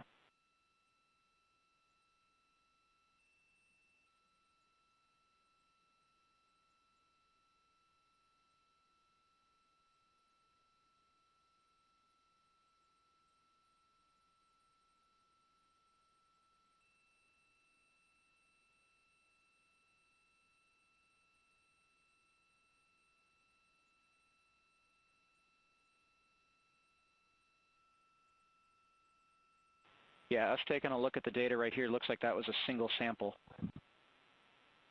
Yeah, copy that. RFTS does report that they also lost lock for about 5 seconds. So I would love to ask KUS and see if they also lost lock with the vehicle for any extended amount of period.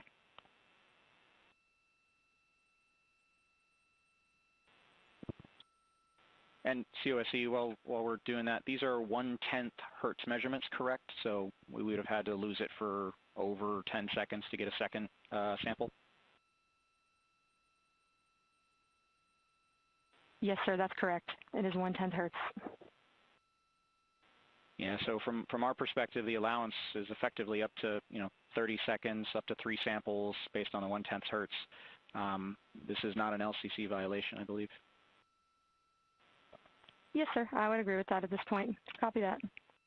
We're checking with KUS on 232. I don't think they have 212 access. We're trying to verify, but it sounds like they have a loss of lock as well.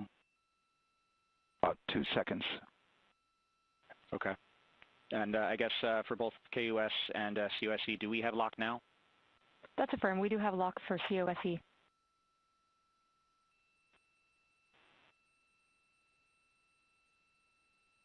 Yeah, so from the integration console perspective, we did have a temporary loss there within the allowable, and per the requirement, let's go.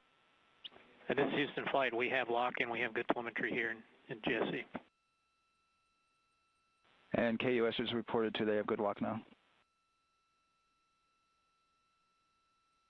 So with all of that, OSC, then are we in a go configuration per your LCC? Yes, sir. Recommendation would be go. Okay. LP, you concur with that? Yes, sir. LP concurs go. And Launch Director? Yes, sir. Launch Director concurs go. All right, and I'm going to go ahead and just verify everybody has everything else complete, Launch Director, and if we do, we'll be ready to pick up the poll at that time, unless there's something else that you're aware of. No, sir. Let's verify all our work is complete, and I would like one last check of our constraints list. All right, let's see. OTC, are you still waiting for ComConfig, or are you? That is affirmed, sir. Okay, yeah, you only open item? Yeah, OTC, this is CVSC. That 400 step 290 is complete. Copy. Okay, so OTC, you're complete with all of your work? That's affirmed. All right, copy that. STC? STC is complete. And GTC? GTC is complete. Okay, excellent. All right, and LPE, just want to verify we have no open constraints at this time. No open constraints. We have a clear board, sir. Okay, tracking the same here. And Launch Director, with that, we are clear and ready to pick up the launch readiness poll with your go. All right, sir. I am go for the poll. All right. And for all personnel, this is the NTD conducting the Artemis II launch readiness check. Verify ready to resume count and go for launch. OTC. OTC is go. STC. STC is go. GTC. C's go. MCO. CO's go. Safety Console. The Safety Console is go. LPE. LPE's go. RTD. RTD's go. Houston flight. Houston flight is go. Rock. Rock is go. And CDR. Crew is go. Copy that. Thank you, Reed. And Launch Director NTD, our launch team is ready to proceed at this time. All right, NTD, I copy all. At this time, I'll perform my poll. Attention on the net. This is the Launch Director performing the final poll for launch. Verify no constraints and go for launch.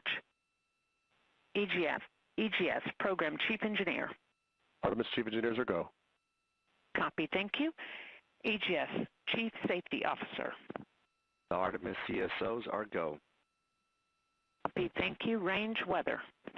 Launch weather is go. Thank you, LWO. And Artemis MMT Chair.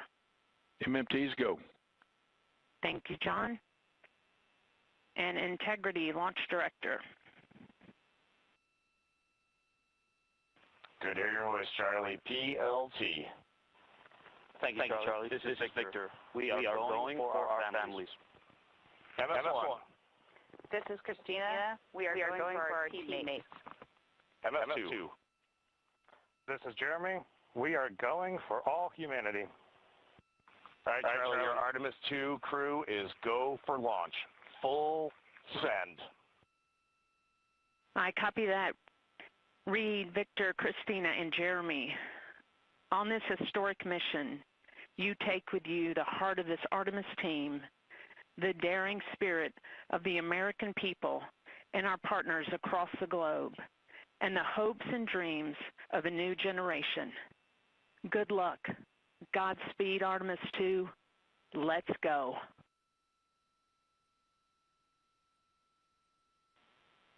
And NTD Launch Director. Go ahead, Launch Director. Yes, sir. You have a go to proceed with countdown. Copy that. I'll put it in work. CDR, NTD. Go. Figure risers and initiate short purge per your EPROC 10.1.1, steps 8 and 9. 10.1.1, 8 and 9 going to work. Copy. CVSE NTD, start and verify recordings of our Orion cameras. Copy. Okay. Well, there you heard it. RSR NTD. RSR. They're getting ready to start terminal count. Arm rotation enable at this time, please. It's currently at T-minus 10 minutes. Once we wrap up this last bit of work, SNA arm rotation enable complete. We're going to start that clock. Copy that. Thank you. Integrity crew, close and lock visors.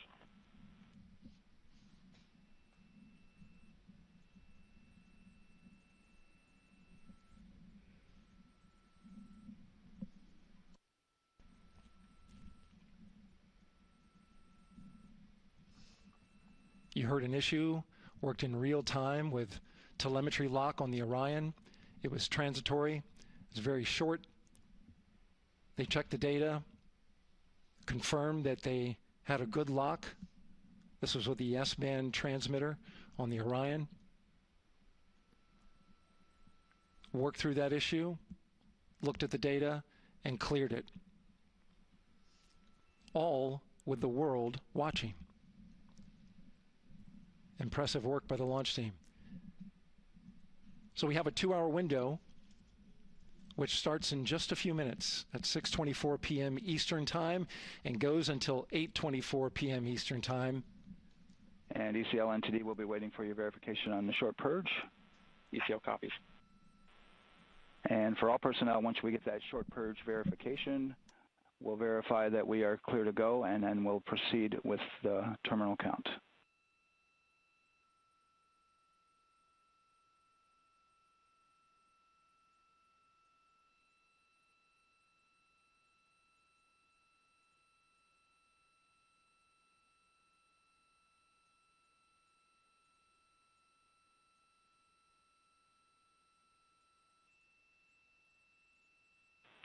ECL time estimate? About a minute. Copy.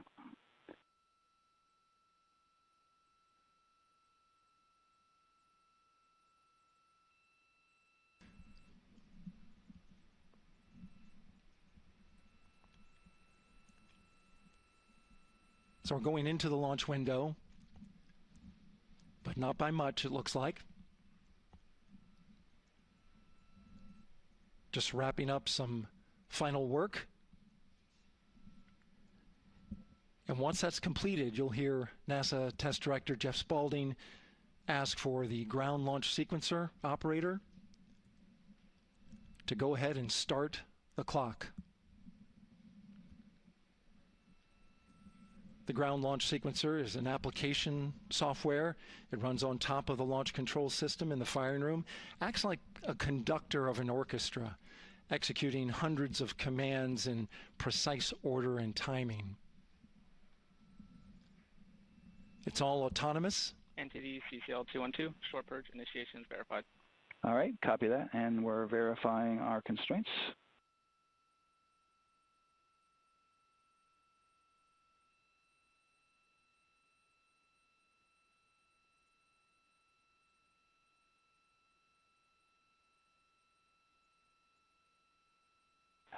All right, and we're clear from cutouts. And with that, we're going to resume the clock momentarily. And CGLS, you can resume the clock on your mark. GLS copies. 3, 2, 1, mark. GLS mainline has been initiated. T-minus 10 minutes and counting.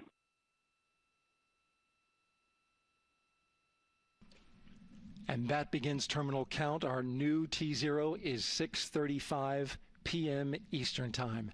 6:35 p.m. Eastern Time. We are now counting down to liftoff of Artemis II.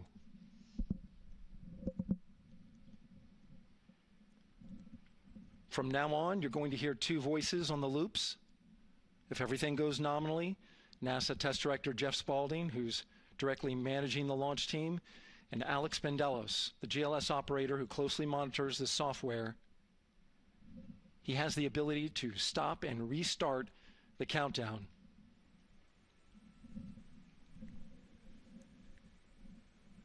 A lot of people ask about whether there's a launch button. There certainly is not. Flight and rock, our new T0 is 22:35:12. Houston flight copies. 22:35:12. Affirm. There you heard confirmation of the exact T0, 6:35 and 12 seconds p.m. Eastern Time. Again, our T0 is 6:35 and 12 seconds p.m. Eastern Time. But as I was saying, there's no launch button. This is autonomous. But there is a button that keeps you from launching, and that button allows the GLS operator to pause the countdown outside of terminal count and during terminal count and submit a hold to the next holding point. So the clock won't stop right away. If there's an issue, we'll go to the next stable holding point. This is how GLS configures the rocket and ground systems to a stable point where they can stop the countdown if that's needed. But right now, we are counting down. Our next big milestone, looking to retract the crew access arm. GLS is go for crew access arm retract. And there you see the crew access arm moving away.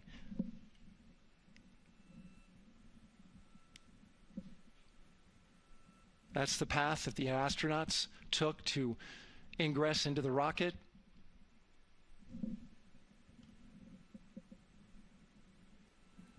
Until this point, that was their way off the pad if they needed to evacuate.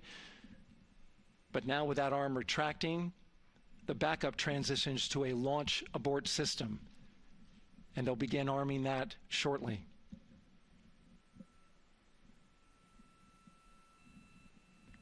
Of course, the launch abort system, great shot there of the crew access arm retracting away. The launch abort system is the tower at the top, and that's what would pull Orion and its crew off the top of the rocket in case of an emergency, whether it's on the ground or in flight. This is critical safety hardware that protects the lives of the astronauts.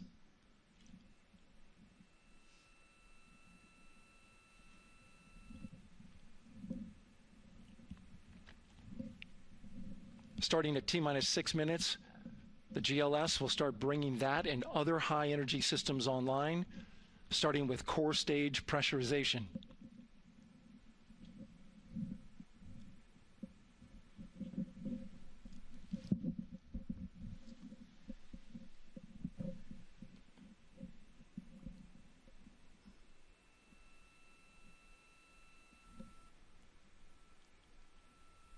Weather is 90% go. The range is go. All systems are go.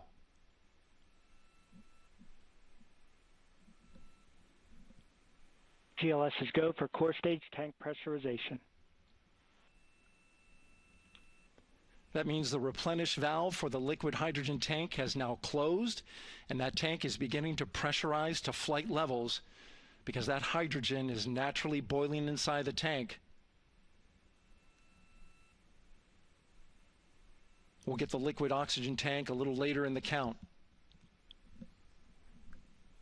Now the team is waiting for verification that, if needed, the Artemis II crew could use the launch abort system to pull Orion safely off the top of the rocket in an emergency. Let's listen in for that call. GLS verifies last capability available. And CDR, do you copy? CDR copies, last available. That's great news, and you heard the NTD verify that with the commander of the mission. GLS is go for FTS arm.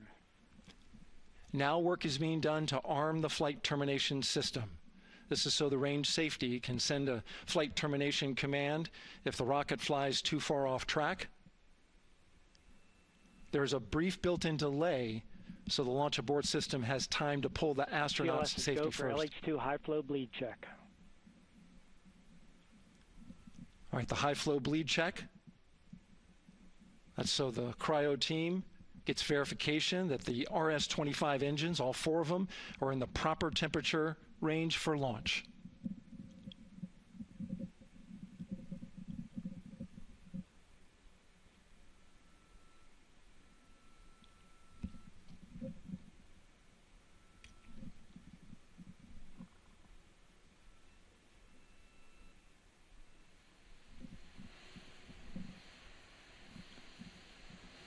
GLS is go for core stage APU start. Core stage APUs start. Those are auxiliary power units, high-speed turbines which provide pressure to hydraulic pumps that steer the RS-25 engines. We're going to see a gimbal test a little later at T-minus 2 minutes and 30 seconds. This is what allows that to happen.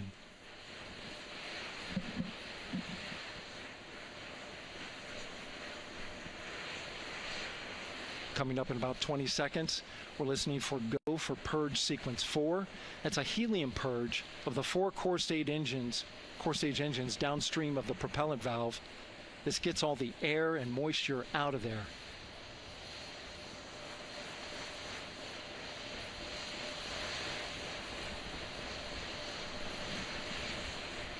GLS is go for purge sequence 4. Moving through the milestones. All is looking good.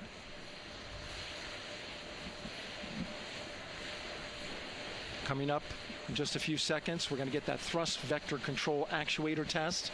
This is a gimbaling of the engines.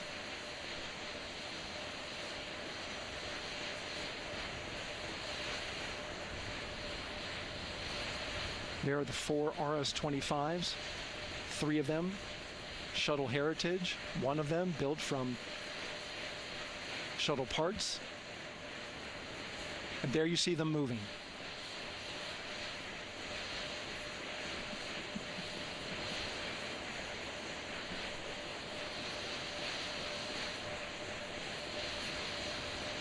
Now we're going to start moving the power from both the upper stage and the lower stage of the rocket to internal, taking ground power away and now going to battery power. GLS is go for upper stage to internal power. All right, power is removed from the rocket's upper stage, the ICPS, and it's been switched to battery. Same milestone for the lower core stage coming up at T-minus 1 minute and 30 seconds. Right now, the 4-person Artemis II crew is 248,000 miles away from the moon. And if all goes well, they will fly by it in 6 days. GLS is go for core stage to internal power. All right, there's the rocket's core stage, which houses 3 flight computers, is now on its own power. There's no more hold time because there's no more margin on these batteries. So we would have to recycle back to T-minus 10 to recharge if we had a hold.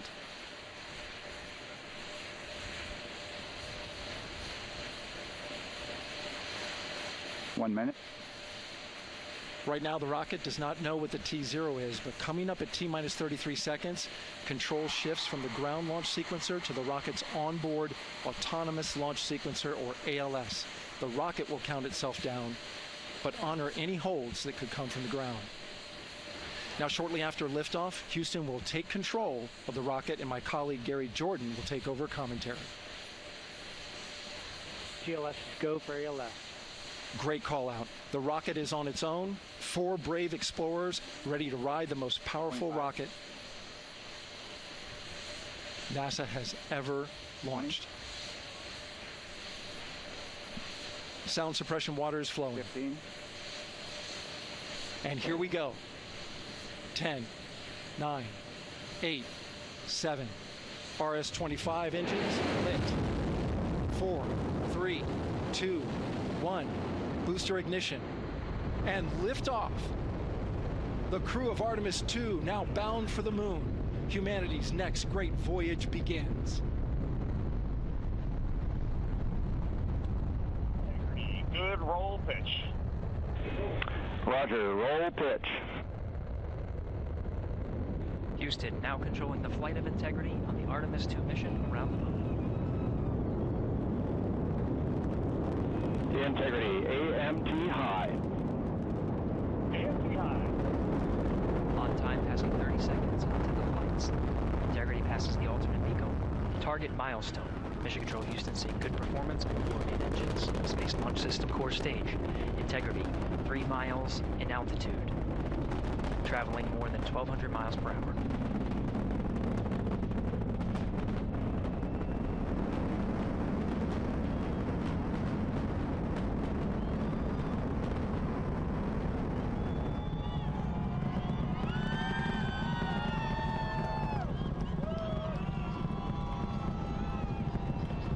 Mission elapsed time, passing 1 minute, approaching max Q. On, Ponce de Leon. Stan, we have you loud and clear on Ponce de Leon. Have you the same. Communication signal transfer confirmed as Integrity and its crew go supersonic. Approaching 90 seconds into the Artemis II mission. Integrity is 14 miles in altitude, 8 miles downrange, traveling more than 2,600 miles per hour.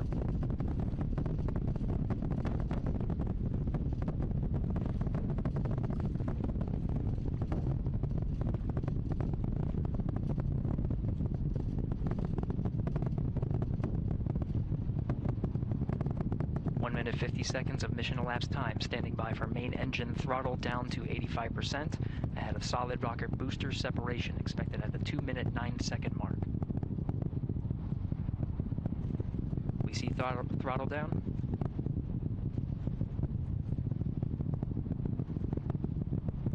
Confirmed separation.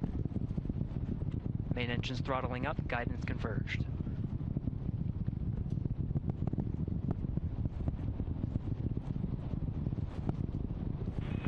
Integrity, guidance converged, performance nominal, upper stage RCS ready. Copy all, Stan. Integrity, SM priming complete. SM priming complete. 2 minutes 45 seconds of mission elapsed time into the Artemis II mission. Thrusters on Integrity and upper stage confirmed in a ready state ahead of service module fairing separation.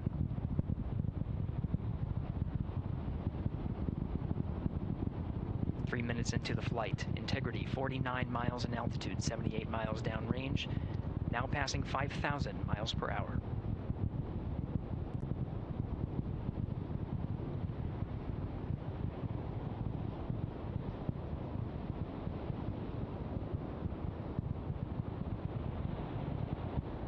Standing by for launch abort system jettison. Houston Integrity, good last jettison, great view. Copy jettison, Team Eco 8+02. We see the same on board, Stan. And Houston has you loud and clear on Tigris at the Carmen line. Outstanding, Stan. We have you the same. 3 minutes 50 seconds into the flight of Artemis II, Wiseman, Glover, Cook, and Hansen cross the boundary to space with good comm checks. GPS signals acquired after last jettison now working on internal checks to verify accuracy. Flight Dynamics Officer analyzed the time of main engine cutoff, confirmed at 8 minutes 2 seconds, time of MECO.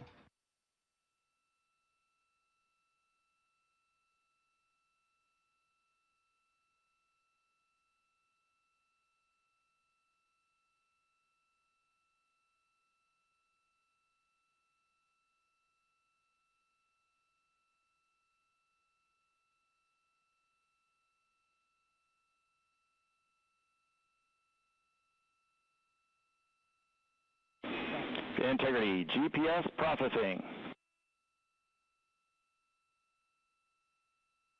Outstanding, Stan. We see the same, and we have a beautiful moonrise. We're headed right at it.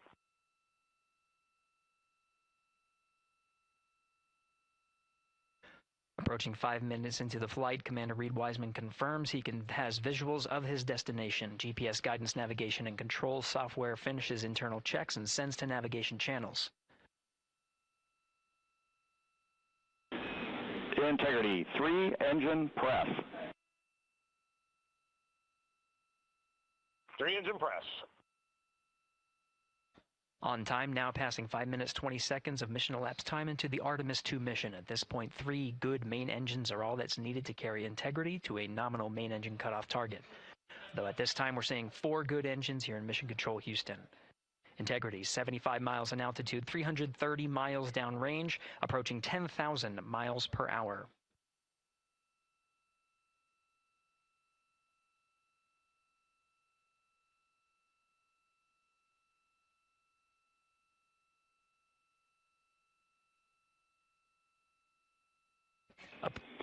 Integrity, looking good at 6 minutes. Same on board, Stan. Good trajectory and engine performance. Booster officer will soon report the shutdown plan to Flight Director Judd Friedling, expected at the 7-minute mark. Integrity, 78 miles in altitude, 460 miles downrange. Integrity, expect nominal shutdown. Integrity copies nominal shutdown.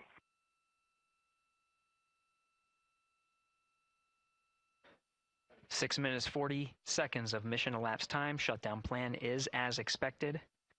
Again, the time of MECO was confirmed at 8 minutes 2 seconds into the flight.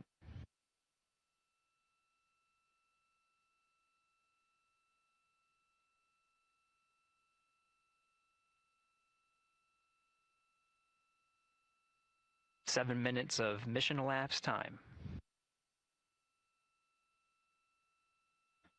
Throttling down as we approach the abort once around option. Milestone at the 7-minute 30-second mark. Now 84 miles in altitude, 650 miles downrange, traveling more than 15,000 miles per hour. Integrity, AOA open. AOA open. The window is now open for an abort once around option that would target splashdown in the Pacific Ocean. Still following nominal ascent at this time.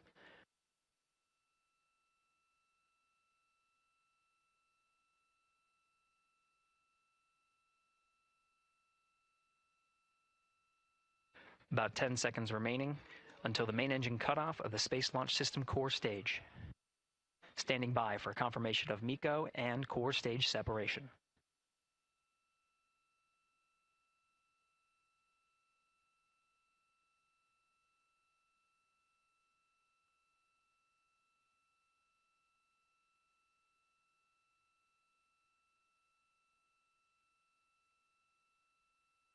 Integrity and nominal MECO, core stage separated.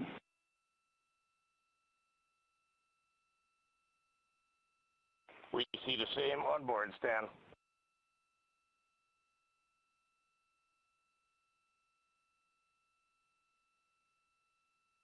8 minutes 40 seconds into the flight, we have a nominal main engine cutoff heading in the right trajectory on the way to swing around the moon. Core stage has separated, done its job. The Space Launch System upper stage, the Inner Rim Cryogenic Propulsion Stage, or ICPS, still attached to the Orion spacecraft.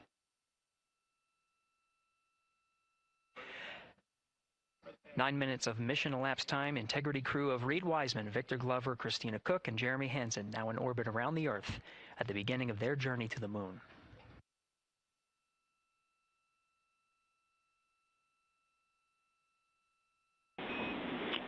Integrity Houston, looking ahead to PRM numbers so far per the pad.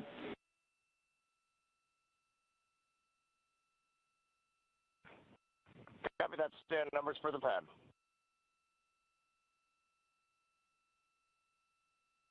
Capcom Stan Loves now reminding the crew that the perigee raise maneuver time of ignition is as expected prior to booster ignition. That time being 49 minutes, 50 seconds of mission elapsed time.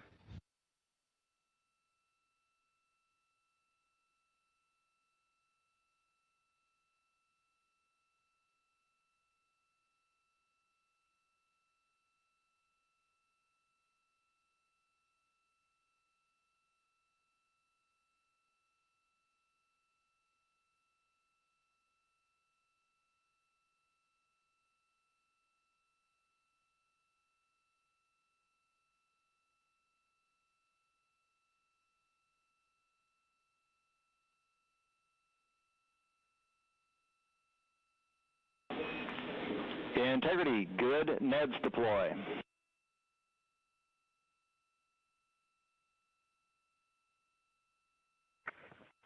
Copy that, Stan. Good, Neds.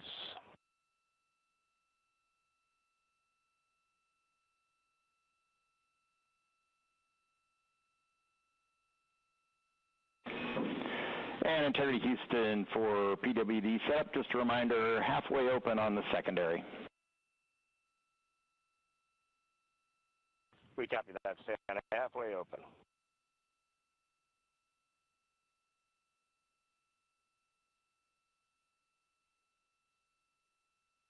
Passing 11 minutes of mission elapsed time. Here, overhearing the conversation between Capcom Stan Love and Commander Reed Wiseman, already passing some milestones. We have a good nozzle extension deployment system. That is confirmed. Complete. We also have the visors are confirmed up, now past the dynamic phase of flight, that is Ascent. Their launch and entry suits that provided them an extra layer of protection, now not as needed. They're going to raise those visors. And later in today's mission, they will begin to egress or get out of the suits to begin some of their initial tasks of activating some of the systems aboard in the Integrity spacecraft.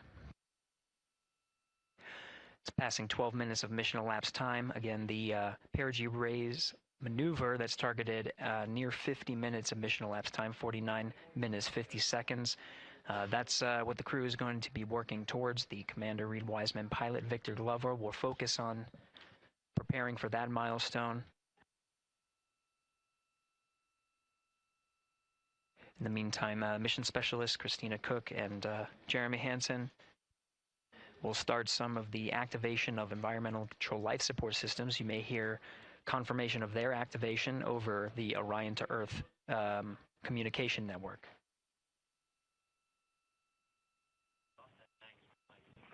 Houston, C3 aux power back in auto. Copy C3 aux, and we're 2 minutes to maneuver.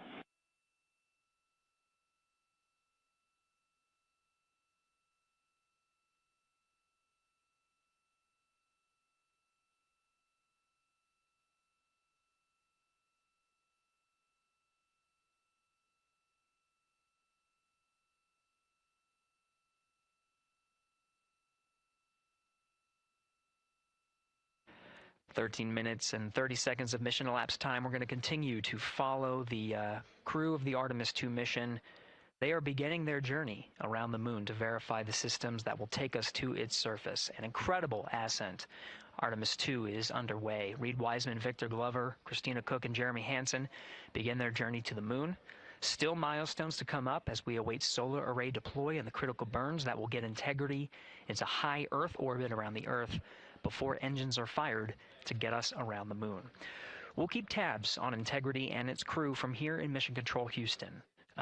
But for now, we're going to send it back to you, Megan and Nicole at the Kennedy Space Center. Very jealous to hear how the launch experience was over on the Space Coast. Yeah, Gary, if people are just joining us, welcome back to the Space Coast, where we just saw Artemis II lift off 14 minutes ago. And wow, what an amazing launch, and an emotional one, too. As soon as the rocket lifted off, Nicole, you had tears in your eyes, I had tears in my eyes, and we had all these people around us cheering. It was amazing. Yeah, the energy was wonderful. I mean, it was a beautiful launch. You know, we've got 4 friends and family members headed to the moon. It's pretty amazing. Yeah, how does that make you feel as someone who, you know, is an astronaut as well, but also, as you said, friends? Yeah, so proud of them. You know, man, we don't have the words in the English language to describe this kind of an event, and pride, love, so many emotions. You know, they are truly breaking some barriers, and hopefully, you know, as Gary just said, they've got a long day ahead of them, so wishing them well on everything. But so far, what a beautiful launch to watch. Yeah, to be returning to the lunar orbit in more than 50 years. Maybe they go farther from Earth than any other humans before them. Maybe they see parts of the moon that we've never seen before. I mean, what a great start to what could be all of these milestones that we break in just a 10-day mission. Yes, what a way to welcome in the Artemis generation. Yeah, how do you feel? I mean, we saw some beautiful shots we were covering of course, the rocket, of course, the Earth falling away as we continued up into our ascents, but also some of those crowd shots where we saw young and old, just emotional, overcome by this history-making moment. Man, we are going back to the moon for all, and we saw that today. We saw that in all the crowds. And yeah, you guys just saw that view, the sunrise or sunset, I guess. They just made it over the crest of the Earth, and you could see the sun peeking over. One of my favorite views from space. And I can't imagine what they're looking at now, and I can't wait to see what they're looking at in about 5 or 6 days. Yeah, and you know, I know a lot of people are like, you know what, I'm surprised this launched on the first try, because we know, like any little thing, we have to be keeping safety in mind, and we want to make sure we're ready to go. But we were ready to go, and I think it surprised a lot of people. What a wonderful surprise on this Wednesday evening. It did, you know, and it kind of surprised me as well. But you know, it's just a testament to the team here that has been working so hard on Artemis. You know, Artemis 1, we learned a ton of lessons. We learned a ton from the wet dress for Artemis 2. We were able to go in, fix those things. We even had a couple mishaps today, not mishaps, but a couple, you know, anomalies today that the team creatively came up with solutions for. It's just a testament to the teamwork that gets us to the moon. And so we can continue to watch Christina, Reed, Victor, and Jeremy on their way now to the moon in Earth's orbit and awaiting the next in-flight milestones, deploying Orion's solar arrays. So why don't we get back in with the mission control and Gary. Hey, thank you, Megan. Again, we're following along in the action. It is a long day. They have a number of procedures they need to get to immediately in their timeline. And Integrity Houston, cross-tie is on board per the ETSI-DEM. We copy Houston. Thank you.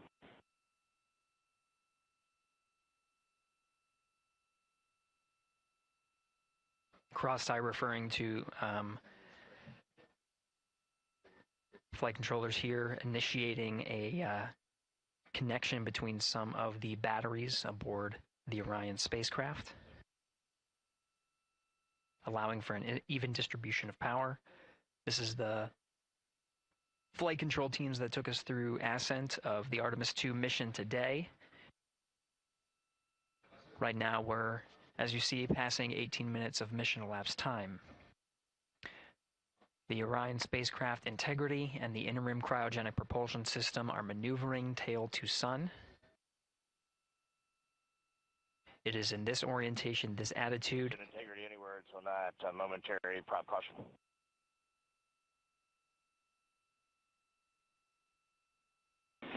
And Reed, no action, we're looking at it.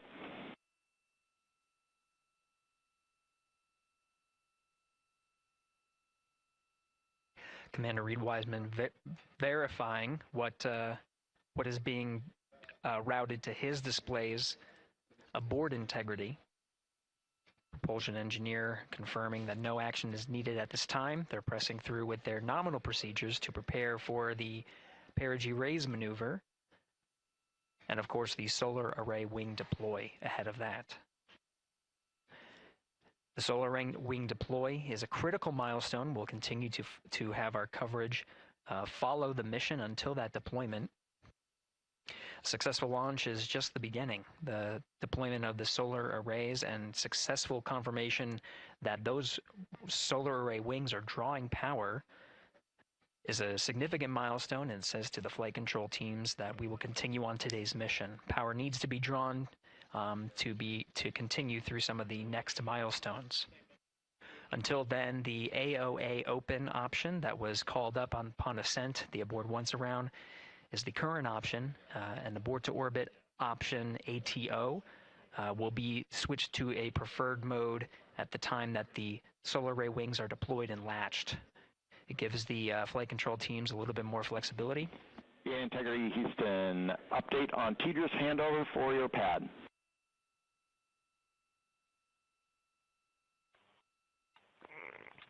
Give us just 1 minute. And Stan, you can read it. Ike is ready to copy. Roger. TDRS handover east to west expected 1 second earlier at 5:1 minutes, 26 seconds.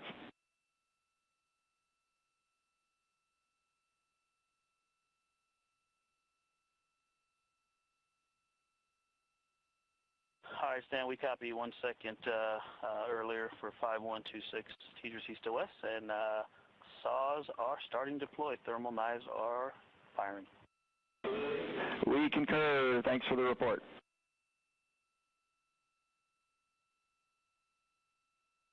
Read back of the reports that you just heard on the Orion to Earth network. Integrity has maneuvered tail to sun. The RL-10 nozzle on the end of the ICPS is pointed towards the sun, and the solar array deployment sequence has begun. With the deployment confirmed, it'll be several minutes until they are what is called in a latched position. Once they are latched and confirmed to be drawing power, they can switch the mode to ATO and continue along the mission. The teacher's handover at the pad, that message meant the crew was provided some preliminary numbers of when to expect handovers between the tracking and data relay satellites. Currently orbiting Earth at an altitude of 545 statute miles above the Earth, they are in a near-Earth network communication system. The tracking and data relay satellites, geosynchronous satellites that are stationed about 23,000 miles above the Earth. After the apogee raise burn that occurs later today, the burn itself will put them in an altitude that surpasses the range of the tracking and data relay satellites, and they will transition to the deep space network today. And Integrity, for prop messages, we see 2 temperature measurements right near the line. It's that momentary message you saw earlier. We're going to suppress those. It's CM helium heater 2 T1 and heater 1 T1. They're going suppressed. Integrity, thank you. We see the same.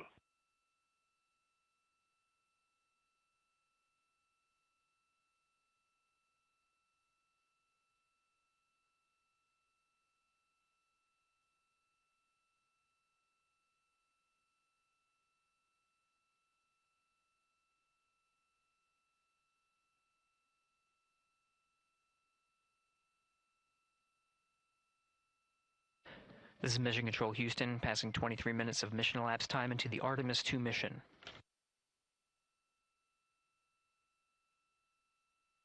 This is after a launch that began at 5:35 and 12 seconds Central Time, 6:35 and 12 seconds p.m. Eastern Time.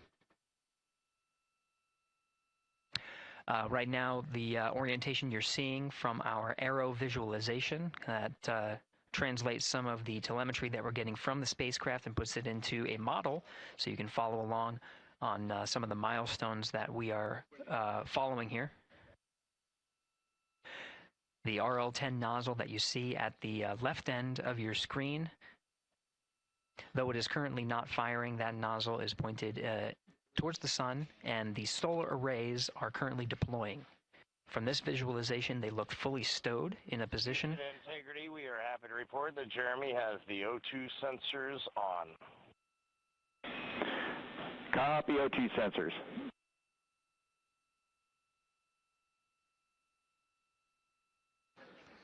Again, Commander Reed Wiseman and pilot Victor Glover overseeing the deployment of the solar arrays. And we'll follow the attitude maneuver changes ahead of the first burn of the ICPS engine, the perigee raise maneuver. Integrity Houston, we see 4 saws deployed and latched, ready for ATO preferred. Yeah, we're almost there in the procedure stand, and we see the same thing. And Integrity Houston, we are seeing a 7-second miscompare between the MET on Orion and ICPS. We'd like you to read us the MET from your center status bar and for the ICPS on StackSum.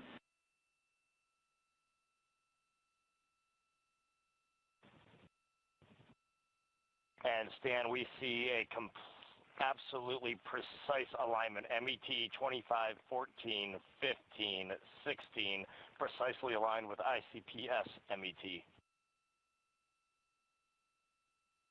Copy, thank you for that. We'll investigate a ground issue. And Houston Integrity, ATO preferred set. Copy, ATO preferred.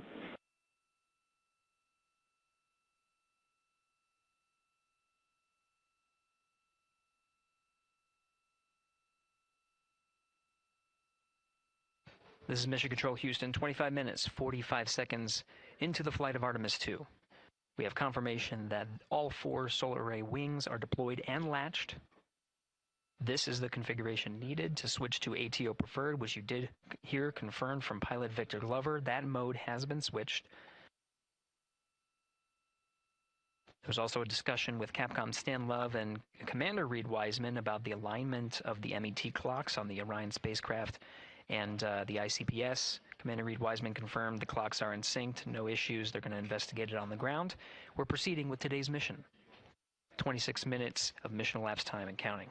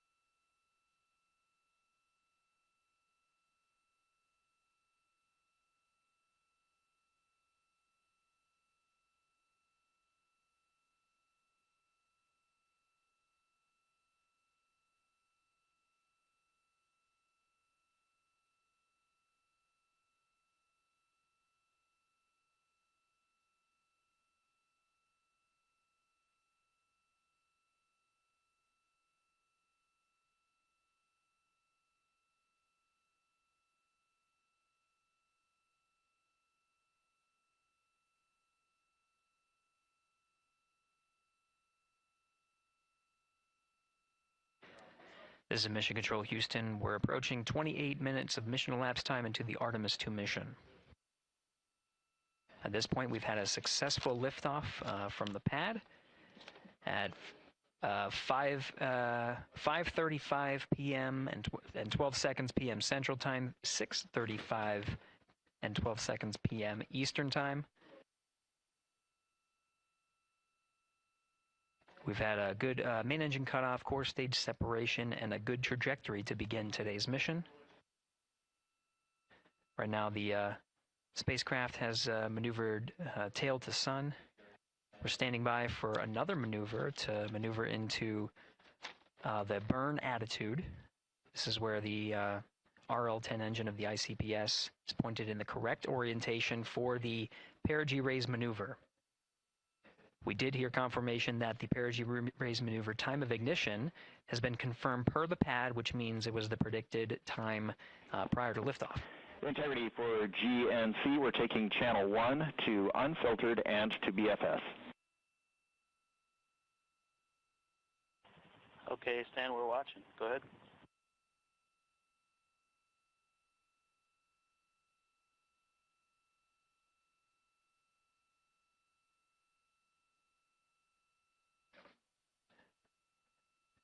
Capcom Stan Love reading up to the crew of Integrity. They will switch the navigation source from channel 1, standing by for confirmation that that switch has occurred. Pilot Victor Glover will receive confirmation when, and as at least watching to confirm that that switch has occurred. Again, the perigee raise maneuver that we're heading towards, not too long from now, we're actually inside 20 minutes at this time from the time of ignition of the perigee raise maneuver. We did have a successful deployment and launched of all 4 solar array wings. This is the configuration needed to commit to the perigee raise maneuver. Of course, flight controllers here in Mission Control Houston will continue to evaluate that everything is good before committing to that burn. The perigee raise maneuver does raise the perigee, the lowest point in the orbit, from 15 to 100 nautical miles. The 100 nautical mile mark is needed to continue in low Earth orbit and hit the target for the apogee raise burn. That will put them in a high Earth orbit for the remainder of the day and set them up for the right position to execute the translunar injection and head to the moon tomorrow. The burn duration of the perigee raise maneuver is 26 seconds. It's a relatively short burn, but it does raise the perigee and do the job to get into the correct position before firing that main engine on the ICPS. The pad had a teacher's handover. This is the tracking and data relay satellites. East to west, they are geosynchronous satellites that are positioned around the globe. And as Orion makes its way around the Earth right now, above the west coast of Africa, at an altitude of about 923 statute miles, and counting.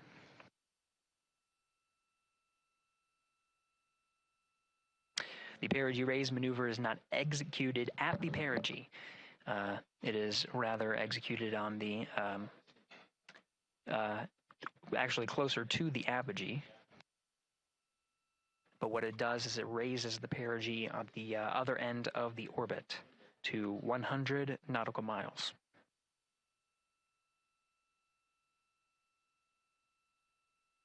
The 26-second duration burn does not conflict with the time that they've reported of the tracking and data relay satellite handover from Tejas east to west. Again, geosynchronous satellites that are used not only by Integrity today, but the International Space Station as well.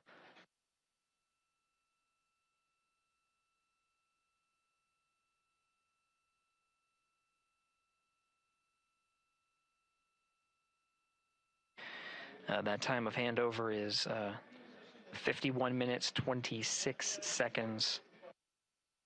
Plenty of margin before the perigee raise maneuver cutoff happens, and the trajectory is analyzed to see whether it was a good burn.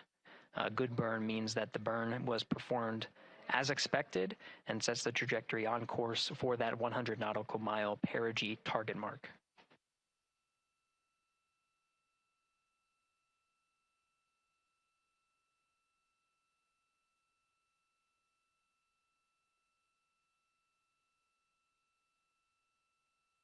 Again, for those sticking with us on NASA Plus and following along on our coverage, we will continue to follow and to cover the mission until,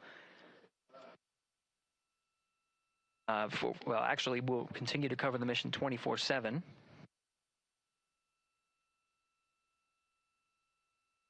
But we'll wrap up our coverage here shortly, and now that solar array wing deployment has occurred on NASA Plus and Amazon Prime. Again, we will continue coverage 24/7 at the NASA YouTube channel. For those that want to see all of the upcoming milestones, there are select times where we will be coming back to NASA Plus and other streaming platforms. You can go to nasa.gov to find the latest on when to find those activities. Given that this is an operational mission, we do want to make sure that we are maintaining transparency in the mission and providing you all the information on what's happening in space as Reed Wiseman, Victor Glover, Christina Cook, and Jeremy Hansen head on their mission around the moon.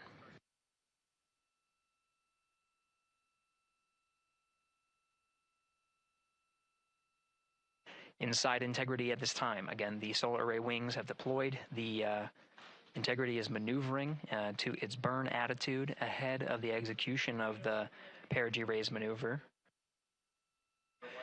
Overseeing these steps is primarily done by Commander Reed Wiseman and pilot Victor Glover. Mission specialist Christina Cook and Jeremy Hansen focusing on some of the system activation inside of Orion, namely the environmental and control and life support systems. The activation and checkout of some of these critical systems are very important to continuing on the mission, making sure that those systems are in a good condition and in a reliable condition to provide the necessary environmental and control needs of the crew, with humans on board through the duration of the mission that extends 10 flight days.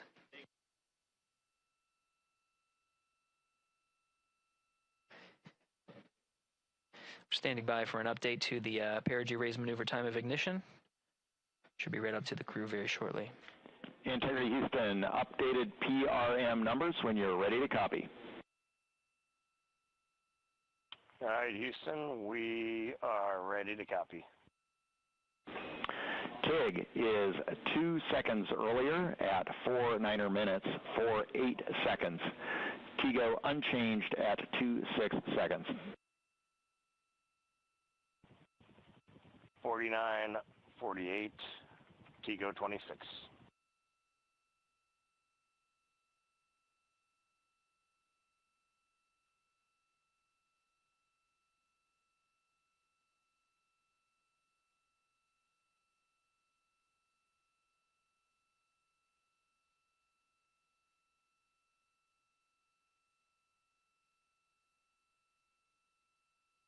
This is Mission Control Houston. With that update, we are approaching a little more than 13 minutes from the time of ignition of the perigee raise maneuver. That time updated to be 2 seconds earlier was 49 minutes, 50 seconds of mission elapsed time.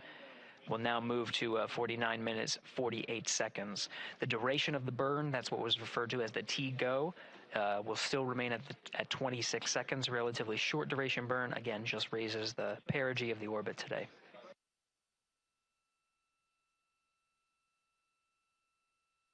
Making sure they hit the mark on that time of ignition is the primary concern of Commander Reed Wiseman and pilot Victor Glover. Mission specialist Christina Cook and Jeremy Hansen inside activating those environmental control and life support systems.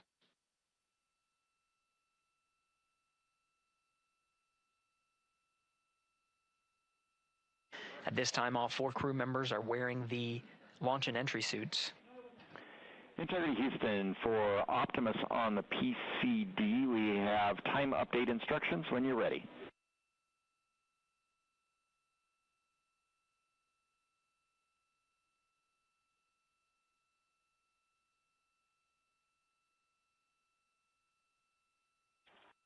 And Houston, Integrity, we copy.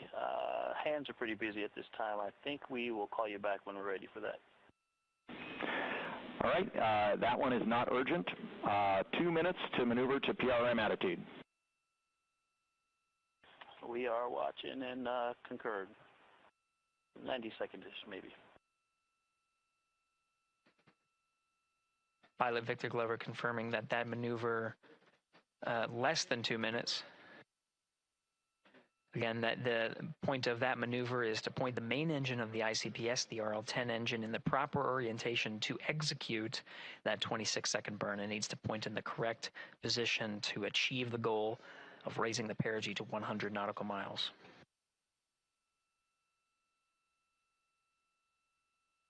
You heard some of the environmental control system activations over Orion to Earth. Jeremy Hansen activated the O2 sensors. They'll be measuring the cabin of Orion.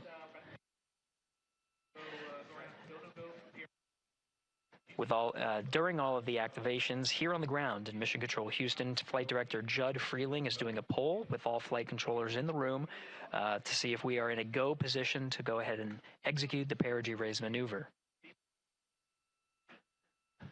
Once concluded, Stan Love will report it back up to the crew, and we'll stand by for that.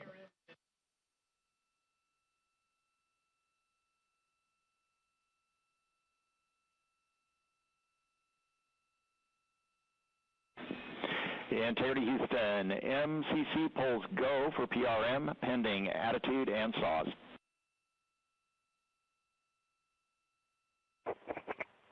Hey, we copy. MCC is go. Maneuver starting.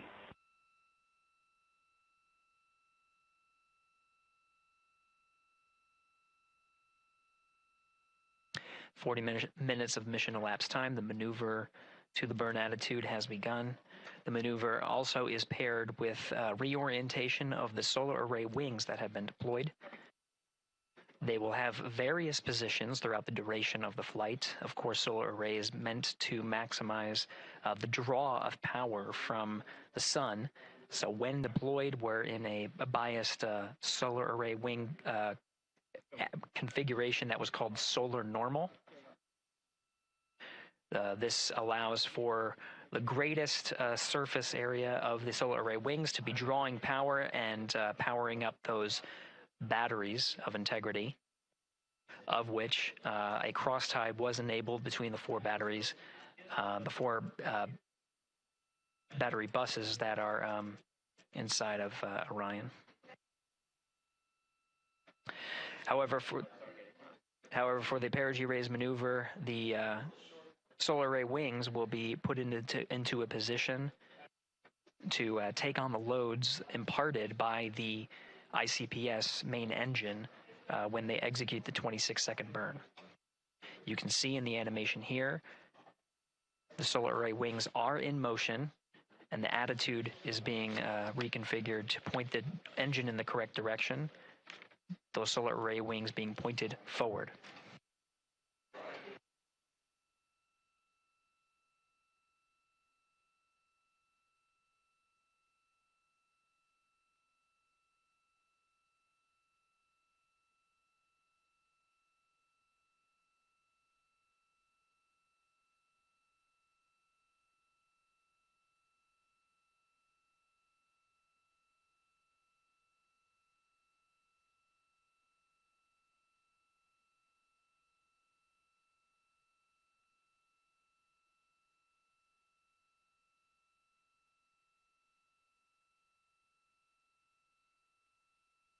You're getting a live look inside the Artemis II mission flight control room. The team you see here oversaw the ascent of our four astronauts inside Integrity, launching at 6:35 and 12 seconds p.m. Eastern Time. Now again, this room will be occupied 24 hours a day, 7 days a week, with flight controllers shifting on 3 shifts to oversee 24/7 operations of Artemis II while in flight. We will cover that live on the NASA YouTube channel, and we'll be covering that around the clock as we begin to wrap up our coverage here on NASA Plus. Before I do want to send it over to our colleagues at the Kennedy Space Center. And to my colleagues, it was a pleasure to join the teams at the Kennedy Space Center and be a part of such a historic launch. Here in Houston, again, we're turning our attention to the mission. And for now, we'll say farewell and thank you to our colleagues there for today's launch coverage. We'll see you again soon for Splashdown. This is Mission Control Houston, sending it back over to Megan and Nicole at the host desk. Thank you, Gary. And yes, it was such a pleasure to be a part of this historic mission that started right here at Kennedy Space Center. It was such an amazing sight to be a part of. And now, as Reed Wiseman, Victor Glover, Christina Cook, and Jeremy Hansen begin their journey, we here at the Kennedy Space Center are about to wrap our broadcast. We'll, of course, though, have 24/7 coverage with our colleagues at Johnson Space Center starting as soon as we sign off, so don't worry. You can follow along our 4 astronauts every minute of their nearly 10-day journey to the moon and back. Nicole, I'll definitely be watching it, and I'm sure you will, too. Yes, of course. You know, they just started, right? The launch was beautiful. This was a historic day. They're on their way back to the moon for the first time in over half a century, but they've got a lot of work ahead of them, and so we're excited to see what they have to do and excited to test out the Orion spacecraft. This is a test flight after all, and we're excited to see what we can learn from this mission. Very humbling, inspiring. It was really amazing to be a part of this, and I'm so glad that so many people joined along by either watching here in person or watching online. And of course, Nicole, thank you so much for sitting through this, answering questions, adding so much context and information that really brought a lot out of what we saw today. Oh man, I had a blast. You're a rock star. You're a professional. Gosh, this was great. Oh, you're great. So this was a wonderful day. Well, again, thank you so much, and thank you to you for watching at home. You know, tonight we didn't just launch a rocket, we launched the next chapter of human exploration. Our Artemis II crew now on their way back to the moon, and we're taking you with us. So thank you again for watching, and go Artemis II.